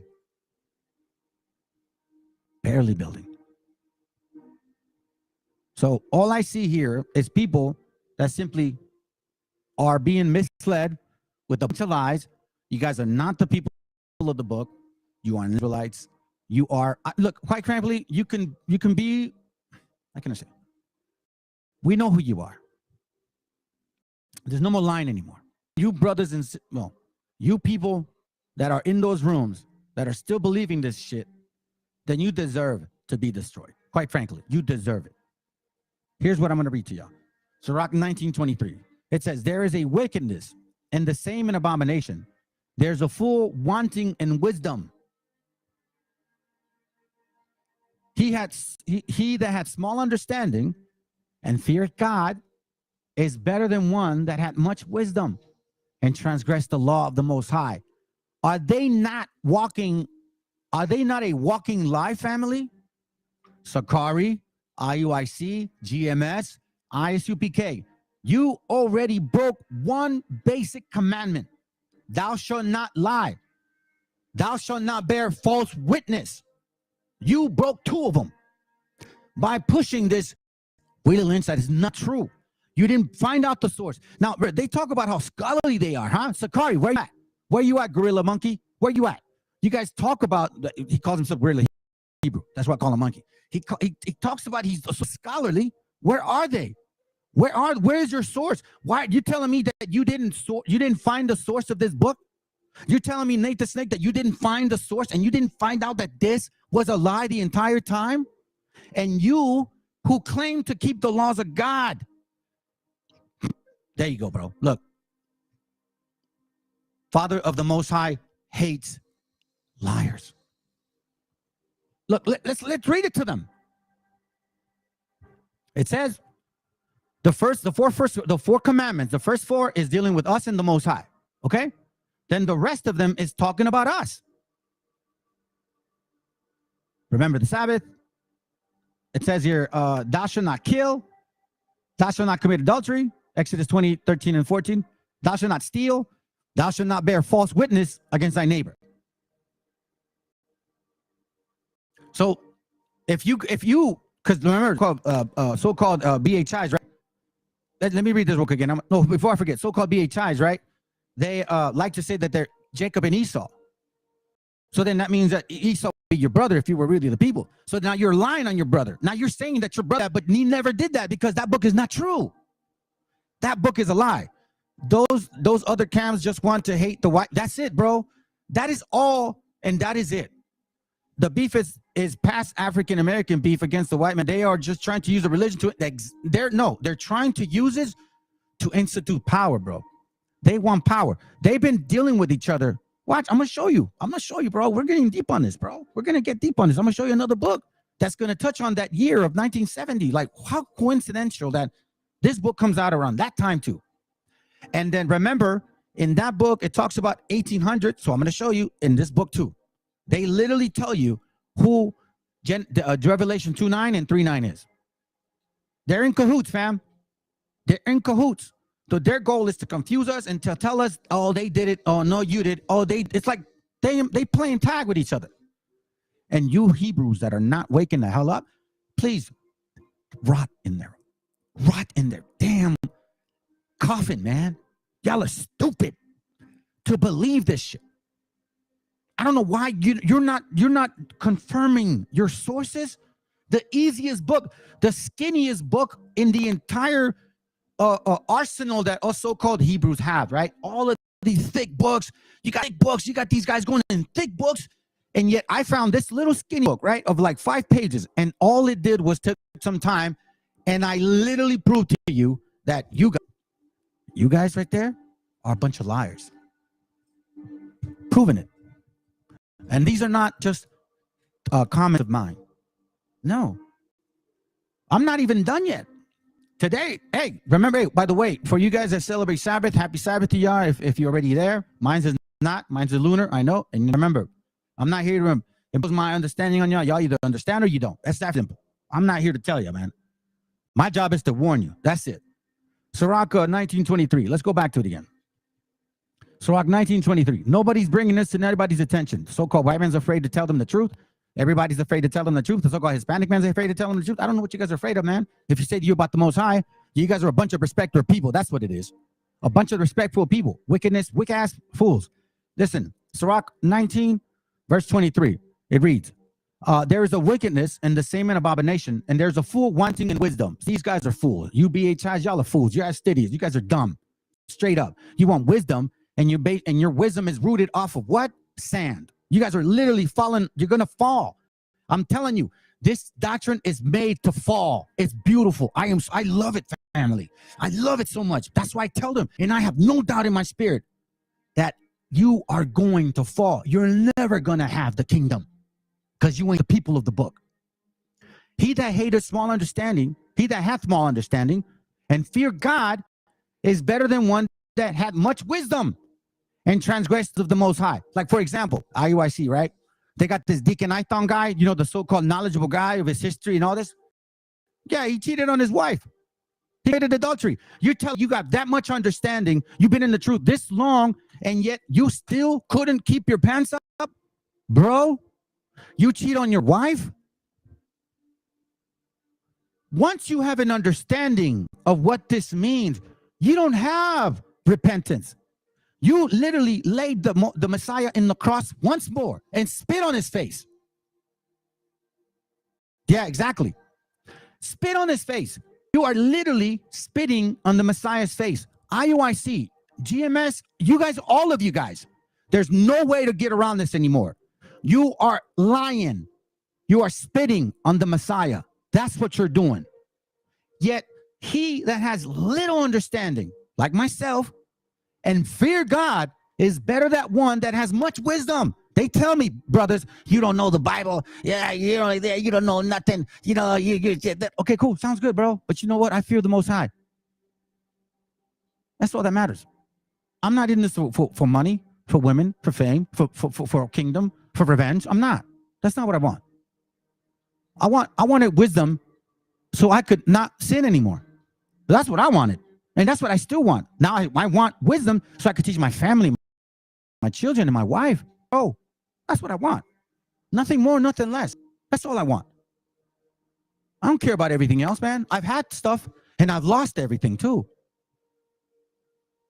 All I care about is not sinning right now and showing my kids that Lord willing, if I don't get to see this, maybe they will.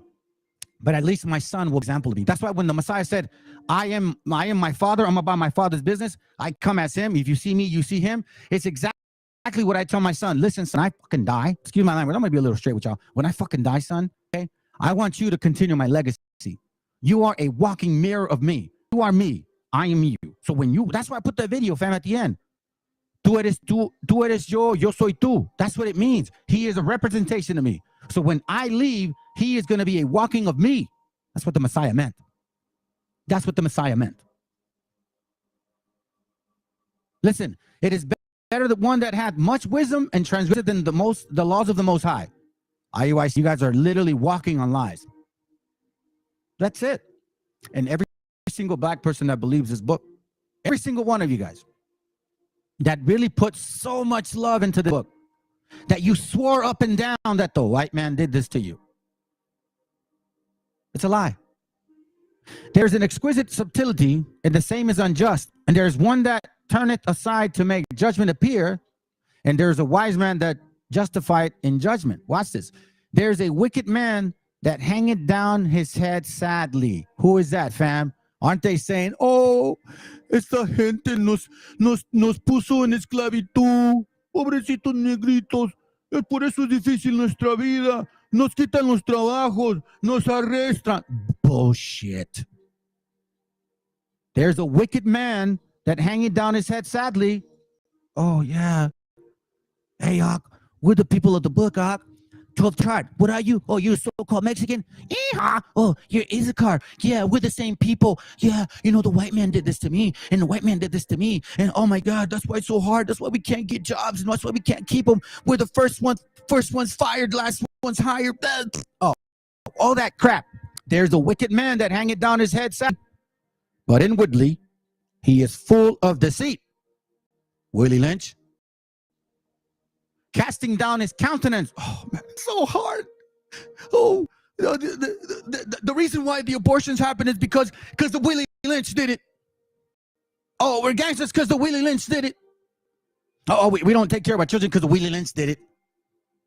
Oh, we hate each other because the Willie Lynch did it. Because Willie did it. It's all Willie's fault. All Willie's fault, fam. Casting down his countenance and making it as if he heard not. We tell you that what you're doing is lying, and now you're acting like you don't hear us.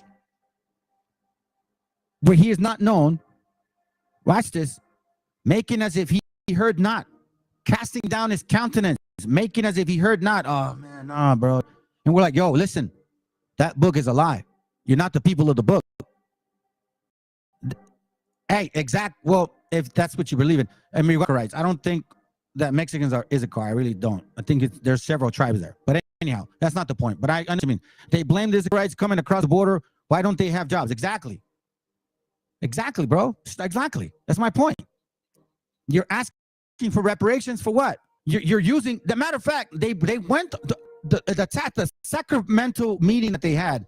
They took the Willie Lynch letter, presented it to them, read it to justify reparations. But the Willie Lynch letter is a fucking lie. Yeah, their underlying tone with them. Yep, that's exactly it, bro. They don't give a damn about our so-called Issacharites, if that's who the so-called Mexicans are. Casting down his countenance and making it as if he heard not. Where he's not known, he will do thee a mischief before thou be aware. What is the mischief? Oh, you guys are Issachar. You guys on the bottom. You guys aren't leaders. The leader. We black people, we're Judah, so we're the leaders. Where he is not known, he will do thee a mischief before thou be aware. Now, here's the point. And if for want of power, he be hindered from sinning, yet when he findeth opportunity, he will do evil. Be mindful, family. This is what they are. They walk around with their head down sadly like they were actually enslaved, like they had nothing to do with slavery, and yet they're part of that slavery. They're hold on.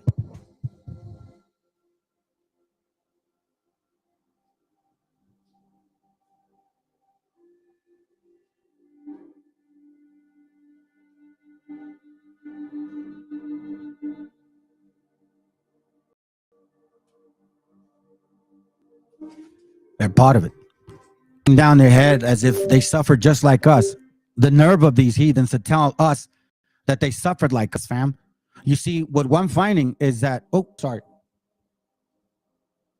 I'm finding, fam, is that our history is nothing like theirs. Our stuff did really happen. Y'all are just full of shit. And those are facts. The link is up. The link is here. Prove me wrong. Show me that you're the people of the book. I'll even choose the scriptures you guys go to. Because now you got IRC with new little black scriptures and y'all are full of, man, I don't even care no more about those little things. Because now I know. And now it's clear to me There's not one class that's going to do this, family. We just got to continue and repent. That's our goal. Our goal now, like I told my wife, our goal now is to repent. That's it. Don't worry about all these things. Let us do it. I'll bring it out. Y'all focus on repenting. Sirach, chapter 10, verse 9. Watch what it reads. It says, why is earth and ashes proud? There is not a more wicked thing than a covetous man. That's all you guys want. That's what Sakari wants. That's what IUIC wants. That's what GM wants. You guys just want power. That's it. There's not a more wicked thing than a covetous man. Why is earth and ashes proud? You telling me that you're gonna have the nerve to tell them we're lying now? That I made up this book, that I somehow changed the things in that book? None of it. Yes, of it is real. 1712. The language in 1712 does not match. You quoted a chief justice that was actually a chief justice in 1839, not in 1712. Okay? Then you mentioned our glorious, we cherish the Bible, which was authorized by a black man. And you're telling me that you would give him honor if it was so-called KKK people? No. You also could not provide any sources that show where this book came from. It showed up in 1970. Somehow it's in the Gopher server by some random person, and then y'all ran with it. You made movies, you made songs, Million Man March, you quoted that thing, and now you are effed. Because technically I could use this, and I could actually take this to court, I think, and show how you affected a lot of our people by you supporting this lie. Because this is a mental anguish for us, because this book is a lie. I mean, I could use that, but I'm not going to. For such is, and one sitteth in his own soul to sail, because while he liveth, he casted away his own bowels. You guys are so caught up in this power trip, man. You guys don't even, that's how I knew you guys were not the people of the book, because you don't care for repentance at all. There's no repentance in the spirit, fam. There's no repentance in the spirit. That's just a fact. You guys, just a fact. And I'm not afraid to say it, and I don't care if you don't like it. I don't care. Isaiah 1:17, learn to do well, judgment, relieve the oppressed, judge the fatherless, plead for the widow. You see that? It doesn't say ask for power, have multiple women, have all the riches in the world. Let me put my foot on the so-called white man's throat. Oh, I can't wait to get revenge, Ak. It says, no, learn to do well, seek judgment. It didn't say seek riches, seek judgment. Hold on, fam. Sorry, my bad. I didn't realize it. Seek judgment. Learn to do well. Relieve the oppressed. Judge the fatherless, meaning help children. Plead for the widow. Why do you think in Jude, the archangel didn't rebuke Satan or wish death upon Satan? He said, the Lord rebuke you. He pleaded for Moses. He didn't, he seek judgment for Moses, relieve the oppressed, judge the fatherless, pleaded for the widow. He pleaded for Moses. He didn't say, hey, I can't wait to get revenge on you, Satan. No, he didn't. He didn't do that at all. And you guys, out of all the people you would actually listen to, you don't listen to. You go to this guy all the time, and I don't know why you don't actually listen to this guy. I'm going to read this real quick, all right? It's going to 1 through 13. I'm going to go, matter of fact, I'll do this one so you guys can see it. 1 King 3:1. Solomon made an alliance with the king of Egypt by marrying his daughter. He brought her to David's city until he had finished building the place, the temple, and the walls around Jerusalem, okay? Now it says a temple had not yet been built for the Lord, and so the people were still offering sacrifices in many different altars. If you read it here, and only the people sacrifice in high places, like the pyramid, like Tenochtitlan. because there was no house built on the name of the Lord until those days. And Solomon loved the Lord, walking in the statutes of David. Only he sacrificed and burned incense in high places. Okay? Then it says here, the king went to Gibeon to sacrifice there, and for it was the great high place, 8,000 burnt offerings did Solomon offer upon the altar. The only people that do this is our people. So now let's go to the regular one, okay? Verse 5. Then it says, that night the Lord appeared to him in a dream and asked, what would you like me to give you? Solomon answered, you always showed great love for my father David, your servant, and he was loyal. He was good, loyal, and honest in his relation with you. And you have continued to show him your great and constant love by giving him a son who today rules in his place. O Lord God, you let me succeed my father as king, even though I am very young and don't know how to rule. Here I am among the people you have chosen to be your own, a people who are so many that cannot be counted. So give me wisdom. Give me wisdom.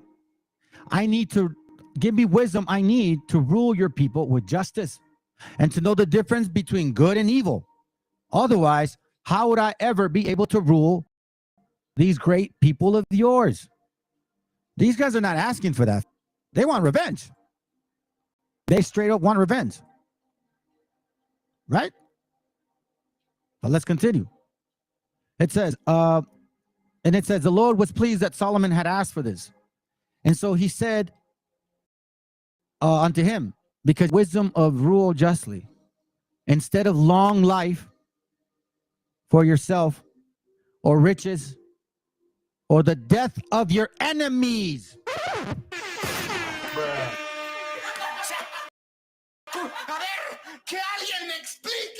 It says here that he didn't ask for the death for his enemies. He didn't ask for riches. He wanted wisdom because he knew not. I will do what you have asked, said the Lord. I will give you more wisdom and more understanding than anyone has ever had before or will ever have again. I will also give you what you have not asked for. All your life will have wealth and honor, more than that of any other king. And if you obey me and keep my laws and commands, as your father David did, I will give you a long life. Then Solomon woke in a dream. You see, Solomon didn't ask for riches or power. None of that.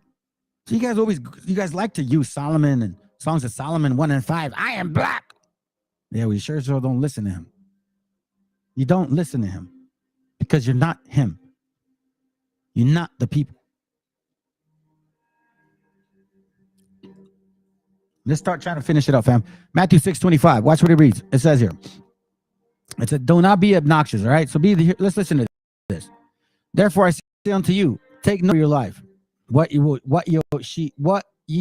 shall eat, what ye shall drink, nor yet for your body, what ye shall put on. It is not the life more than meat, and body than raiment. Behold the fowls of the air, for they sow not, neither do they reap, nor gather into barns, yet your heavenly Father feedeth them. Are ye not much better than they? Which of you by taking thought can add 1 cubit unto his stature? Can't. Why would you take thought for raiment? Consider the lilies of the field, and they grow, and they not, neither do they spin. And yet I see unto you that even Solomon in all his glories was not arrayed like one of these. But you guys love to be arrayed in all this clothing too. Watch this. Hold on. Give me a second. Watch this. Wherefore, if God so clothe the grass of the field, which today is, and tomorrow is cast into the oven, shall he not much more clothe you, or ye with little faith? Therefore take no thought, saying, what shall we eat? Or what shall we drink? Or what withal shall be clothed? For after all these things do the Gentiles seek. You see that? The exterior part of it, family. They're not looking at the spiritual aspect of this Bible. They want everything that the flesh gives. They want power. They want money. They want women. They want revenge. For your heavenly Father knoweth knoweth that ye have need of all these things. But seek ye first the kingdom of God and his righteousness, and all these things shall be added unto you. So this is what it's telling us in a nutshell, family. Watch this, verse 33. It is God, 30. It is God who clothed you wild grass, grass that is here today and gone tomorrow, burn up in oven. Won't he be all more sure to clothe you? What little faith you have. So do not start worrying. Where will my food come from, or my drink, or my clothes? Don't worry, fam. Oh my God, you know, is he gonna come help us? Is it true? I mean, I don't know. Don't trip. That's it. You got it, brother. Right there. That's it. That's the point. There are things that pagans always are concerned about. These are the things that pagans are always concerned about: riches, power, vengeance, women. Your Father in heaven knows what you need, all these things. Instead, be concerned above everything else with the kingdom of God. And what does it say? The kingdom of God dwelleth in you? Exactly. And with what he requires of you. That's why they talk about fasting. That's why they talk about a bunch of different things, fam. Here it says, don't concern yourself with what may be coming. Don't worry about the kingdom of God, how it looks like, or that you're going to get this or that. Don't worry about that. And don't ask for those things. And don't ask for revenge. No. Instead, concern yourself with everything that has to do with the kingdom of God. And if the kingdom of God dwelleth in you, so who are you supposed to be concerned about? Your freaking sins, fam. You. Worry about tomorrow. You have right now. All will have enough worries of its own. There is no need to add to the troubles each day that each day brings. That's why, family, now that we see clarity with these classes, kingdom comes. Here goes right here. Kingdom first, everything else will come later. Exactly. But we don't do it with lies. It doesn't get done with lies, fam. It doesn't. Hey, yo, brother, check it, man. I've been playing these older videos on this channel of mine, or our channel, because I have a son that's autistic, you know, some personal stuff, and we're going through a lot of difficulties right now. So I'm not really in the spirit to do lives, but I want to, you know what I mean? Like, I want to keep feeding the gente. So I'm just playing older videos that more likely some of our brothers or sisters that recently signed up or subscribed, they have no clue. I'm almost like at 500 videos.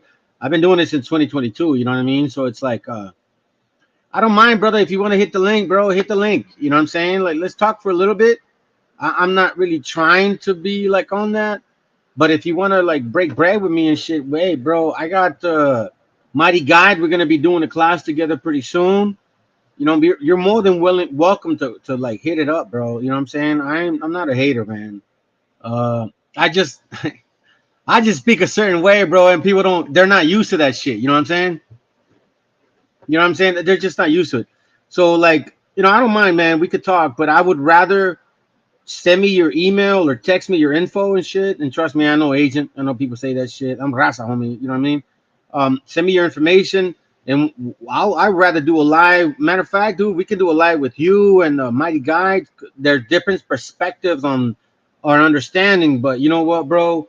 These two sticks are coming together, man. They're coming together. And we have to separate and sever. We have to sever ourselves from these morenos. Now, I'm not saying that all of them. No, bro, I'm not saying that. But I think for the most part, our gente understands that we severed ourselves from the gringo. You know what I mean? Like, we know, like, that's how they move. But we have to do that shit for these other nations too, because we're so focused on them as well, and we have empathy for them, and we don't even have empathy for our gente. Our people are suffering. Dude, a lot of us have children with autism. A lot of us have, you know, marital issues, children that don't believe. You know, like, you regret the shit that the mistakes that you made. Like, a lot of us are actually examining ourselves without even really having the understanding of the Bible. So this is why I believe that this has to be done. I hate to be the one to be this blunt about fuck that shit, they ain't our gente, but somebody has to do it. You know what I'm saying? Yeah, yeah. And you know what, bro? I'm not lying, man. Like, I was with IUIC for 4 years, and man, I was all involved, bro. But then all of a sudden, my daughter turned 18, and they're trying to get me to like, hey, you want to involve her in the single sister channel and shit. I'm like, hold on a second, bro. She just turned 18, dog. Like, y'all just trying to sleep with my daughter and shit. What the fuck? Like, you don't even know, like, you know what I mean? Like, you don't even want to like talk to me. You just want to, nah, I don't roll like that. So, and by the way, Brother Vega, Jose Vega, man, and I don't know if you know Brother Nathan. I used to be on Facebook. Those are two brothers that I talk to. I don't see eye to eye with Vega on, he thinks this is the old world. I don't believe that shit. I got too much documentation to prove him wrong. But that's something that I'd like to talk to him about, maybe on a personal level, not to put it up on Facebook and shit. Because then you start like creating issues and havoc. Nah, it's not. Those are the things that you want to talk to somebody about. But hey, bro, let me understand that shit. What you mean? Because this is what I found. You know what I'm saying? But it's all love, bro. It's all love. Because those were the brothers that were the first ones. What is the Ancient Watchmen? Him and the other brother were the first ones pointing out who the Canaanites were. Now they were saying like, you know, the black folks and all this and that. What I did, I really just like kind of put the pin on the fucking donkey's tail, bro. That's what was my job. To make sure that we understand who these Canaanites are. It ain't just racist talk. It's like, we know who you are. You're hiding the truth. You call everybody in the spectrum, Esau, Elam, Moab, Ammon, all that shit. But then somehow, some way, you don't know who the Canaanites are? Right. That we have to show these Canaanites that we, there you go, brother. Man, I wish I had my buttons, man. I'm not in my office, bro. I'd be like, but that's really it. I was talking to a brother about that. Because guess what, man? I'm going through some stuff with my family. My son is having a very difficult time. But if our gente is too focused and too busy on these other nations, we have no idea that we're suffering too. Because guess what? Society, propaganda says, it's the Negros that suffered. It's the Negros that suffered. It's the Negros that suffered. Oh, you Hispanics are illegal aliens. It's the Negros that suffered. Oh, wait, hold on a second. It's the white people that are suffering now. Oh, pobrecitos, Donald Trump, now he has to get voted because white people are being, what do they call it? Replacement theory. You see what I'm saying, bro? This is a novela that we've been sitting back watching for some time. And all I'm trying to do is help our people out to say like, yo, listen, bro, we ain't watching this novela no more. We know now what the fuck's going on. Now we know who the enemy is. And I'm sorry to call you out for what you are, negro. Or I'm sorry to call you out for what you are, gringo or white, whatever. But I'm going to call you out. And as soon as you start talking like that, you know what they do to us? They call us Spaniards, agents, racist. You know why they say that? It's because the moment that a so-called Hispanic starts speaking up, they just don't believe it because they assume that we're fucking dumb, bro. That's the problem. Go ahead, man. Go ahead. I'll be quiet now, man. Go ahead. I'll share with you. What up, brother, man? How you doing, man? Hey, shalom, shalom. ¿Cómo está mi hermanito? Bien, bien, bien, brother. ¿Cómo estás, man? Bien, yo estaba escuchando lo que tú estabas hablando en el video que tú estabas poniendo. You was putting on. It's powerful, brother. You're saying a lot of good things that it makes sense, brother. We gotta wake up. We gotta.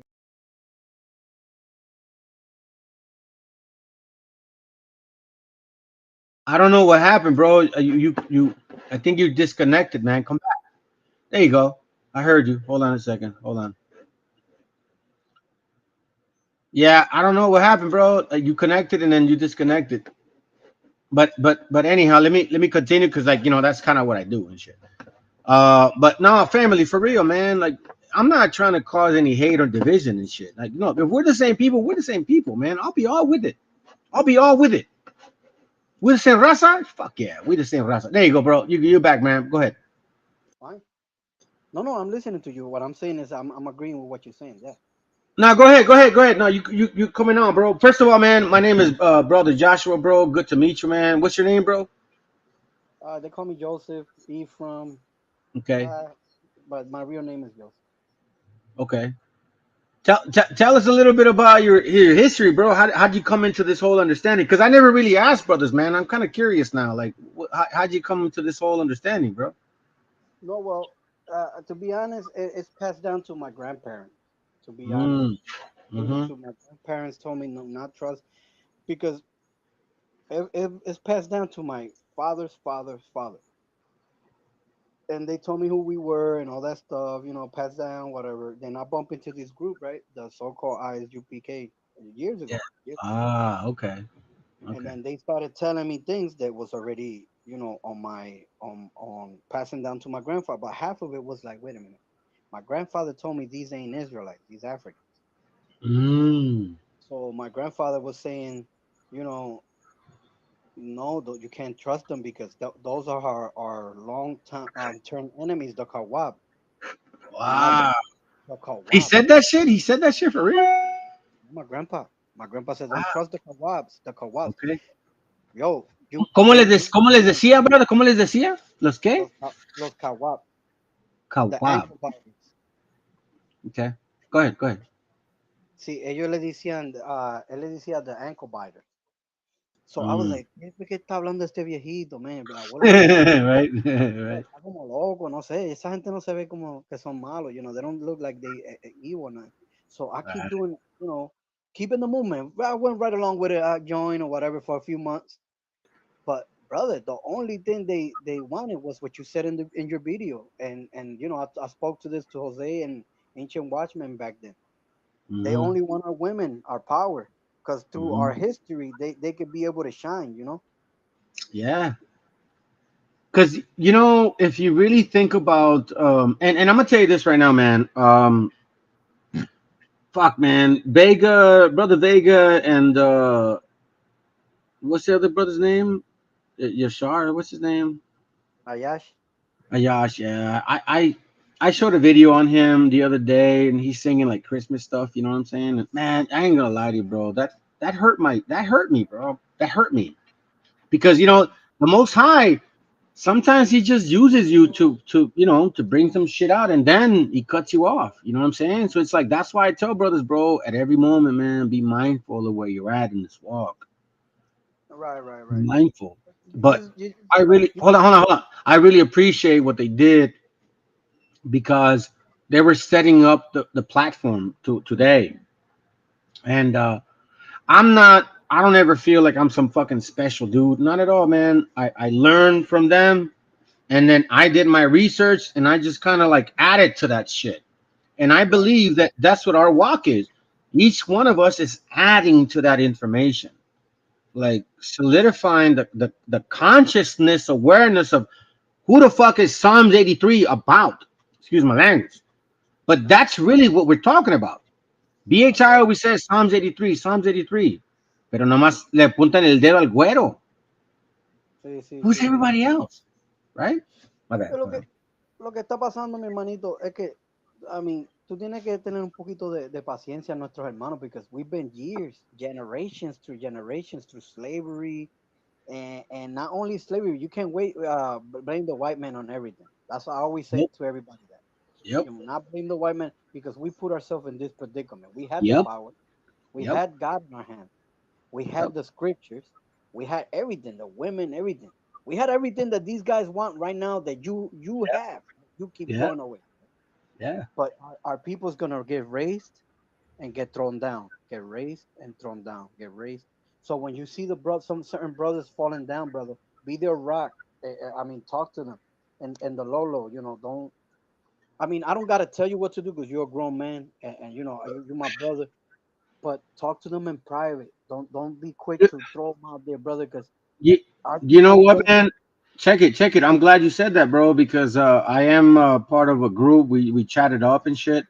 And at first, I tried to do a group like that, but I had that BHI mentality and shit. And I was like cutting people off, like, you don't understand me, so I'm gonna cut you off from this fucking Telegram. You need to And let you them know know. what? That shit had to change. It had to change because I forgot about Galatians 6:1. Galatians 6:1 talks about that shit. It talks about, you know, matter of fact, let me get it real quick. Hold on a second, man. Let me get it. We're talking, I'm gonna talk Bible.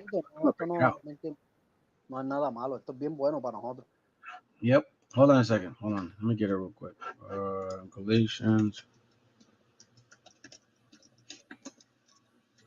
Galatians 6:1 says, Brethren, if a man be overtaken in a fault, ye which are spiritual, restore such an one in the spirit of meekness, considering thyself, lest thou also be tempted.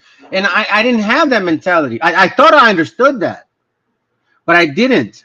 So Paul always, see, that's the thing about these other nations or BHIs, and they hate Paul. Paul was really talking about have patience with your brethren. They're going to come out of this idolatry. They're not going to convert right away. So, like, listen, if a dude is still dealing with pork, don't eat pork with him. You know what I mean? Like, still stick to your ground, but you have to have the how can I say, bro? Man, I hold on. Let me just say this. The compassion. That's it. The compassion. Compassion, brother. Because I've been learning compassion in the last 2 weeks, bro. I never had compassion. I thought I did, but I didn't, you know? Me neither, but I got older, brother. I lost all my hair. I got barely half a trend in the back. You know what I mean? If Bro, get you see older, my shit. I'm bald, bro. Come on, man. You know what I mean? yeah, you know, I'm bald too, but I'm saying Yeah. it's you when it comes to my brother, I'm gonna give them all the love that I can because I know they destroy, bro. They destroy. And that's the thing, and that's why, you know, I was telling a brother, man, like I go, you know why I'm playing these classes, bro? I know that it's pretty rough to people's ears, that they don't like to hear this shit, because it's very comfortable when we talk like this towards a white man, but it's not comfortable when we talk like this towards a black man. But I'm saying, bro, both of them had their hands in this plow, bro. Brother, Both of them did. Susana So, 156 right? tells you our sisters was afraid of them too. They was getting raped and everything by them. Mm-hmm. And they go with that slavery mentality since the prophet Daniel was around. They will make you feel like you hate them, so you could give them your daughters, your women, anything that is yours, because of that slavery mentality, all the way from the prophet Daniel, brother. The prophet Yeah, Daniel had to separate them. The prophet and Daniel had to say, "Yo, get out of here! You're not even the seed of Judah. Who the hell you think you are? You're the seed of bro, Canaan." I don't know if you subscribe to Jubilees, and I do. Jubilees is not that far off from the scriptures, and Jubilees clearly explains why Canaan was there in the first place. They weren't supposed to be there in the first place. But we Just like messed up. today, they saw the land, they liked it, they envied, they coveted, and that's why they're there. Yeah. And then they say, Joshua, go in there and kick their masters out. I'm gonna show you how this rabbit hole goes deep, bro. Because check this out real quick. What is it? Let me go to here. Hold on a second. Bible I don't have my scriptures with me, but give me go to Apocrypha real quick. You subscribe to Apocrypha, right? Brother, I love everything they gotta do with God, Christ, Check it. everything. Any Here prophet, we you go, know. bro. And here we go. So a lot of us, you know, first of all, let me take you to Jubilees real quick, okay? Jubilees, because you know it's not hate, bro. It's not hate, man. This is real talk. It's like y'all are trying to say that we are certain people. Okay, sounds good. So I'm gonna dissect your asses too. So here's what I'm finding about you guys. So don't go around and say that you know me when you don't know me, but I know you because I know the Bible. So check this out. Jubilees 10:28 says, and Ham and his sons went into the land which he was to occupy, which he acquired as his portion in the land of the south. And Canaan saw the land of Lebanon to the river of Egypt. Remember, let's go back to Genesis. This is why it's so beautiful, bro, when you know the scripture. What was Cain told? You don't remember, huh? It's okay if you don't. It's okay. I'm kind of like rhetorical and shit. Canaan wasn't supposed to live around us. No. Okay, so let me read it again. It says, and Ham and his sons went into the land which he was to occupy, which he acquired as his portion in the land of the south. And Canaan saw the land of Lebanon to the river of Egypt, that it was very good. And he went not into the land of his inheritance to the west, that is to the sea, West Africa. And he dwelt in the land of Lebanon, eastward and westward, from the borders of Jordan and from the borders of the sea. So this Canaanite people said, fuck that. I like this land. I want this land. It says, in Canaan saw the land. Saw, right? So remember one thing in Genesis 4 and 7 or 8, he says to Cain, sin lieth at the door. Right. So we see the spirit of Cain already being rebellious. Now, I'm not saying these Canaanites are Cain. I'm just saying the spirit. Then he says that it was very good, and he went not into the land of its inheritance to the west, that is to the sea. And they dwelt in the land of Lebanon, eastward and westward from the sea border of Jordan and from the borders of the sea. And Ham, his father, and Cush, and Mizraim, his brother, said to him, you have settled in a land which is not yours, and which did not fall to us by lot. Do not do so, for if you do so, you and your sons will fall into the land and be accursed through sedition. For by sedition you have settled, and by sedition your children fall, and you shall be rooted out. Okay?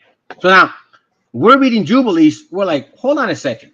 Because we have sometimes, if you just read the Old Testament, you're like, why was Canaan there in the first place? Right? If God has everything in order, why did he send them? Why were they there? And Joshua had to kick them out. Because they're fucking seditious people, bro. They want to do their shit. Aren't they the ones here telling us that they're the MESHIACHAs? They're the Mayas? They're the people of this land? They're saying that now. Right? There you go. They're everything. So now here we go. Now let's take a step back into the Apocrypha and look at Wisdom of Solomon 12 and watch what it says. It says, for thine incorruption spirit is in all things. Therefore chastise thou them little and little that offend, and warneth them by putting them in remembrance wherein they have offended, that leaving their wickedness they may believe, O Lord. So he gave them a chance. He gave them a chance, bro. Then it says, for it was thy will to destroy by the hands of our fathers both those old inhabitants of that holy land, which thou hated for doing most odious works of witchcraft and wicked sacrifices, Sodom and Gomorrah, Judaism, all of that stuff that we know now about Christianity, they were practicing that shit.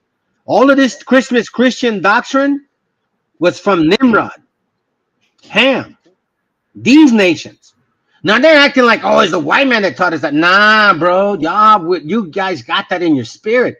Why do you think they go to churches and go bounce around and back and forth and shit as soon as they hear music like that, bro? That's what they're known of doing, and even the prophet Daniel, brings it out. How they got that slavery mentality even before they were slaves, bro. They point fingers when they get caught. They point fingers at somebody else. Oh, look, it's because of them, you know. Well, check it, verse 5. And also those merciless murderers. No, I'm sorry, verse 4. Whom thou hated for doing most odious works of witchcraft and wicked sacrifices. And also those merciless murderers of children and devourers of man's flesh in the feast of blood, with their priests out of the midst of their idolatrous crew, and the parents that killed with their own souls destitute of help. Now we know the majority of people that are committing abortion, it ain't our people. It ain't our people, bro. It's certain people. So when you look at the scriptures, and this is why I always tell brothers, man, like I don't at least in this channel, I'll speak for myself. In this channel, I don't just teach that we fit the curses. Not at all, bro. I teach that we fit the people of the Bible based on our food, based on our clothing, based on our culture, based on our phenotype, based on our folklore. I go real deep into this stuff, and then I show historical facts of how they knew that we spoke Hebrew. So that's why I say these BHIs, all they got is like the curses. That's not all we got, bro. We got examples. If we really study the Bible, we're gonna find out. We're gonna find out like how much we know. You read the book of Susanna, right? 156 all the way to 57. I mean, remind me of it, bro. I'm sure I have, but you know, I ain't gonna tell you I remember right now. Susanna, you don't got an extra phone or a tablet so you can look it up for it? No, I'm sorry. What? Say that again. You don't have an extra phone or a tablet that you can look it up real quick? Like Yeah. Which one? Which verse you want me to look for? I'll look for it. 156 and 57. Susana, which one? Susana 1, 56 al 57. Well, the only one that I have, Susana, from the Apocrypha. That's hard to find. Trust me. Yeah, I don't have that, bro. I don't have that. Listen, that's a good source to keep for when you debating them. You hit them with that one. The prophet Daniel was dealing with that garbage. Brother, they was trying to rape that woman. The same thing they doing now in these camps. Oh, nah, you hate me because I'm black. You don't want a man like me. Oh, because I'm Judah. You hate Judah from the beginning. And they come out through all this stuff just to take a women or daughter. That's what they do. They get crafty with it because they really lust after our fair-looking women. Yeah, I know, bro. Because we have the most beautiful ones. That's why. Of course, and all the tribes, the so-called Hispanics. And not only that, it's not just beautiful, bro. They have a very good spirit. Our daughter, we raise good daughters, bro. You know what's crazy that you just said that? I was telling the other brother about that in a private chat. He was telling me, so-called Mexican brother, and he was like, oh, even our ugly woman is beautiful. Guess why? Because they submissive, bro. They go in there when you come from work. They got food done. You can ask them for anything. They help you when you broke. Like these women are warriors, just like us, you know. And our black men doesn't get that from their Canaanite women. Hey, man, listen, bro. If you only knew the kind of stuff that we're going through in my house, bro, you would understand how powerful my wife and I are, man. Look, man, I'm gonna tell you something. I'm gonna say it like this, and this goes for everybody that's listening. If you guys are literally listening to people and you know you want to learn from them, pay attention to those brethren. If they are solely speaking of themselves, you have to wonder why. Most grown-ass men are married. So if a brother ain't talking about his family, something's not right. If they're denying their wife or their kids or they're never talking about them, bro, like I'm always talking about them because I'm trying to bring them to this understanding. You know what I'm saying? Like, so that's why I tell brothers, bro, you got to be careful, man. Because one thing about us is we're family. Here, I'll say it like this, bro, and I'll be quiet for a second. When the Spaniards came, whether Swarthy or white, the one thing that they hated about us was our communalism.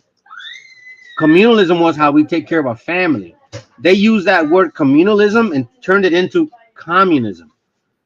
That's why they keep saying capitalists against communists, capitalists against communists, because they don't understand that we take care of our family. We take care of our elders. We take care of our kids. They fucking hate that shit, bro. They want us to be isolated and independent so then they continue to rule over us, bro. That's how they work. I'll be quiet, bro. Go ahead, bro. No, I'm listening because it sounds. I'm hearing you, bro, and I'm taking notes out of all that. You know why? Because if you do, you gotta put your family into the understanding and expose them. Like the family. If you're not talking about your family, like you said, you're not in the truth really, because you're just trying to hide your family in the back burner and just doing extra stuff. Yeah. How can they not matter to you, bro? You know, like look, check it out, brother. Asiatic 77 says the Israelites were short people too. Africans are tall people. Yeah, and that's why when you go into Joshua, Joshua was talking about how he was going to get rid of the Nephilim and the Amalekites and all those big ass people, bro. That's Shaq shit right there, bro. That's Shaq. Anyhow, hey, well, check it out, man. Do me a favor, bro. You're more than welcome to stay on the live, like stay like that. You know what I'm saying? If you want to share something, just let me know or text me. But I want to keep playing this video, man, so brothers can hear this, bro. Because listen, man, I did a thorough research on the Willie Lynch, and that shit is a lie, bro. That shit is a lie. It never happened. I was hearing your stuff. It sounds good, bro. It sounds. Yeah. Bro, And I'm sorry. Go ahead. Go ahead. Go It's ahead. badass. It's badass. I like it. I like it. That's Well, what I'm doing. asked. I'm seeking my own people. You know what I mean? My own Yep. people, bro. I don't want to get this knowledge no more from Canaan or anybody else to tell me how Christ. The minute and you know that's our fault Yeah. because the minute that somebody tells you Christ looked like this and Christ looked like that, you should have just walked away. Walked Right. away. Done. Right. Right. Start trying to transform Christ the way that you know how he looks already. You know Yo, something. I say it like this, man. I didn't want Jesus to be white or black or brown, bro. That's not what I wanted. I just want to repent. I just Bro, want to do the right thing. look, I worshiped Christ when my grandfather told me he looked more like a Native American. I Mm, worshiped Christ when they told me he was a white man, and I worshiped Christ thinking that he was African the last time. So we're right. not looking for those things. Our people don't care. We worship him however he comes. But Yeah, there's certain people. I'll show you a scripture that kills that shit all day. Watch. I remember it. Hold on. You know what's Isaiah. crazy? He does look like a Native American for real, for real. Now he probably does because he came out of the Ur of the Chaldees and shit. You know what I'm saying? Like those people look like us. Check this out. His family's members. I think it's verse 9. It says, okay, so it says Isaiah 44:9. It says, all who make idols are nothing, and the things they treasure are worthless.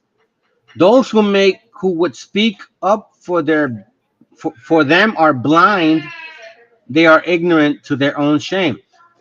All who make idols are nothing, meaning imagery. Imagery.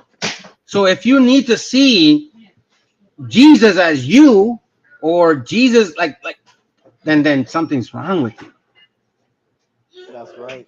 Now, and I'm not saying, like, listen, I'm not saying that you started believing and that's all of a sudden where it started changing. No, what I'm saying is that as long as you don't have that image, like, oh, he has to be this for me to believe, Yeah. then you're That's what good. you.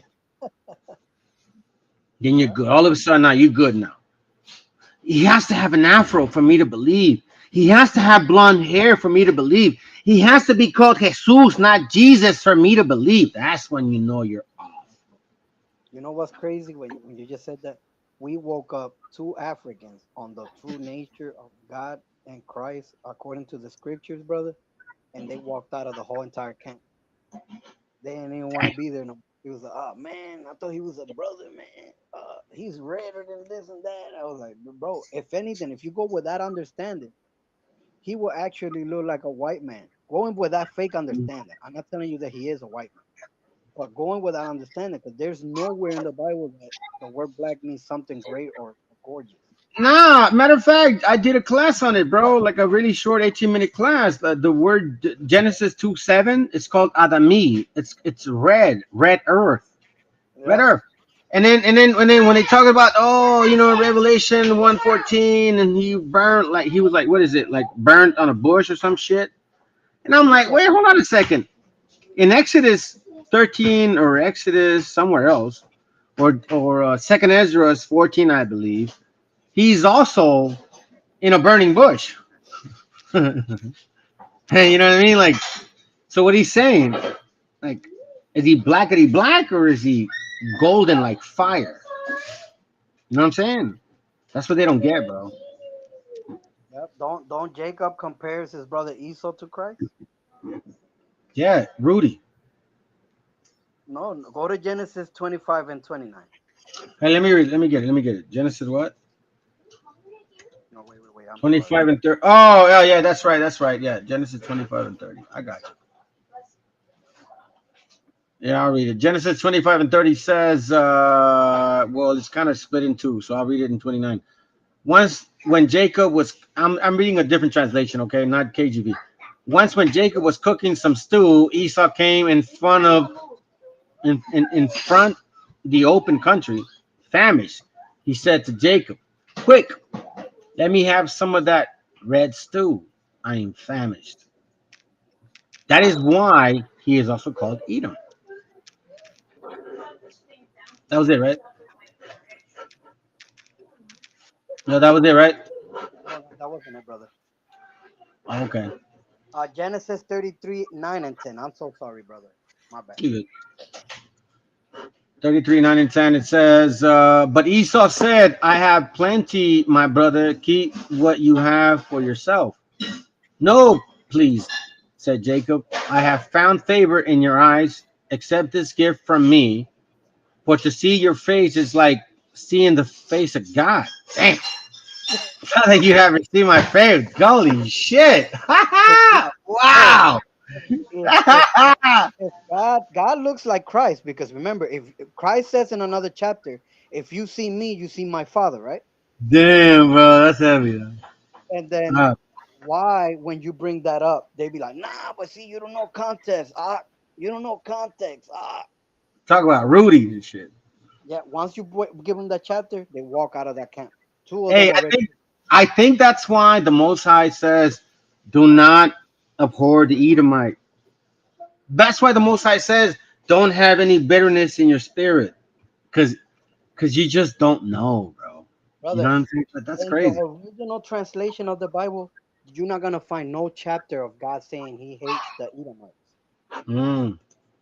Because you know why?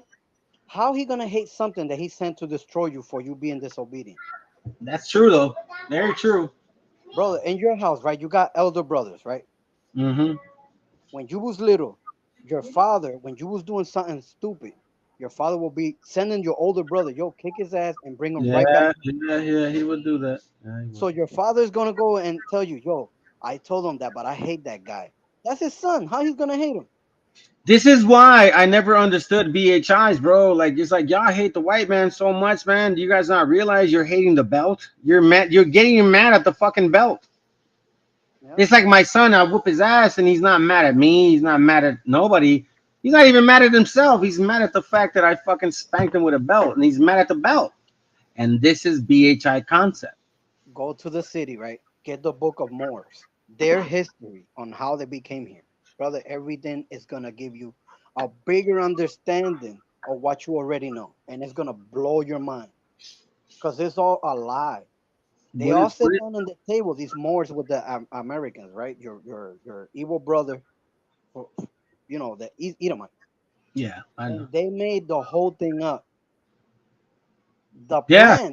plan was for the Africans to go over there willingly to get jobs, right? But their plan was to take these natives, right? That was in these lands, right? Our land, your land, my grandpa, whatever. And they were supposed to destroy us. Then they was gonna be empowered together.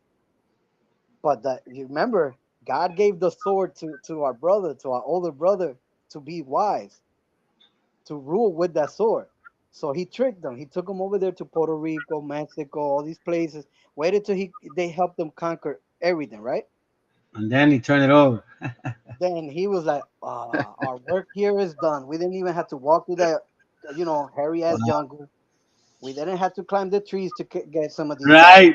Right. So you know what? Now let's turn it on them. I see that That's they're it. weak. They don't got no weapons. Let's kick their ass." And then they became slaves that day, brother. Look it up. If I'm lying, I won't even talk anymore. Look it up, brother. Hold on. Let me answer Asiatic. He says there's something missing with that though, because Daniel said the white man tricked all people with their antichrist, and then they destroyed everyone. Asiatic, you have to understand that even though it is the leader, the white man, Psalms 83 is still in effect.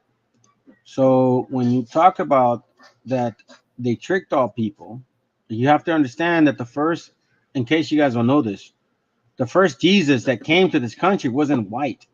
He was Swati. That's how they tricked our gente. Because we didn't expect no white Jesus. That's the first thing that they did. Now, once they came in with that image, then they created the Virgin Mary. That's why the Virgin Mary is so powerful. Because it was the Sumarraga, the bishop, that actually created all that shit with the work of this guy named Miguel Martin, who was a writer at that time, and he had power to print. Like 1535 or 30 something, there was only one printing company which was financed from Sephardic Jews and shit. And I forget his name. I can't remember it right now, but I did my research on it. So it was a work of him, the financier Sumarraga, and a Miguel Martin, who was the writer. So before we go and assume like all of these things like that actually occurred, nah, bro, we gotta really reflect and go back. Matter of fact, like for example, look, he says my profile pic is Viracocha, right? Check this out. Some of these dudes that are like they're from like camps now. From what I heard, is that Sakari is gonna join with another group and they're gonna call themselves Viracocha camp. Oh wow. Yeah. Yeah, and she goes, Viracocha was a colored Asiatic Christ. Well, now you know why. And this is why I was telling brothers, when you guys side with BHI, you're giving Wabo power. Because BHI says that the other nations came here and mixed with us. That's why we don't look like them.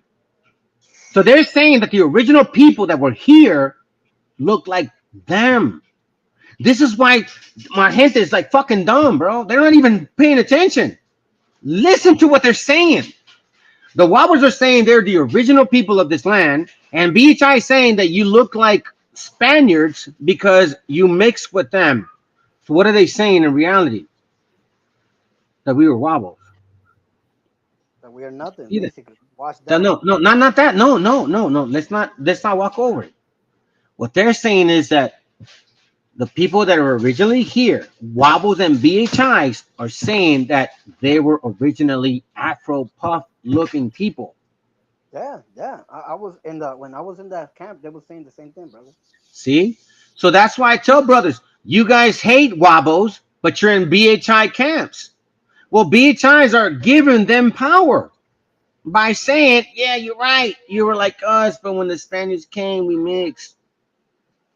Fuck these fools, bro.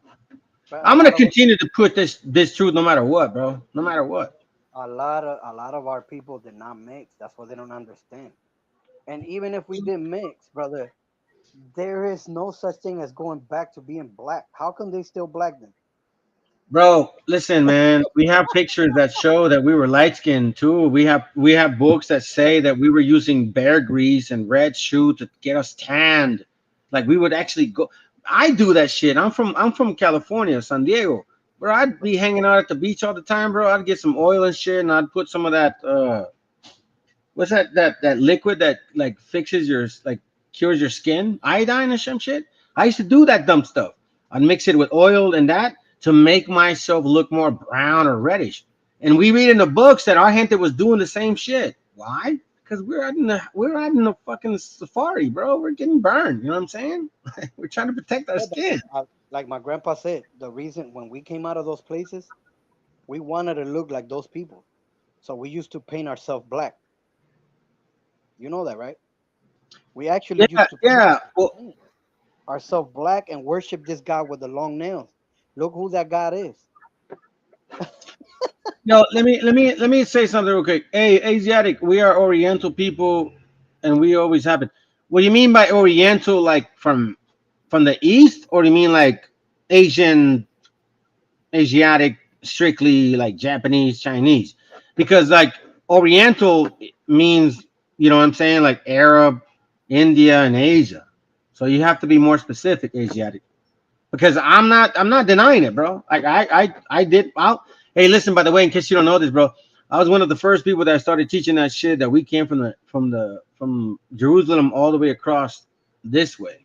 And I use material, documentation, and all that shit to prove our walk. Yeah. But anyways, so this brother's saying right here, you know, like Oriental. Yeah, but what is Oriental? You know what I'm saying? Don't get confused with that either.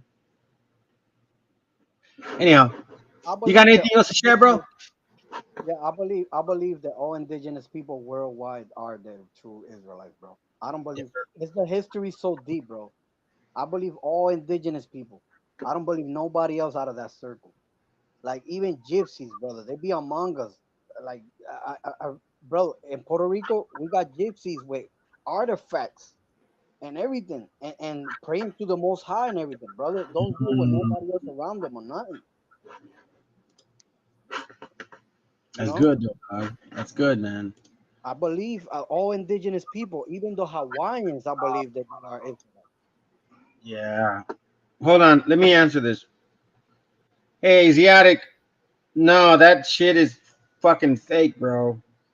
That Hisco shit is fake, man. Do yourself a favor. Read a book called Against Apion by Josephus.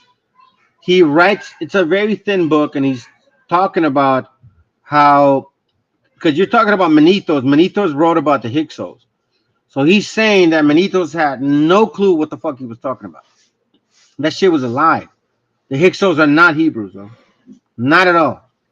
Now, remember, keep in mind that Manitos, when he wrote that shit, okay? Keep that in mind. So Josephus wrote, I would suggest that you buy that book. It's called Against Apion, I believe. When he literally says he has no idea what he's talking about, dude. So don't believe that shit, bro. That's my, hey, listen, you do your research, bro. I ain't trying to diss you on that, but you know what I mean? We all can be misled at one point or another.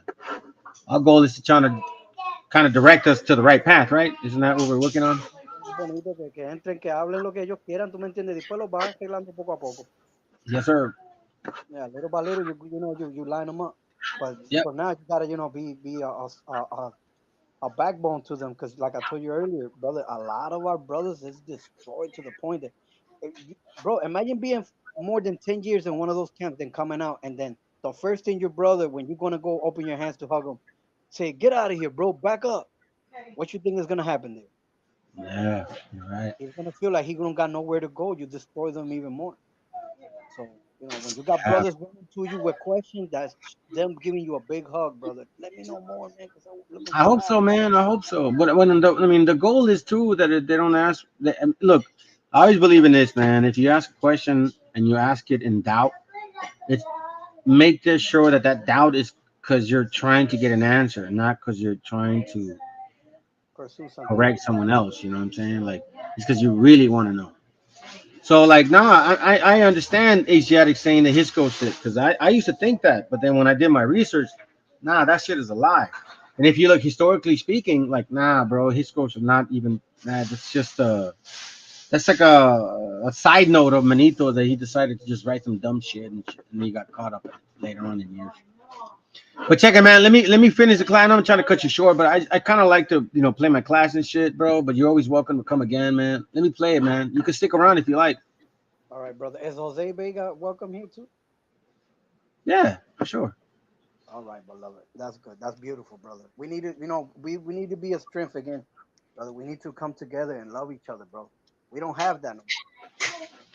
Yeah, I know, man. All right, let me play it. Let me play it real quick. Hey, stay on the link if you want, man, or just what I'm saying, like whatever you want, bro. Like I'm not telling you like to get off. But if you want to say something within the space, you can actually text me. Like I think you can. Like, you can message me, bro. So let me play it, but stick around. Don't disconnect this shit. Just show support. Voy a celebrar el sábado con mi familia, Sí, men, hermano. Ok, pues aquí te veo. Okay, chao. Okay, bro. So.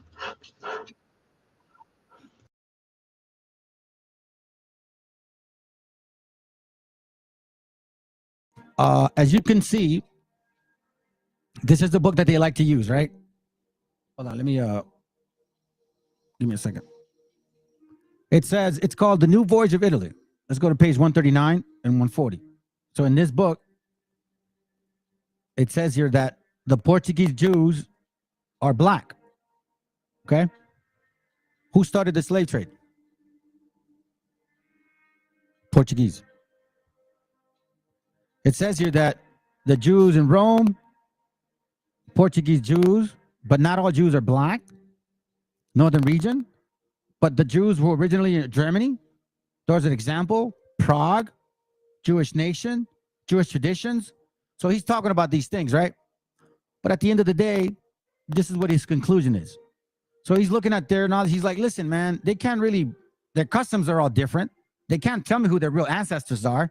Yiddish is not Hebrew, Sephardics, so shut your ass up. Okay, that's not Hebrew. Okay, it's not. I'm sorry, this just is what it is. It's a mixture of German. Okay, now,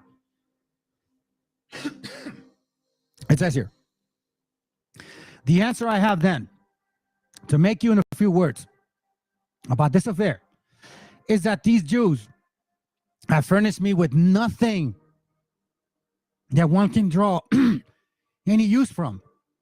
And indeed, what could they say to Christians that the Christians, meaning white folks, do not already know as well as they? Why? Because they know what happened in 711 AD. And they know that the Moors and the so-called Jews were in cahoots with each other. But they also know, because they have the material, that they're not true. Have they any secret source or immediate revelation? Who are those people that pretend to teach each other? Now, this is not a white man saying that only black Jews are not the people. He's talking about all of them over there in Europe. All the white ones, too. It says here, who are those people that pretend to teach each other? On the contrary, they are sort of poor sort creatures, so filled with false notions, so conceited of their monstrous ideas, that I would never advise young people to have any commerce with them, for fear of receiving from them some ridiculous prejudice, like the damn Willie Lynch. Like the damn Willie Lynch. That is the biggest lie that could have ever, that the so-called black man could have ever concocted. You are a very deceitful nation of people. And we're not going to ever forgive you for what you have been causing. The Negro and the Jews. Watch it. Remember 1970? That somehow this letter came out of nowhere, right? All right, watch this. So then you go back to material. 1970. All right. This is a book called, and I ordered it, family. It's expensive. The Negroes and the Jews. Watch this.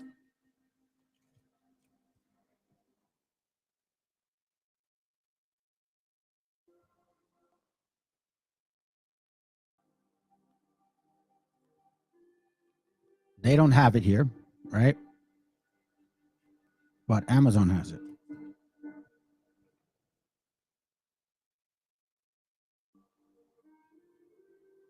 $750.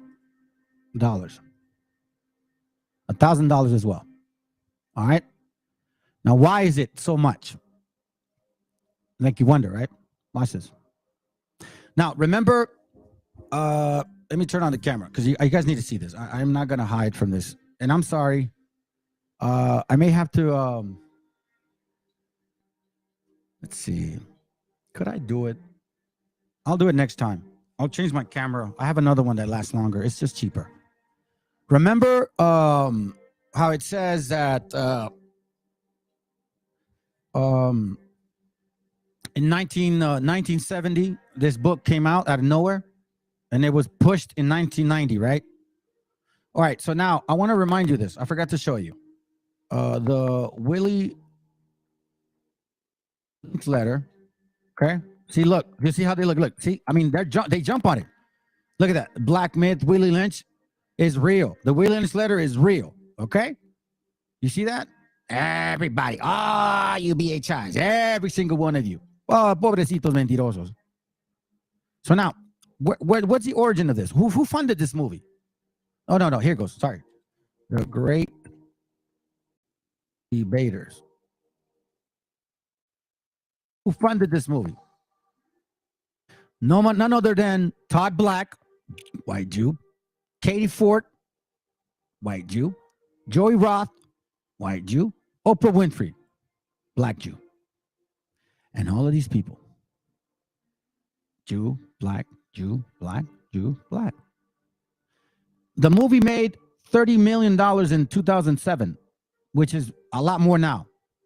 Do you realize that this new movie that came out, Sounds of Freedom, didn't sell more than 30 million regarding our children being kidnapped and sent in slave trade? Yeah, I don't give a shit about Hispanics, man. You guys are the devil of the Bible.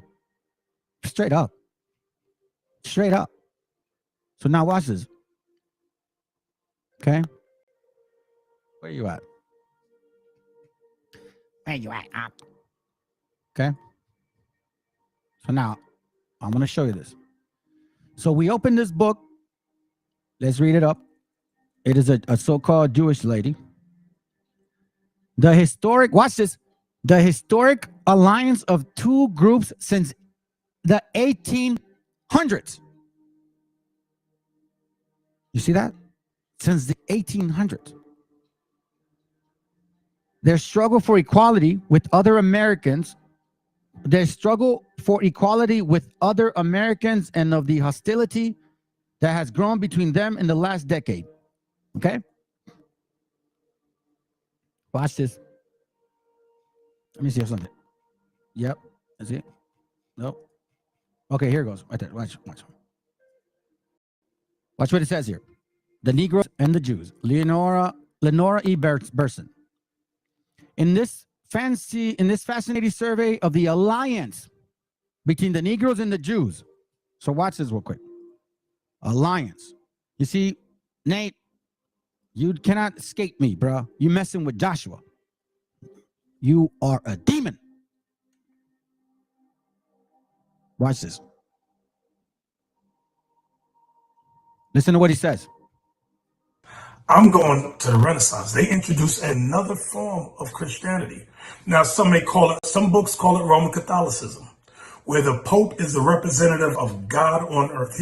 They call him the vicar, or the replacement of God, replacement of Christ. They forced us to convert to Christianity, this new form of Christianity, wherein they were God, they were Christ. Okay, the angels were white. And that the Jews who had converted, the white man who had converted to being a Jew, they also had to, they were on top of us. This white man that we had used from the Caucasus Mountains to help, they were on top of us. This white man that we had used from the Caucasus Mountains to help us in our military, they also turned against us. Our military, they also turned against us. Never trust your enemies, brothers and sisters. We said, these are our allies. Brothers and sisters, we said, these are our allies. We said, these are our allies. We said, these are our allies. And those very same allies turned against us. So again, fascinating survey of the alliance between the Negroes and the Jews. So who just confirmed of their alliance? He said that they were their allies, and the very same allies turned against us. That's not what I said. That's what he said. It says here, the alliance between the Negroes and the Jews from the pre-Civil War era to today.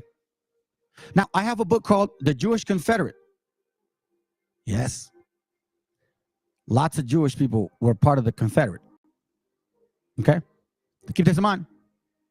And a lot of black folks too.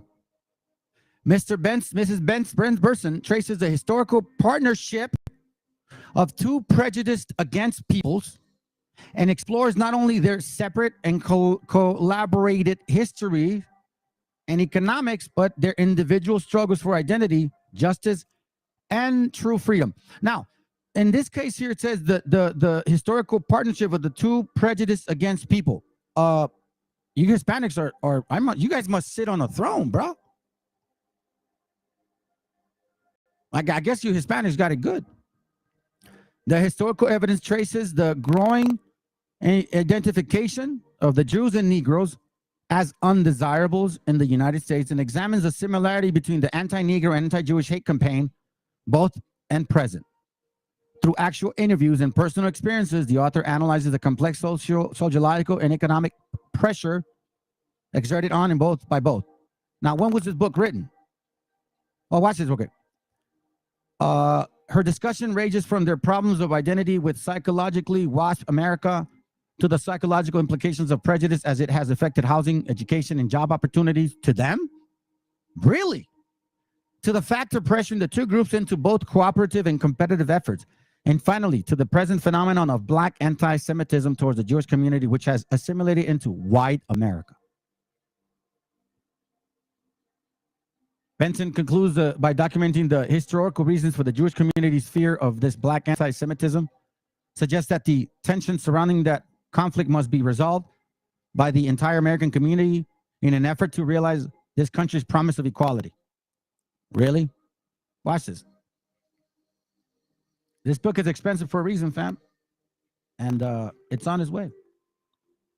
To the Memory of My Father. Book was written in 1971. When did the Willie Lynch letter show up? 1970. When loaded in server, Gopher server? 1990. The sudden it's found in the website. Who has power to do this? Them, the white fake Jews, right? Who pushed the movie, The Great Debates? Who funded that movie? Who were the producers? Who were the writers of that movie? Because you had to have writers, editors. You had to have scholars, people that actually found out about this thing. You had to have spoken with that professor or his family. So now you lied on the professor. You lied on Harvard. And now we know who has the power. Watch this. I find it so interesting that in the same book it says here, 2 nations are in thy wombs, and 2 people shall be separated from thy vows, and the one shall be stronger than the other people, and the elder shall serve the younger. Genesis 25:23. Do you know, all One West runs to this to show who the white man is. So what they're kind of saying is that they're the white, they're Jacob, and the white man is Esau. You see, these fake Jews act like they're not white. They're white people too. You're just a different tribe. That's it. You guys are the true Khazars. And it's very clear. It's true that you guys are converts. It's clear. It don't matter to me. If you guys want to keep the laws, fine, keep the laws. And you black folks too. If you want to keep the laws, keep the laws. But what you're doing is you are a manifestation. You are literally this right here. Now I know it's you. Revelation 2:9. I know thy works in tribulation and poverty, but thou art rich. Because see, our people are going through tribulation and poverty till this very day. 2 million children disappear in the Americas every year. Slavery is going on right now. While black people are destroying stores claiming that Willie Lynch did it. I know the blasphemy of them, but y'all are rich, and I know the blasphemy of them, which say they are Jews and are not, but are the synagogues of Satan. I always ask, why is there 2 verses right next to each other exactly the same? They could never answer me. Oh, it's because different churches. Well, why don't you just say one message? Revelation 3:9. Behold, I will make them of the synagogue of Satan, which say they are Jews and are not, but do lie. Willie Lynch. So who's verse 3 and 9? Canaanites. Behold, I will make them come and worship before thy feet to know that I have loved thee. Why? Because they put the other nations at their feet to claim that they're the people. This is you, Canaan, right here. Nate, kiss my boots, baby. Nah, I'm kidding, man. You don't deserve it. My boots don't deserve that treatment. You're on the way on the bottom. You're not even getting a job. Well, it's not that you would keep it anyways. Yeah, I don't like the work. It's just facts. Just facts. So you guys had an alliance, huh? Watch this, family. We're not done yet. Page 210. Now it's 150 billion, brother. It's twice as much as that. It's sad, bro. Every time I look at my daughter, all I see now is those kids. I kid you not, bro. It breaks my heart, man. And hopefully I get a hold of the right people that I can start trying to help out in some way. This is in the same book. Watch what it reads. 2010. They admitted themselves in 1970. This is how they helped you guys. They created the Will and Lynch letter and used you guys to push it. That's what happened. The white Jew, fake one, created this letter and gave it to the black Jew, the fake one. They keep doing it. They're the movie directors. They're the musicians. They're the producers. And you guys are the puppets. Black Jewish congregations are made up of Caribbean island Negroes who are descendants of miscegenation, marriages between Sephardic Jews and blacks.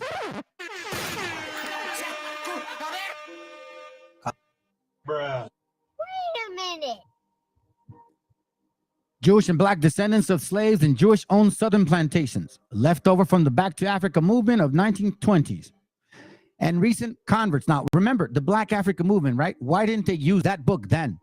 They would have definitely made a lot of moves, right? Because it's a lie. It's a lie. All made up. Magic. Magic. Hey, Deacon Ithon, did you not find this? Or were you too busy banging on your neighbor? Cheating on your wife? All wise, all knowing, yet the simplest thing that says keep your pants up, which you can't control because you didn't just slip and fall on that woman. Y'all are sad, man. Y'all a sad joke. The conversion began with the Great Migration of 1915 and hit their peak in the 30s and 40s. You see this? In the 30s and 40s. The Great Migration. In 1948, you guys were all about it.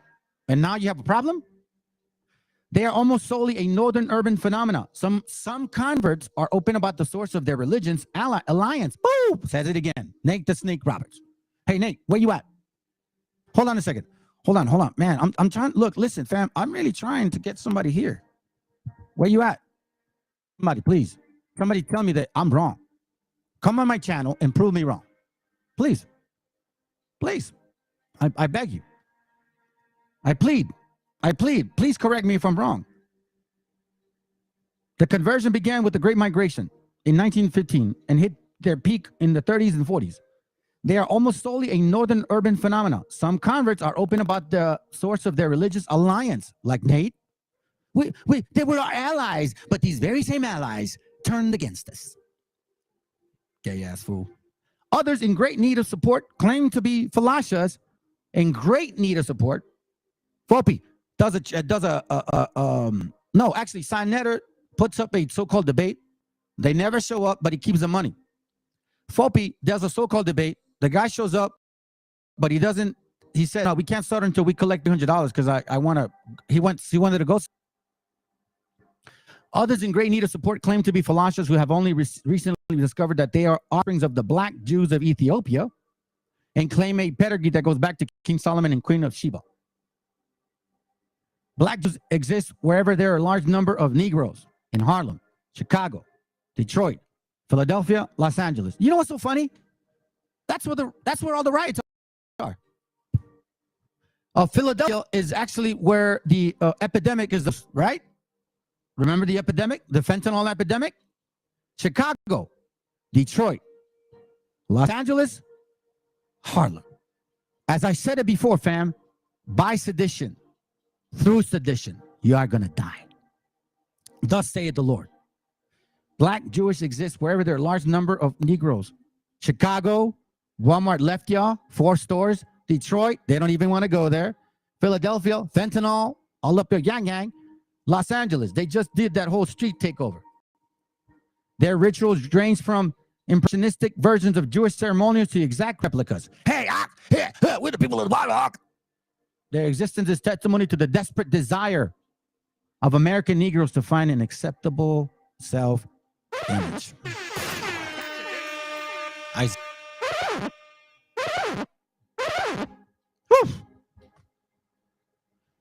It's getting hot in here. It's getting hot in here, man. Watch this. Debunking the Black Hebrew Israelites, Part 3. What is the synagogue of Satan? In Revelation 2:9, Jesus says, I know thy works in tribulation and poverty, and I know the blasphemy of them which say they are Jews and are not, but are of the synagogue of Satan. Jesus essentially says the same thing in Revelation 3:9. Before making conclusions, you have to understand the context. The book of Revelation was written in 95 AD, or around that time, by the Apostle John.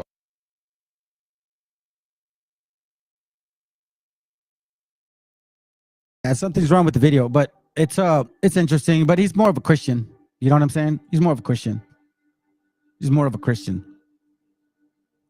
Now I want to. I'm basically almost done, but I am going to stick around. All right. I want to chat with you guys. If everyone's going to come on board.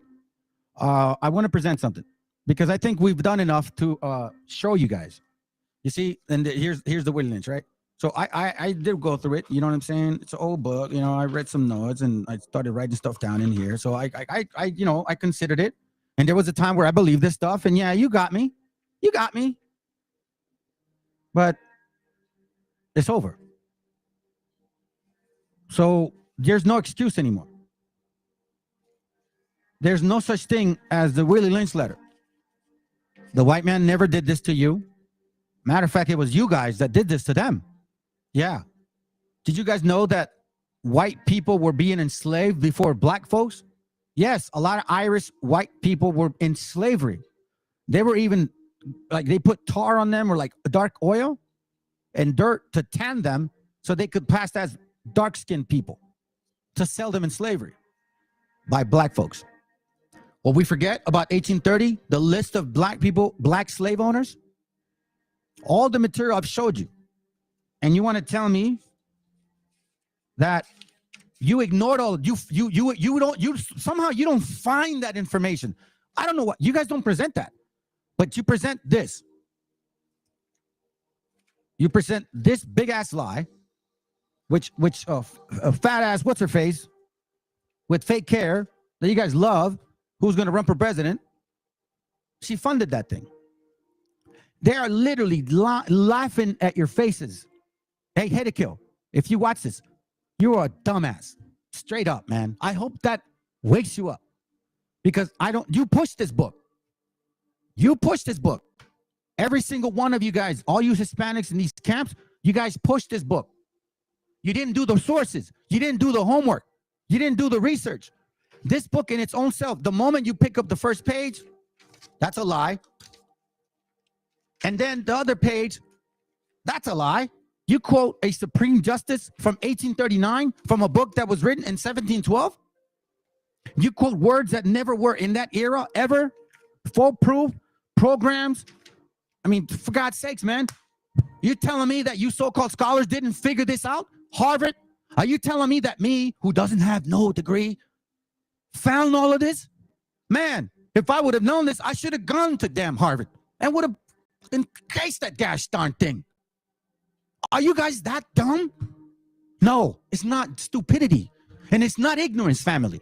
No more is it ignorance. Shame on you. Lie to me once, hey. Lie to me twice, nah. It ain't happening no more. See, the real people of the Bible have finally woken the fuck up. I'm telling you that right now. Hold on a second, fam. Isaiah chapter 58 and verse 1. Cry aloud, spare not.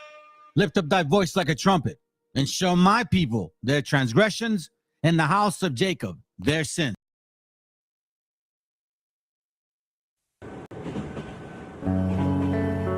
Hey, più nigga on a microphone. Studio off your own. Gangsta song. Marina Komova.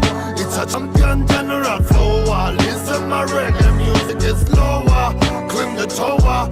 Feel the warrior eternal power. Marina Komova. It's a champion general flow. Listen, my reggae music is slower. Climb the tower. Feel the warrior eternal power. Escucha Dios si aún estás por este mundo. Voy a robarte tan solo 3 segundos. Quiero mandarte un mensaje muy profundo y pedirte disculpas por si me confundo. Soy un humano más que vaga en estos páramos, que se pregunta qué pasa si nos amáramos. Pero la guerra nos separa, así que páranos y únenos de nuevo, por favor, como quisiéramos. Ve al humano maltratar a su mujer, divisa al pueblo roto por su falta de poder. Sigo viendo al niño muriendo comer y al rico atragantarse tan solo por placer. Quedamos pocos mensajeros del honor, fieles servidores. vividores del humano con valor, nobles narradores de palabra con amor. Solo faltas tú para guiar nuestro interior. It's a champion general flow. Listen, my reggae music is slower. Claim the chowa, feel the warrior eternal power. My brother come over. It's a champion general flow. Listen, my reggae music is slower. Claim the chowa, feel the warrior eternal power. Sé que no es fácil nadar en estas aguas, ni mantener el rumbo en este sin razón. Sé que me quemo si camino en la fragua. Este es mi deber cuando recibí mi don. Podría hablar sobre coches y dinero, pero no quiero, por eso soy la voz del guero. Prefiero mantener mi arte mensajero, luchar junto al humilde para destruir el clero. Unos tienen tanto y otros quieren tan poco. Esta melodía me está volviendo loco. Pido a Dios que limpie lo que toco. Él destruye el muro en el que normalmente choco. La tierra muere, irá callada. Creaste un suelo de arena malgastada. Nos diste ciencia y eso no te avala. Ella da respuestas, tú no dices nada. Sé que mi fe no va mal, pero aquí debajo todo sigue igual. Luchamos por vivir algo que es normal. Por eso lo divino jamás será mortal. Oh, my nigga, feel the rasta, you nigga, no my nigga. Hey, escuela, haciendo fresco lo que siento desde el alma. Nego, lo siento. Lo sé, señor, quizás hable sin sentido, pero al malvado hay que darle su merecido. Mira al diablo en que me ha convertido, pidiéndole consejos a un desconocido. My brother come over, it's a champion general flow. Listen, my reggae music is slower. Clean the chowa, feel the warrior eternal power. My brother come over, it's a champion general flow. Listen, my reggae music is slower. Clean the chowa, feel the warrior eternal power. Real day, I know where you see the from president. Oh, gangsta shit, gangsta style, gangsta pure nigga, kill in Selassie. I repeat day, soul, yes. My brother come over, he's a champion general flow. Listen, my reggae music is lower. Clean the chowa, feel the warrior eternal power. My brother come over, he's a champion general flow. Listen, my reggae music is lower.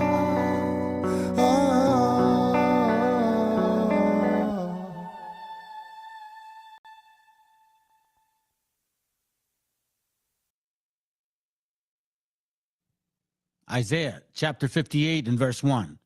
Cry aloud, spare not, lift up thy voice like a trumpet, and show my people their transgressions, and the house of Jacob their sins.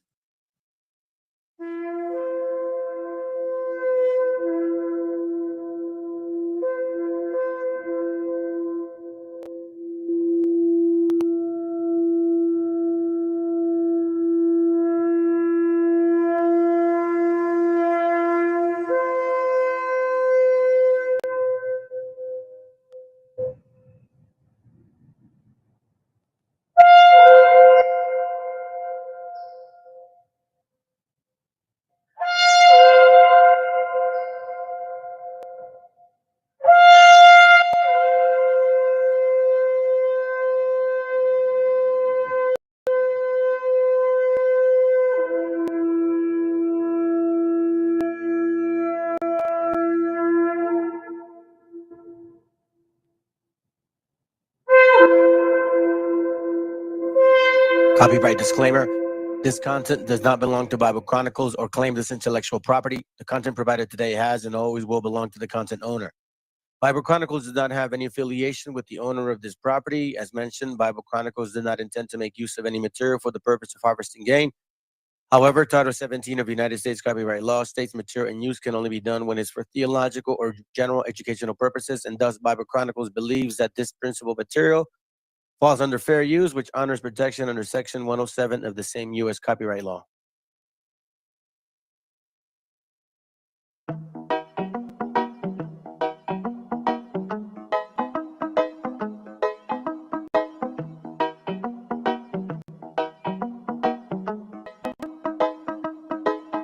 Quiero pensar, pero no puedo, no. El ruido en la ciudad está consumiendo, wow.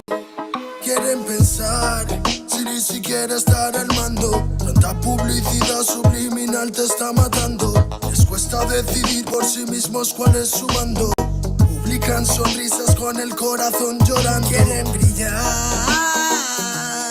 pero sin tener que valerse de tener sus ideas propias. Los veo a todos igual, solo son la réplica de la imitación de una triste copia. Obedece, la vida es un suspiro y envejeces. Te dejas distraer por estupideces y pierdes el eje. Te duele por dentro, entonces te creces, pero aceptas mucho menos de lo que mereces. ¿Y quién te ha dicho a ti que no puedes pensar sobre lo que decís, sobre cómo actuar? Lucha por ser feliz sin a nadie dañar, y solo así podrás brillar. ¿Y quién te ha dicho a ti que no puedes pensar sobre lo que debe, cómo actuar? Lucha por ser feliz sin a nadie dañar, y solo así podrás brillar. Conserva tu juicio y tu intuición, más activos que el que lucha por lo suyo y no se rinde. Yo ya sé bien cuál es mi misión, y es contarte que el mal por su propio pie pronto se extingue. No caigas bajo su control, pues por la es normal que mal lo pinte. Tú mantente firme en conexión con la fuente de creación, vivirás siempre de fin de. Dios abre los ojos, dime lo que ves. A tus propios hijos matándose billetes. Niño en cada 2x3. Pa' unos es bendición, con otros por su causa pequen. Y yo que intento ser un ser crístico, voy bendiciendo hasta los diablos. Piensan que es cierto el mensaje típico. Dicen que invento del engaño, y mientras lucho contra mis errores, demonios escucho, me ofrecen soluciones. Pero sé que hay un ángel que quiere que mejore. Me dice haz un trabajo interno antes de que lo ignores, antes que otra vez llores y se llenen los mares de pena y de dolores, ya que en mi mente no caben. La paz no va en un sobre, somos algo importante. Nunca te revelaste y por eso no lo sabes. ¿Y quién te ha dicho a ti que no puedes pensar sobre lo que decís, sobre cómo actuar? Lucha por ser feliz sin a nadie dañar, y solo así podrás brillar. ¿Y quién te ha dicho a ti que no puedes pensar sobre lo que decís, sobre cómo actuar? Lucha por ser feliz sin a nadie dañar, y solo así podrás brillar. Me desperté tan cansado, me sentía mal herido de todo lo que he pasado. No me quita lo aprendido, por dentro me he perdonado, pero casi no me olvido. Me desperté tan cansado, me sentía mal.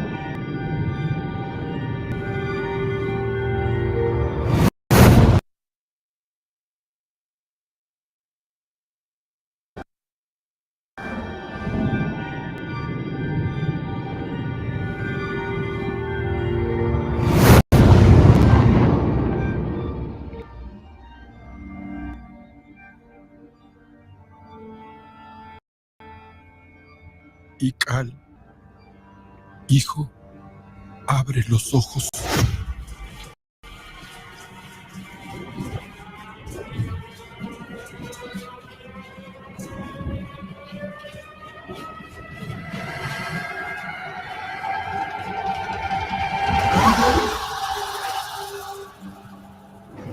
Tu cuerpo se queda con nosotros, pero tu espíritu debe seguir.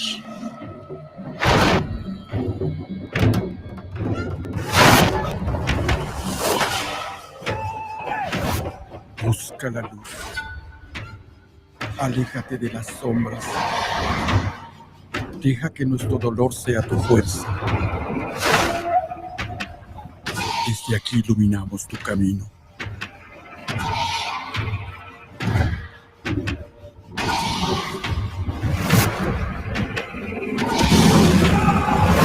Lucha como nosotros ante esta pena tan grande. Yo soy tú eres yo.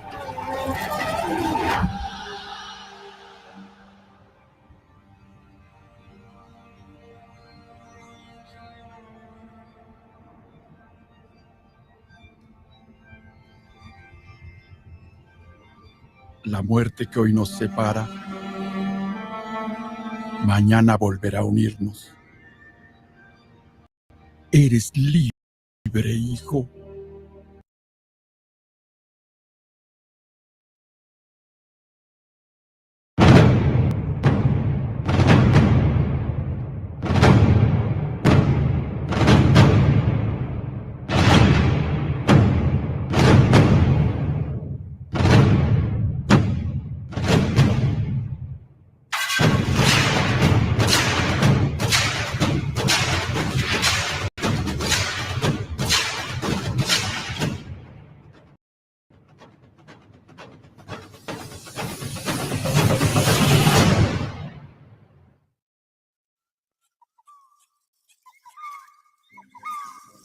Hey, yo, fam.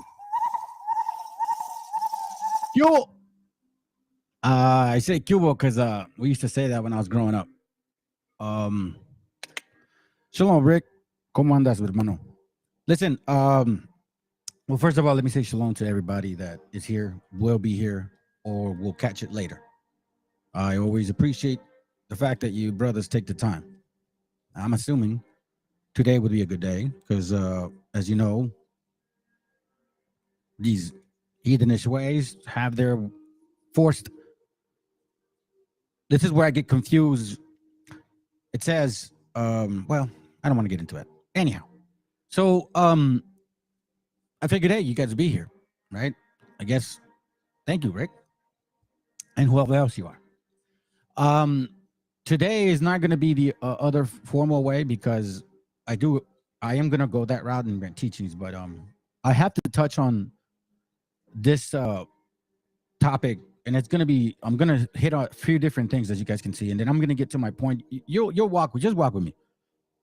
We're going to do some reading. We're also going to, but I'm going to show you a lot more other things. So I'll let the scriptures kind of guide me as I'm going through it. To be quite frank with you, you want to write this down. Rick, I don't know if you could take notes, if you're on your phone. So I'm just going to talk about, unless other scriptures come to mind, the Spirit, you know what I mean? 1 Timothy 2:9, then we'll go to 1 Peter 3:3. A decent, well, a small portion of Jeremiah, chapter 6, and then a good portion of Ezekiel, chapter 35. Okay, so, but before I do this, now, as you know, this is a Spanglish channel, and I'm sure some of you probably wonder why I play some songs. Now, look, fam, I have a purpose. I tend to have a purpose for everything, okay? I don't just do things just because. I don't like doing that, to be honest with you. I never have been that way, okay? So what I'm doing here is I'm going to show you guys what this guy says. I'm going to read it in Spanish, and then I'm going to translate it for you guys in English, okay? The reason is because this kid is saying a message, and I caught it, and it's basically what I'm trying to say to you guys, okay? So he says, let me read it to you. I'm not going to try to sing it. I'm just going to say, it says, he starts up with, it's not the first guy, the second that we just listened to. It's not the first song, the second, and it's not the first guy, it's the second guy. His name is Rasta Chai. He says, conserva tu juicio y tu intuición. Okay? Conserva tu juicio y tu intuición más activos que el que lucha por lo suyo y no se rinde. So it says, you know, conserve your intuition and your equitable way, right? Just mind. Now activate, and those that go and fight for what is theirs or los suyos, right? So he's talking about his people. Watch. Yo ya sé bien cuál es mi misión, y es contarte que el mar por su propio pie pronto se extingue. basically I'm letting you know that for every wrong, like every evil way, it tends to stab itself, right?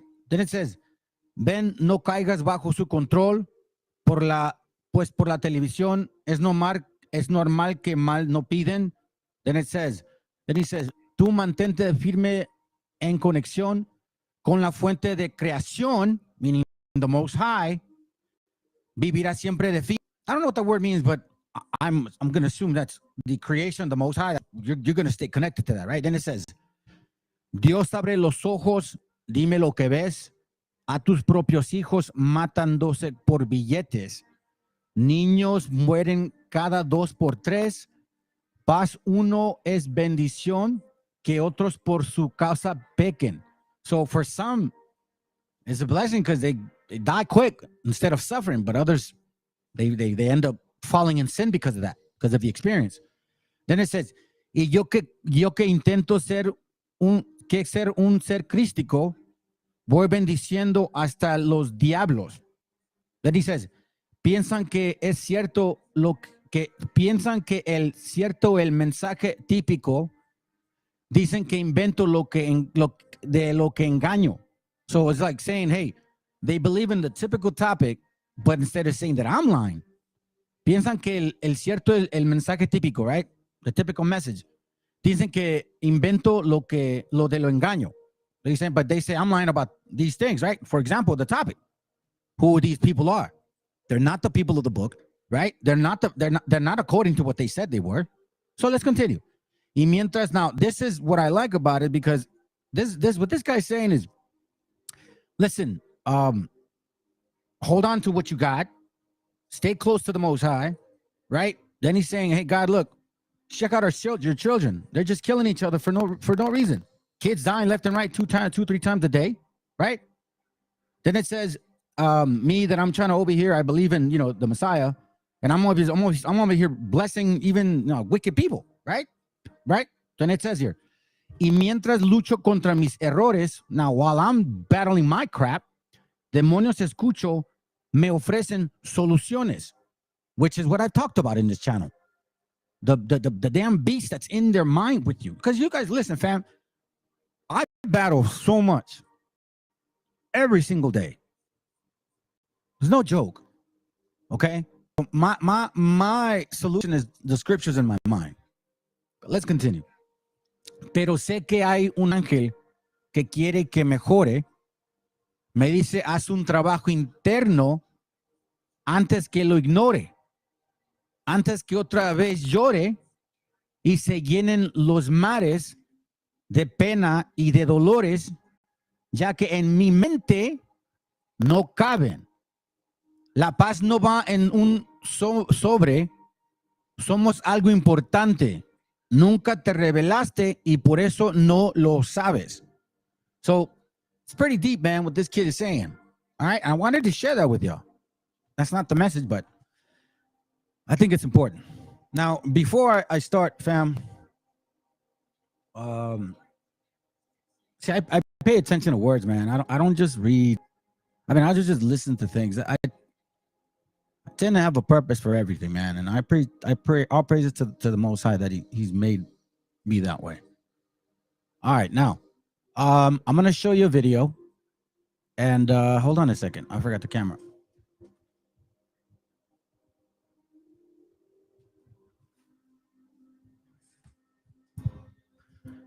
All right, hold up a second. Bam. It's gonna connect. Okay, cool. Show them. All right, I'm gonna play this video, and reason I bring it up, it's in Spanish, and I bring it up because it's about 4 minutes long, and it talks about all the a good portion of the tribes here in the Americas. Okay, now keep in mind, I have here this right here. I want you guys to know that this is to trigger you guys. The truth is rarely pure and never simple. Now, I'm not gonna. Oh, by the way, thank you, Bia Laya Yala. The design I kind of altered a bit, bro, but don't worry, man. I'm not selling your stuff. Anyhow, so that's what this class is about, man. Let's see who catches it and who doesn't. All right. Let's begin. I've been in and out of therapy with BetterHelp for a few years now, and it's made mental health so. Muchos miles de años antes de que los barcos de Cristóbal Colón llegaran a las Bahamas, un grupo diferente de personas descubrió América. Los ancestros nómadas americanos modernos, que según los historiadores durante la era glacial, cruzaron un puente de hielo desde Asia hasta lo que ahora es Alaska, hace más de 12.000 años. Y con el paso del tiempo, estos inmigrantes y sus descendientes avanzaron hacia el sur y el este, adaptándose a medida que avanzaban. Y América se fue convirtiendo poco a poco en el hogar de grandes civilizaciones y miles de tribus, que estaban repartidas por todo el continente. De hecho, cuando llegaron los aventureros europeos, en el siglo XV después de Cristo, los estudiosos estiman que más de 50 millones de personas ya vivían en lo que hoy es el continente americano, los cuales hablaban alrededor de 1.200 idiomas distintos agrupados en 7 familias lingüísticas. Para conocer más sobre estos primeros americanos, a continuación te traigo un listado con 30 datos sobre los nativos americanos que debes conocer. Comencemos.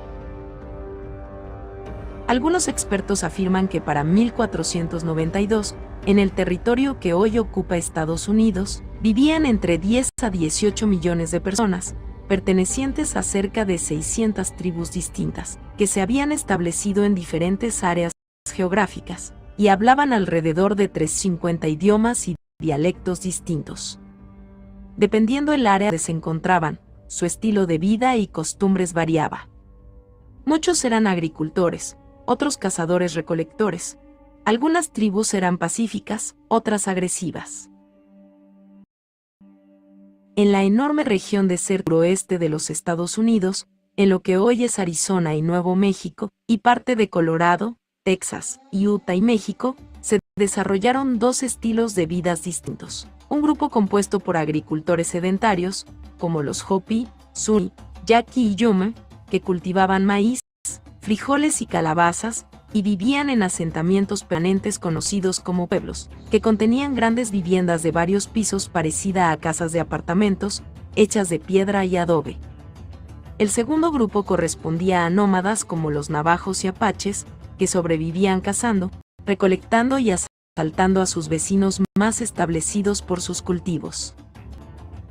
Jerónimo fue uno de los líderes apaches más famosos. Se convirtió durante años en la pesadilla de los gobiernos de México y Estados Unidos que intentaban apoderarse del territorio apache. Jerónimo organizaba revueltas y constantemente lograba escapar de perseguidores. En muchas películas y series de televisión los personajes que se avientan en caída libre suelen gritar su nombre como forma de adquirir valentía antes del salto.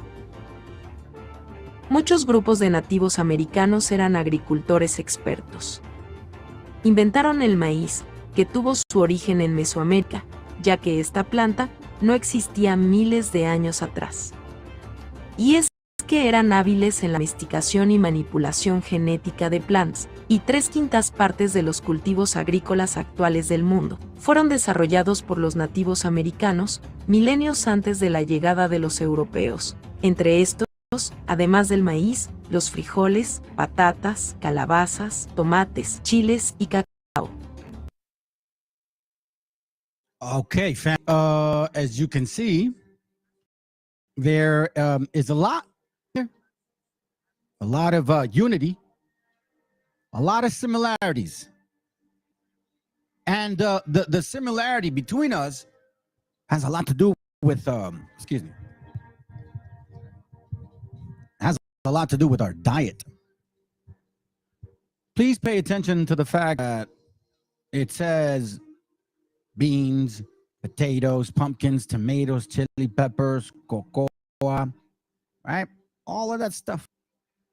Watch. Los caballos de los europeos. Entre estos, además del maíz, los frijoles, patatas, calabazas, tomates, chiles y cacao. Los caballos se introdujeron por primera vez en las tribus. Now it gets to what, the horses were. Now, the reason I bring this up, fam, And look, I didn't want to like title this, oh, it's going to have to be about this or that. I want to talk about these things. All right. So this is for you sisters right here. And I was hoping that maybe one of y'all would be here. Guess okay. This was, I had seen this scripture, but honestly, I didn't pay that much attention. All praises to the brother. Los Indios Somos Israelitas. He posted something about this. So it made me think about it. Like, you know what? Let me look at this scripture.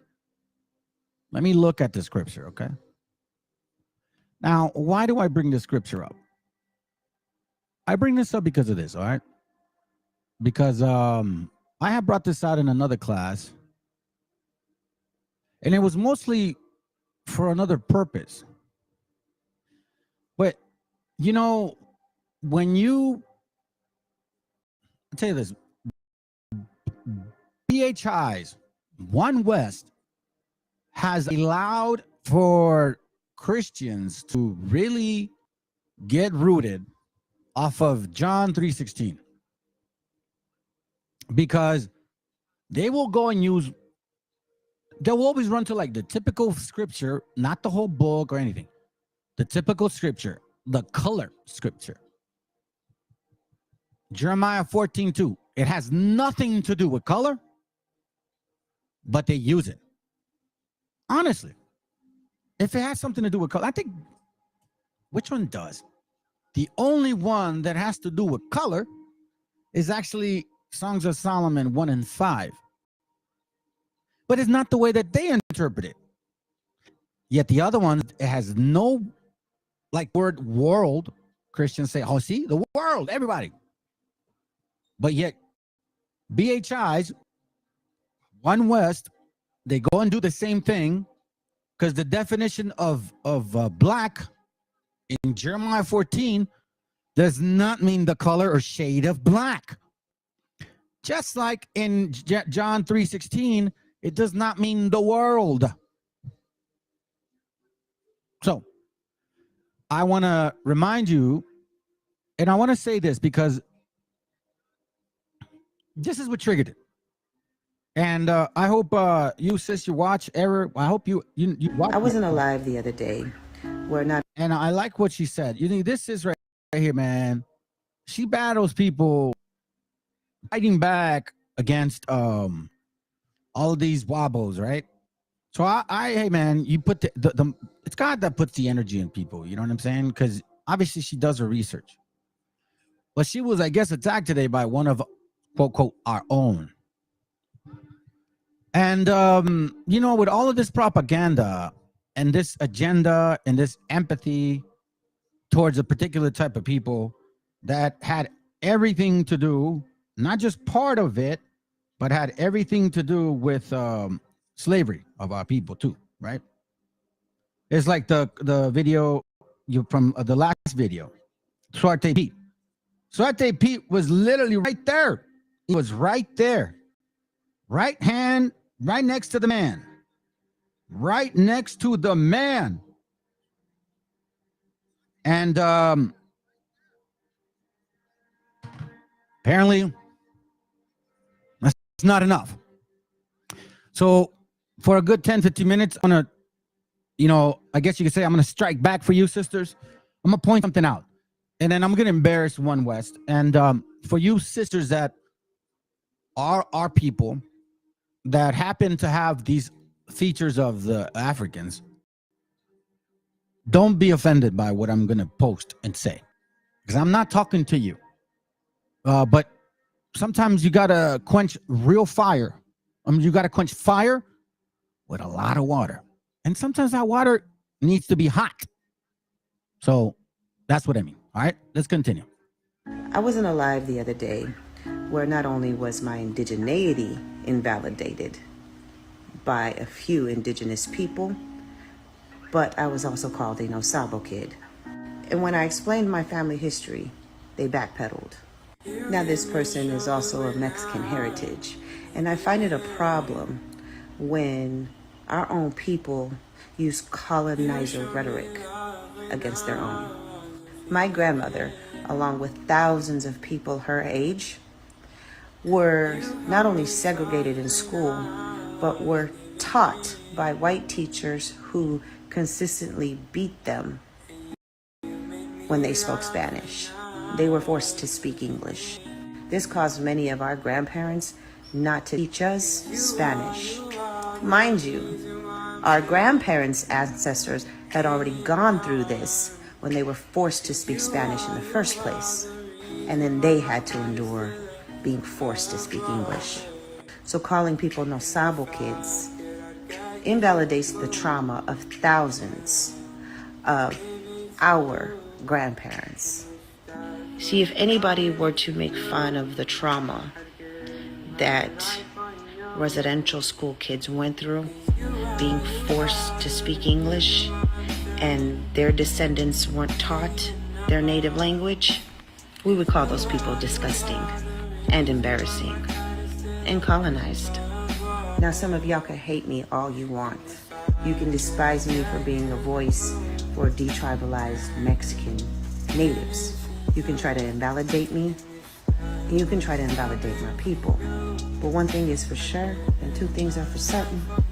You won't silence me on my people's history, their pain, and their suffering. My ancestors and many of my people's ancestors went through an indigenous experience.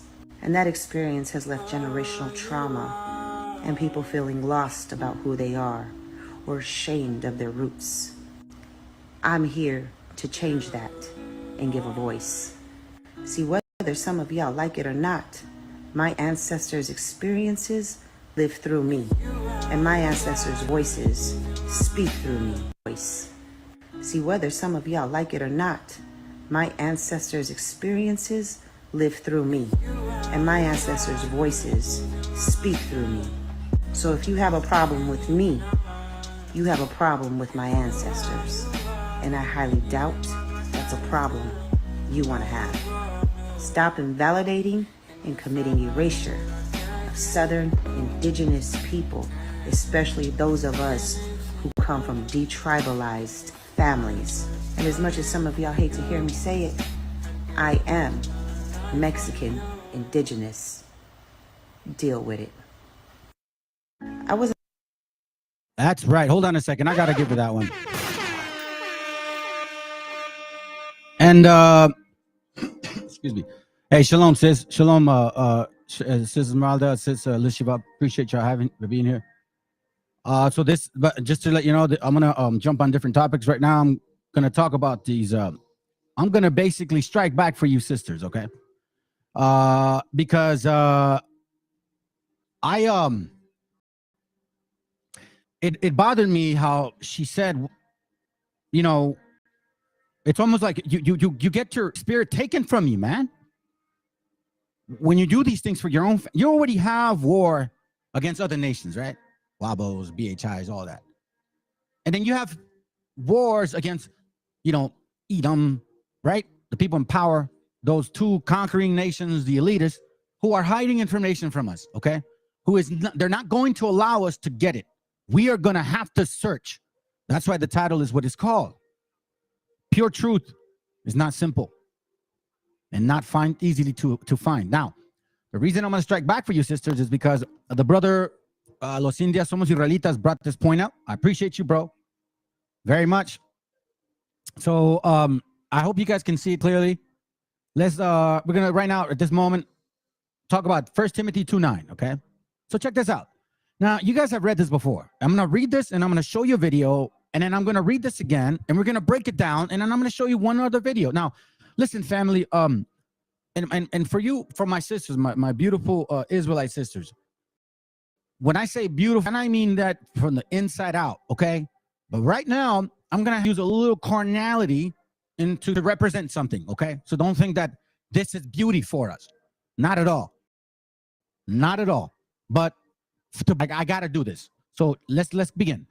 Let's read this. Now, I'm going to show you. Let's read it. I'm going to show you different versions of Bible, and then I'm going to show you a video. All right, let's go. It says, 1 Timothy 2:9, it says, in like manner also, that women adorn themselves in modest apparel, right?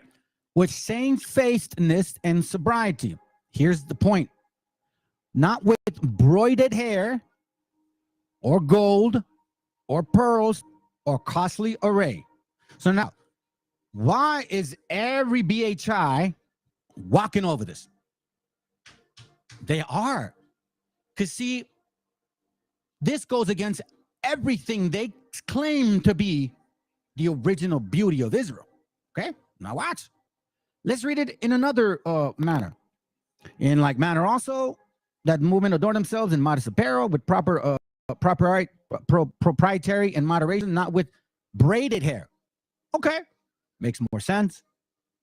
Then let's skip it more. Let's see here. Clothing drawing attention by fixed hair, elaborate hairstyle, not with braided hair. Braided hair. Okay, I was like, okay, just don't braid your hair, right? Braided, adornments, braided. Just follow me, braided. Okay, so we keep seeing braided. It says here now, but the discretion, not with plaited. So now that changes a little bit. Plaited is braided. Okay, so let's continue though. It's not done. Broidered.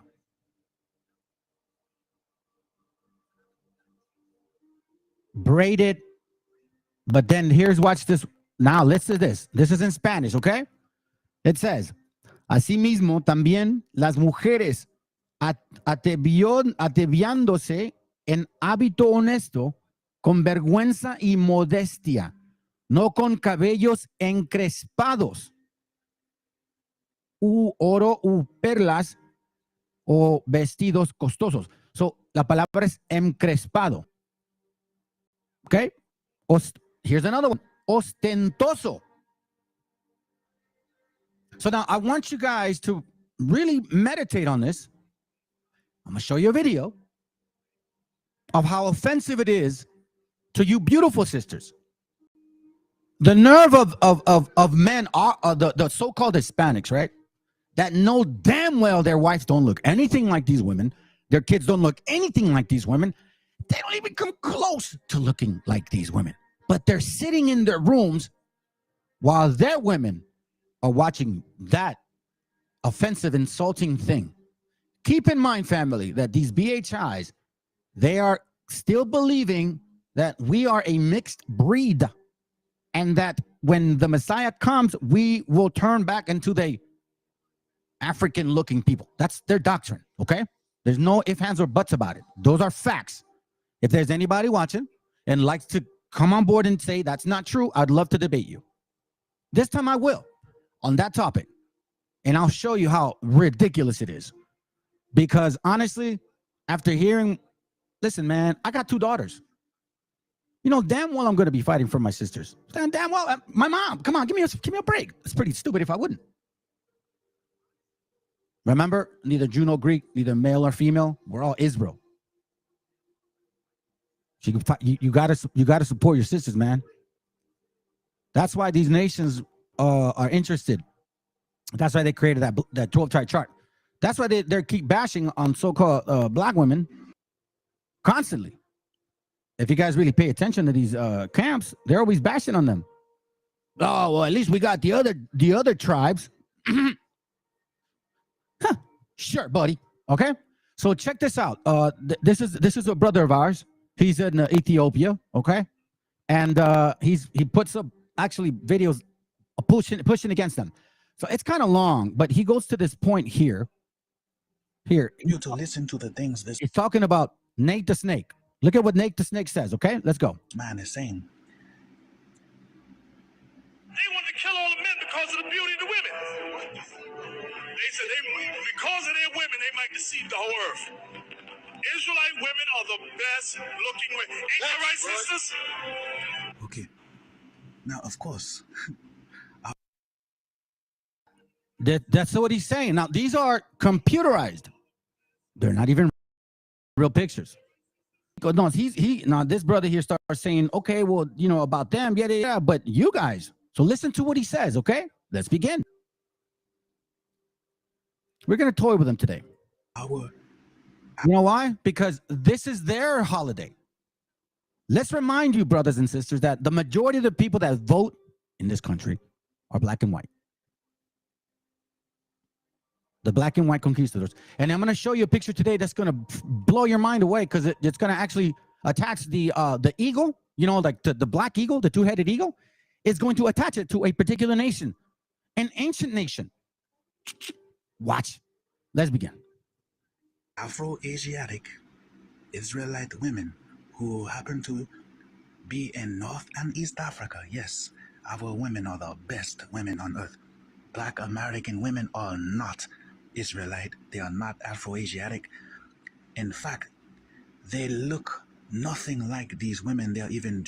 Now, let me remind you, family, when he means Afro-Asiatic, yeah, I know AI, right? Afro-Asiatic means the eastern part of Africa and then all India, Asia, okay? That was considered Asia, all of that area, all right? So keep that in mind. And remember, sisters, that is where we come from. These features that you see here of mine and yours, those are ancient. But don't believe the hype, the cast, all of that. It's part of the big plan, bigger powers. Remember, we deal with principalities and powers, so don't fall for it. But this is AI for sure. So let's continue. Showing you in this AI generated, image. They look nothing like this until their white master got a hold to their mother, and had a couple of scenes of ghetto gagas, if you know what I mean. That is when these people started coming out looking like us, you see. To prove my point, even after hundreds and hundreds of years of mixing, and no, it was not all by force. That is another lie told by black Americans, a lot of them consensually. You see what he put? Google USA black slave owners. 19 out of 30 were black American ladies. Damn. Well, let's go. Mixed with not only the white American man during those days, but Native American men, the Mexican men in the Southwest. You see, these... Man, brothers, listen, Raza, and he knows this, okay? This is why they hate specifically most Mexicans. Why Fopi and all these BH... couple of scenes of ghetto gagas, if you know what I mean. That is when these people started coming out looking like us, you see. To prove my point, even after hundreds of years of mixing, and no, it was all by force. That is another lie told by black Americans, a lot of them consensually. You see what he put? Google USA black slave owners. 19 out of 30 were black American ladies. Damn. Well, let's go. Mixed with not only the white American man during those days, but Native American men, the Mexican men in the Southwest. You see, these... Man, brothers, listen, Raza, and he knows this, okay? This is why they hate specifically most Mexicans. Why Fopi and all these BHIs, they attack not really the Boricua brothers or Tainos, right? Or, anyway, they're further south. But man, they hit you all Mexicans. Because that's why. Those are facts. What can I tell you? And I mean from experience too. I'm not just talking. Let's go. These things were all consensual. It was not all by force, as if these people had, to be raped. No, because they were the lowest people in the U.S., you see. And when you are the lowest, anyone could just say, hey, you look good, and then boom, you jump in bed with them, and hey, it's on and popping. You can do this right now to this day. This is on my dead ancestors. That in the U.S. right now, with this man's women, what he's telling you, these black American women, all you have to do is pretty much compliment them. You compliment, hey baby, I like that ass you got, or hey baby, you looking good with that makeup, or anything, any compliment, you're already working. Family, and again, I don't want my sisters that unfortunately may reference themselves of this. I'm not talking to you. Okay, I'm not talking to our seed. And this is a topic that I have to touch, and I have to do it this way because we're not Christians here. We don't play nice. You know what I'm saying?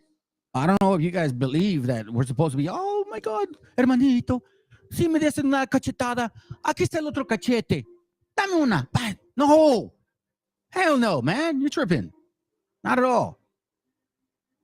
Check this out, okay? Let's continue. Oh, and by the way, pay attention to the pictures. Remember, we just read 1 Timothy 2:9. So remember that as you're watching this video. So he's making opinions, obviously. But I want to point out something. Snake, the Nate, whatever you want to call it. The flying serpent. Anyways, let's go. In between those legs, you see, you do not have to rape. You do not have to take what is available for whoever on earth gives it attention. You see, they have no pride. They have no code. They have no real standards and shit like that. Like the real Afro-Asiatic Israelite woman. How dare these disgraceful men try to insult our East and North African women? That's what I mean, family. Hold on a second. Here. Hold on. How dare you? How dare you to offend our sisters, our mothers, our daughters, our grandmothers, the same women that experience what we read? The nerve of you to slap them silly with these emotional insults. And you know, brothers, women are different than us. These are attacks on them. You guys got to be smart, man. If you're in a leadership position, you got to think about everybody, not just men. You got to think about women, the children, the elders. You got to think about everybody. It's called leading. You can't just think, look, I have 4 kids, okay? 22, one's autistic. My daughter, my son, and my 2. And they're all different in ages. 22, 19, 11, and 3. And as you know, they're all different eras, different ways of being. I don't adjust to, my laws don't adjust to each one of them, but my personality and approach to getting things done does. Same thing with my wife. Hello, I messed up a lot. Trust me, I'm not perfect. But again, this right here, like how you said, how dare you, man? How dare you? See, I talk a lot about us, brothers. I do. I ain't gonna lie. But right now, today, it's about our sisters. Because you need to really, first of all, the righteous ones for sure. Right? You need a definite, because remember that scripture. A wicked woman is given that's the key word, as a portion to a wicked man. That's in Sirach. So it doesn't say a wicked woman is given. It's given to, no, it says as a, meaning whatever wicked, all women, every nation, pay attention. Every woman, every nation reflects their men. Pay attention. The way the women are, they usually reflect the men. You see every nation, every tribe, they act slightly different, and it's just pay attention. Let's continue. I'm talking too much. By trying to force their women, into our culture and history, that's war shit right there, my brother. That is war shit. But let me keep playing. I don't hear nothing. They don't believe it, see? Brothers, y'all gotta help them with that low self-esteem. Here you go. Are y'all the most beautiful women in the world? They don't believe that. Okay. Now, right there, he said, he's copying this black American pastor named. That is how, he is. This is what he's saying. These black Americans test. These black Americans. And like I said, no, I am not. You are looking out. Even. He gets out and compares them. But one thing that you saw, right? Remember, let's go back to the scripture. Now let's tackle this. It says, in like manner also, that women adorn themselves in modest apparel with shamefacedness and sobriety, not with broided hair. This is broided hair, brothers and sisters. Broided hair. Okay? I'm sorry if it hurts your feelings. But oh well. Broided hair. Okay? That's broided hair. Broided hair. Broided hair. Broided hair. Broided hair. Well, yeah, broided hair. This is broided hair. All right? Now, I'm not making it up. Now let's continue. Braided hair is the same thing. Braided, elaborate. Oh, let's look up elaborate hair. Elaborate hair.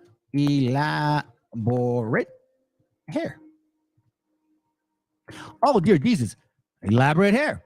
Did we not see elaborate hair in that video? We saw a lot of elaborate hair. Look, braided hair. This is actually braided hair, fam. Braided hair. Okay? Elaborate. Now, I'm going to give you one more. Braided. I apologize if I offend you. You do this often. You got to change it. Ostentosos. Not espantosos, ostentosos, okay? Ostentoso hair. Hello. Images. See that? Ostentoso hair. Oh. Like this. Exaggerated. Right? Like just like beyond. Ostentoso hair. Look. Okay? So now I'm going to give you one more. Where are you? Ostentoso. Encrespado. Encrespado.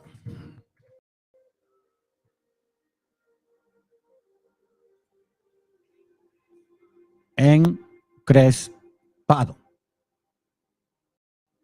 Encrespado. I want that to 10. So the Bible is literally saying, no, I'm gonna call it. Where are you at? I saw it the other day. Oh, bam, encrespado. So encrespado also is,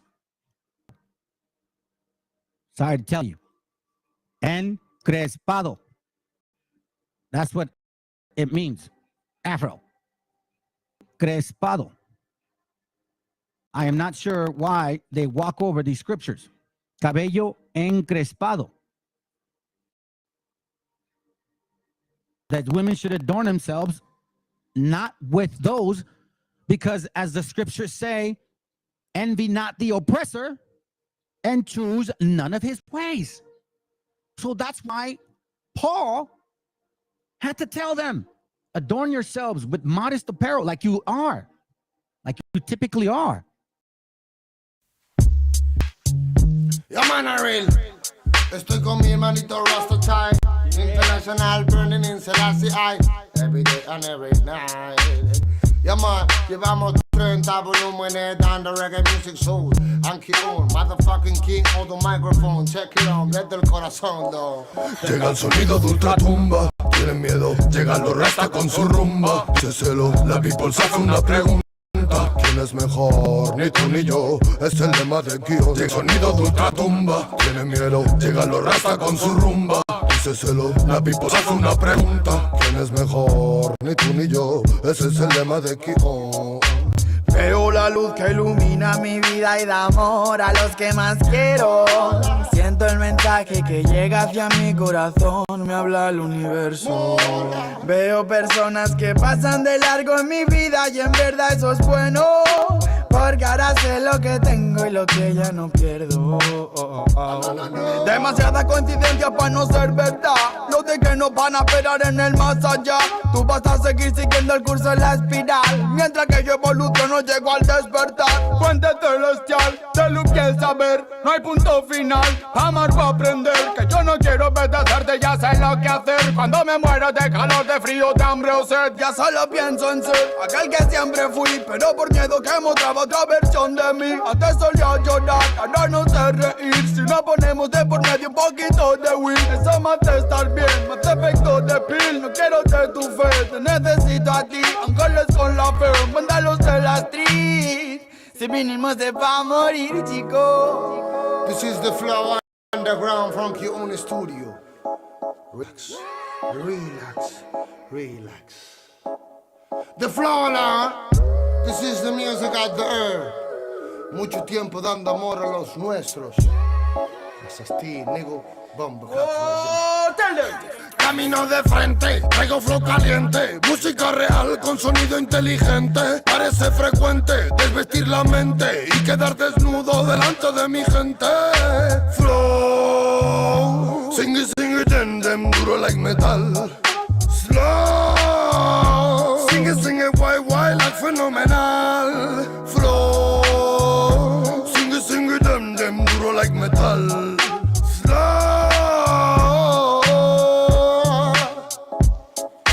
Cada palabra y balada que parte la sala, para nada son bobadas atrapadas en miradas. Pues mi familia es sagrada, aprenderá toda la grada. Camarada, se alabada la persona que te daba su calor, su sabor, el perfume del honor. Coreando la canción de un humilde servidor. Pues tu amor, seguidor, es alivio para el dolor y energía para seguir siendo tu compositor. Flow.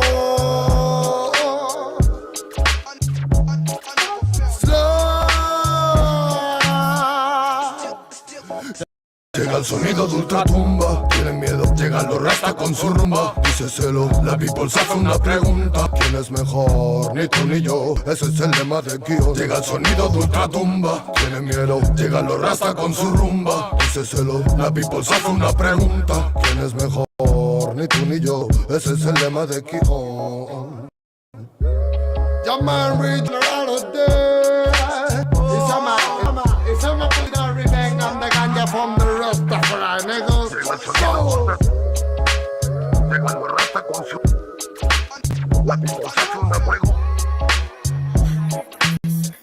Ya man real. Llega el sonido llega el rasta con su la people se hace una pregunta. Bomba clap them, nigga.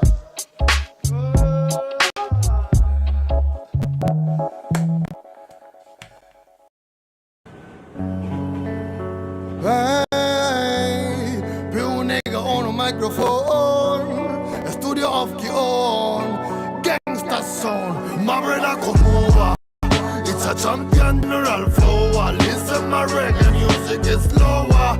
Climb the tower, feel the warrior eternal power. Marina Komova. It's a champion general flow. Listen, my reggae music is climb the tower, feel the warrior eternal power. Escucha a Dios si aún estás por este mundo. Voy a robarte tan solo 3 segundos. Quiero mandar tu mensaje muy profundo y pedirte disculpas por si me confundo. Soy un humano más que vaga en estos páramos, que se pregunta qué pasa si nos amáramos. Pero la guerra nos separa, así que páranos y únenos de nuevo, por favor, como quisiéramos. Ve al humano maltratar a su mujer, divisa al pueblo por su falta de poder. Sigo viendo al niño muriendo sin comer y al rico atragantarse tan solo por placer. Quedamos pocos mensajeros del honor, fieles servidores del humano con valor, nobles narradores de palabra con amor. Solo faltas tú para guiar nuestro interior. It's a champion general flow. Listen, my reggae music is slower. Climb the tower, feel the warrior eternal power. Marina Komova. It's a champion general flow. Listen, my reggae music is slower. Climb the tower, feel the warrior eternal power. Que no es fácil nadar en estas aguas, ni mantener el rumbo sin razón. Sé que me quemo si camino en la fragua. Este es mi deber cuando recibí mi don. Podría hablar sobre coches y dinero, pero no quiero, por eso soy la voz del guero. Prefiero mantener mi arte mensajero, luchar junto al humilde para destruir el clero. Unos tienen tanto y otros quieren tan poco. Esta melodía me está volviendo loco. Pido a Kion que limpie lo que toco. Él destruye el muro en el que normalmente choco. La tierra muere y morirá callada. Creaste un suelo de arena malgastada. Nos diste ciencia y eso no te avala. Ella da respuestas, tú no dices nada. Sé que mi fe no va mal, pero aquí debajo todo sigue igual. Luchamos por vivir algo que es normal. Por eso lo divino jamás será mortal. Oh, my nigga, feel the rasta, you nigga, no my nigga. Hey, escuela, haciendo fresco lo que siento desde el alma. Nego, lo siento. Lo sé, señor, quizás hable sin sentido, pero al malvado hay que darle su merecido. Mira al diablo en que me ha convertido, pidiéndole consejos a un desconocido. Mamrena como va, it's a champion general flow. Listen, my reggae music is lower. Clean the tower, feel the warrior eternal power. Mamrena como va, it's a champion general flow. Listen, my reggae music is lower. Clean the tower, feel the warrior eternal power.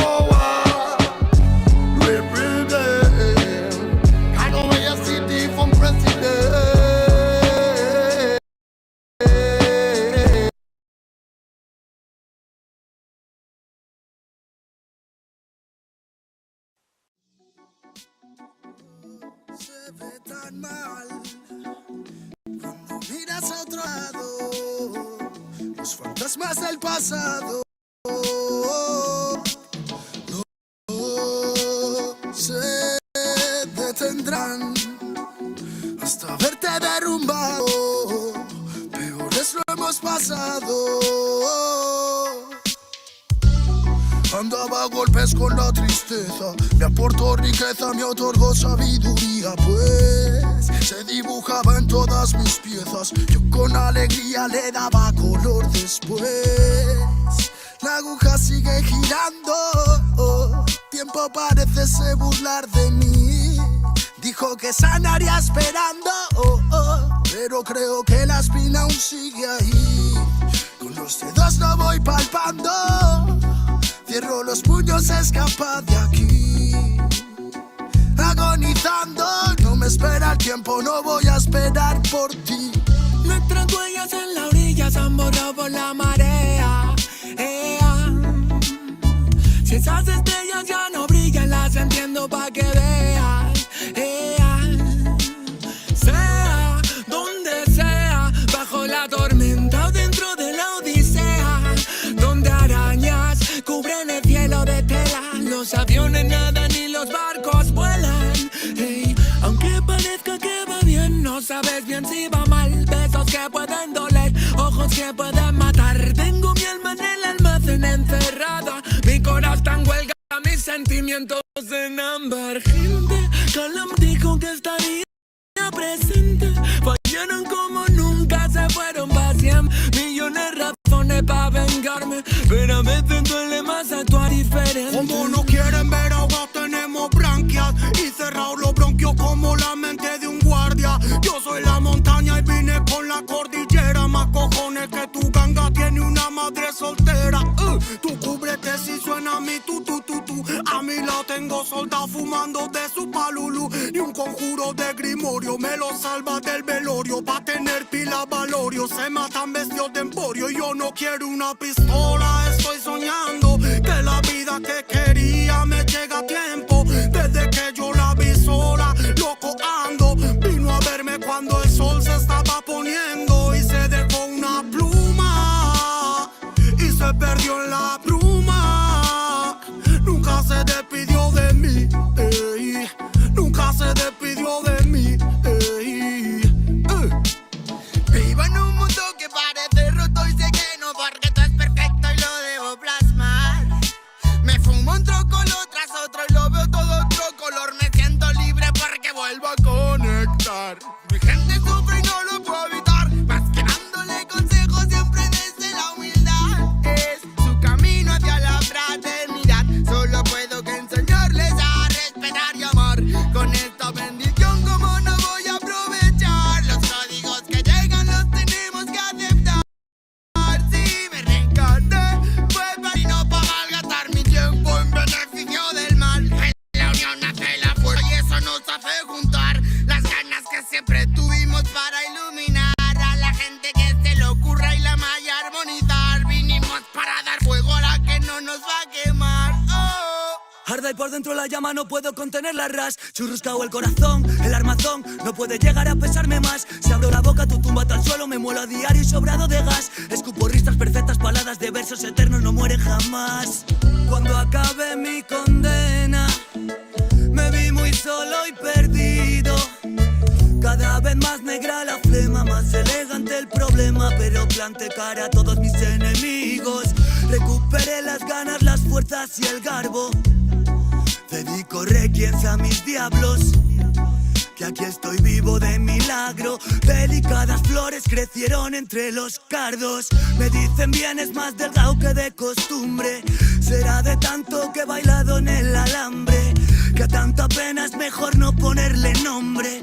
Llevamos la música en vena, nuestra sangre.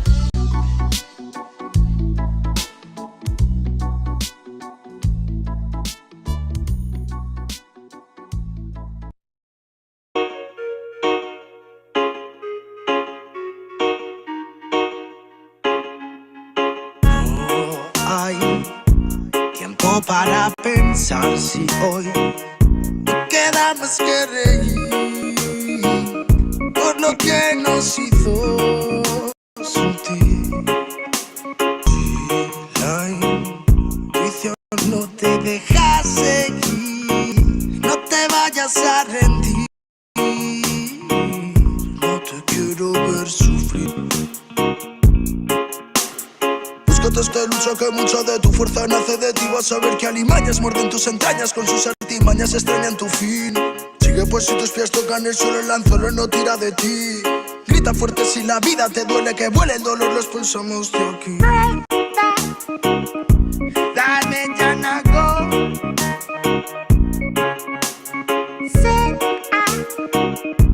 Mi llorar frío.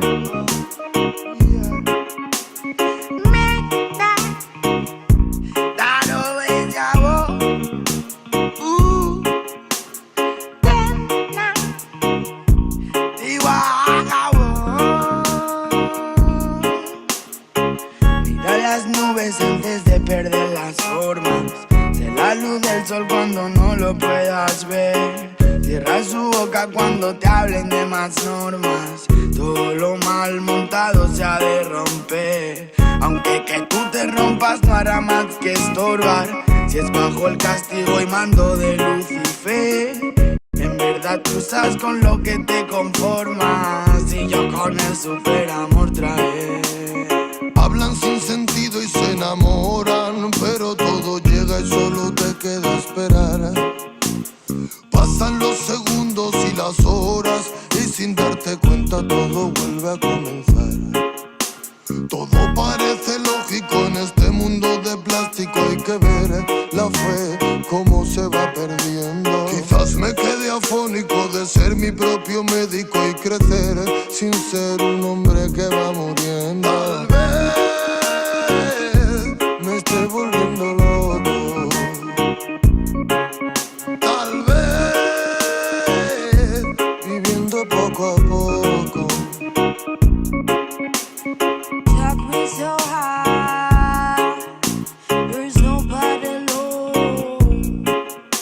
You took me too high, there's no way to go. Así que let's go, vamos a bailar lento, sintiendo todos los movimientos de acá adentro. I won't let you down, thinking this moment of happiness right now, now, now, now. El agua refleja el alma del que se aleja. Cuando te quejas, se retrocede de atrás. No te pierdas, yo te perderás. Abre la puerta de tu portal, que te arrastrarán en la profundidad del mar. Mar, me dejaste arrastrar, ya ni siquiera me da luz refleja. Solo un pelín internado en la oscuridad.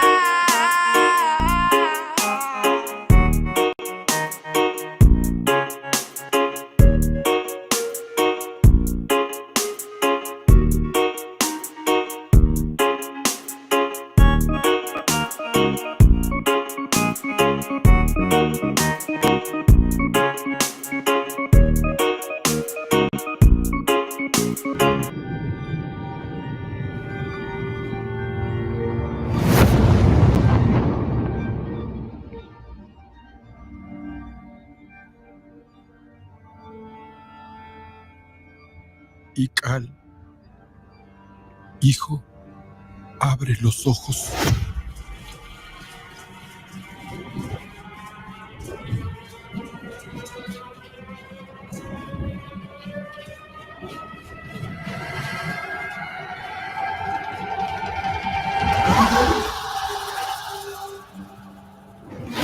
cuerpo se queda con nosotros, pero tu espíritu debe seguir.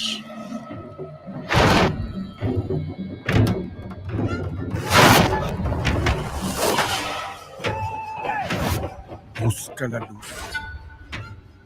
Aléjate de las sombras. Deja que nuestro dolor sea tu fuerza. Desde aquí iluminamos tu camino.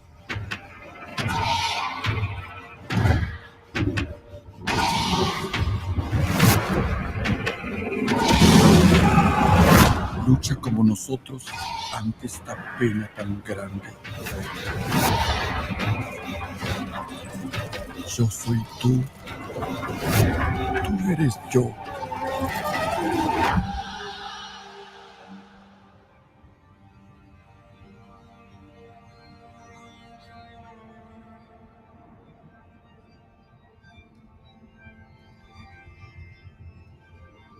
La muerte que hoy nos separa, mañana volverá a unirnos. Eres libre, hijo.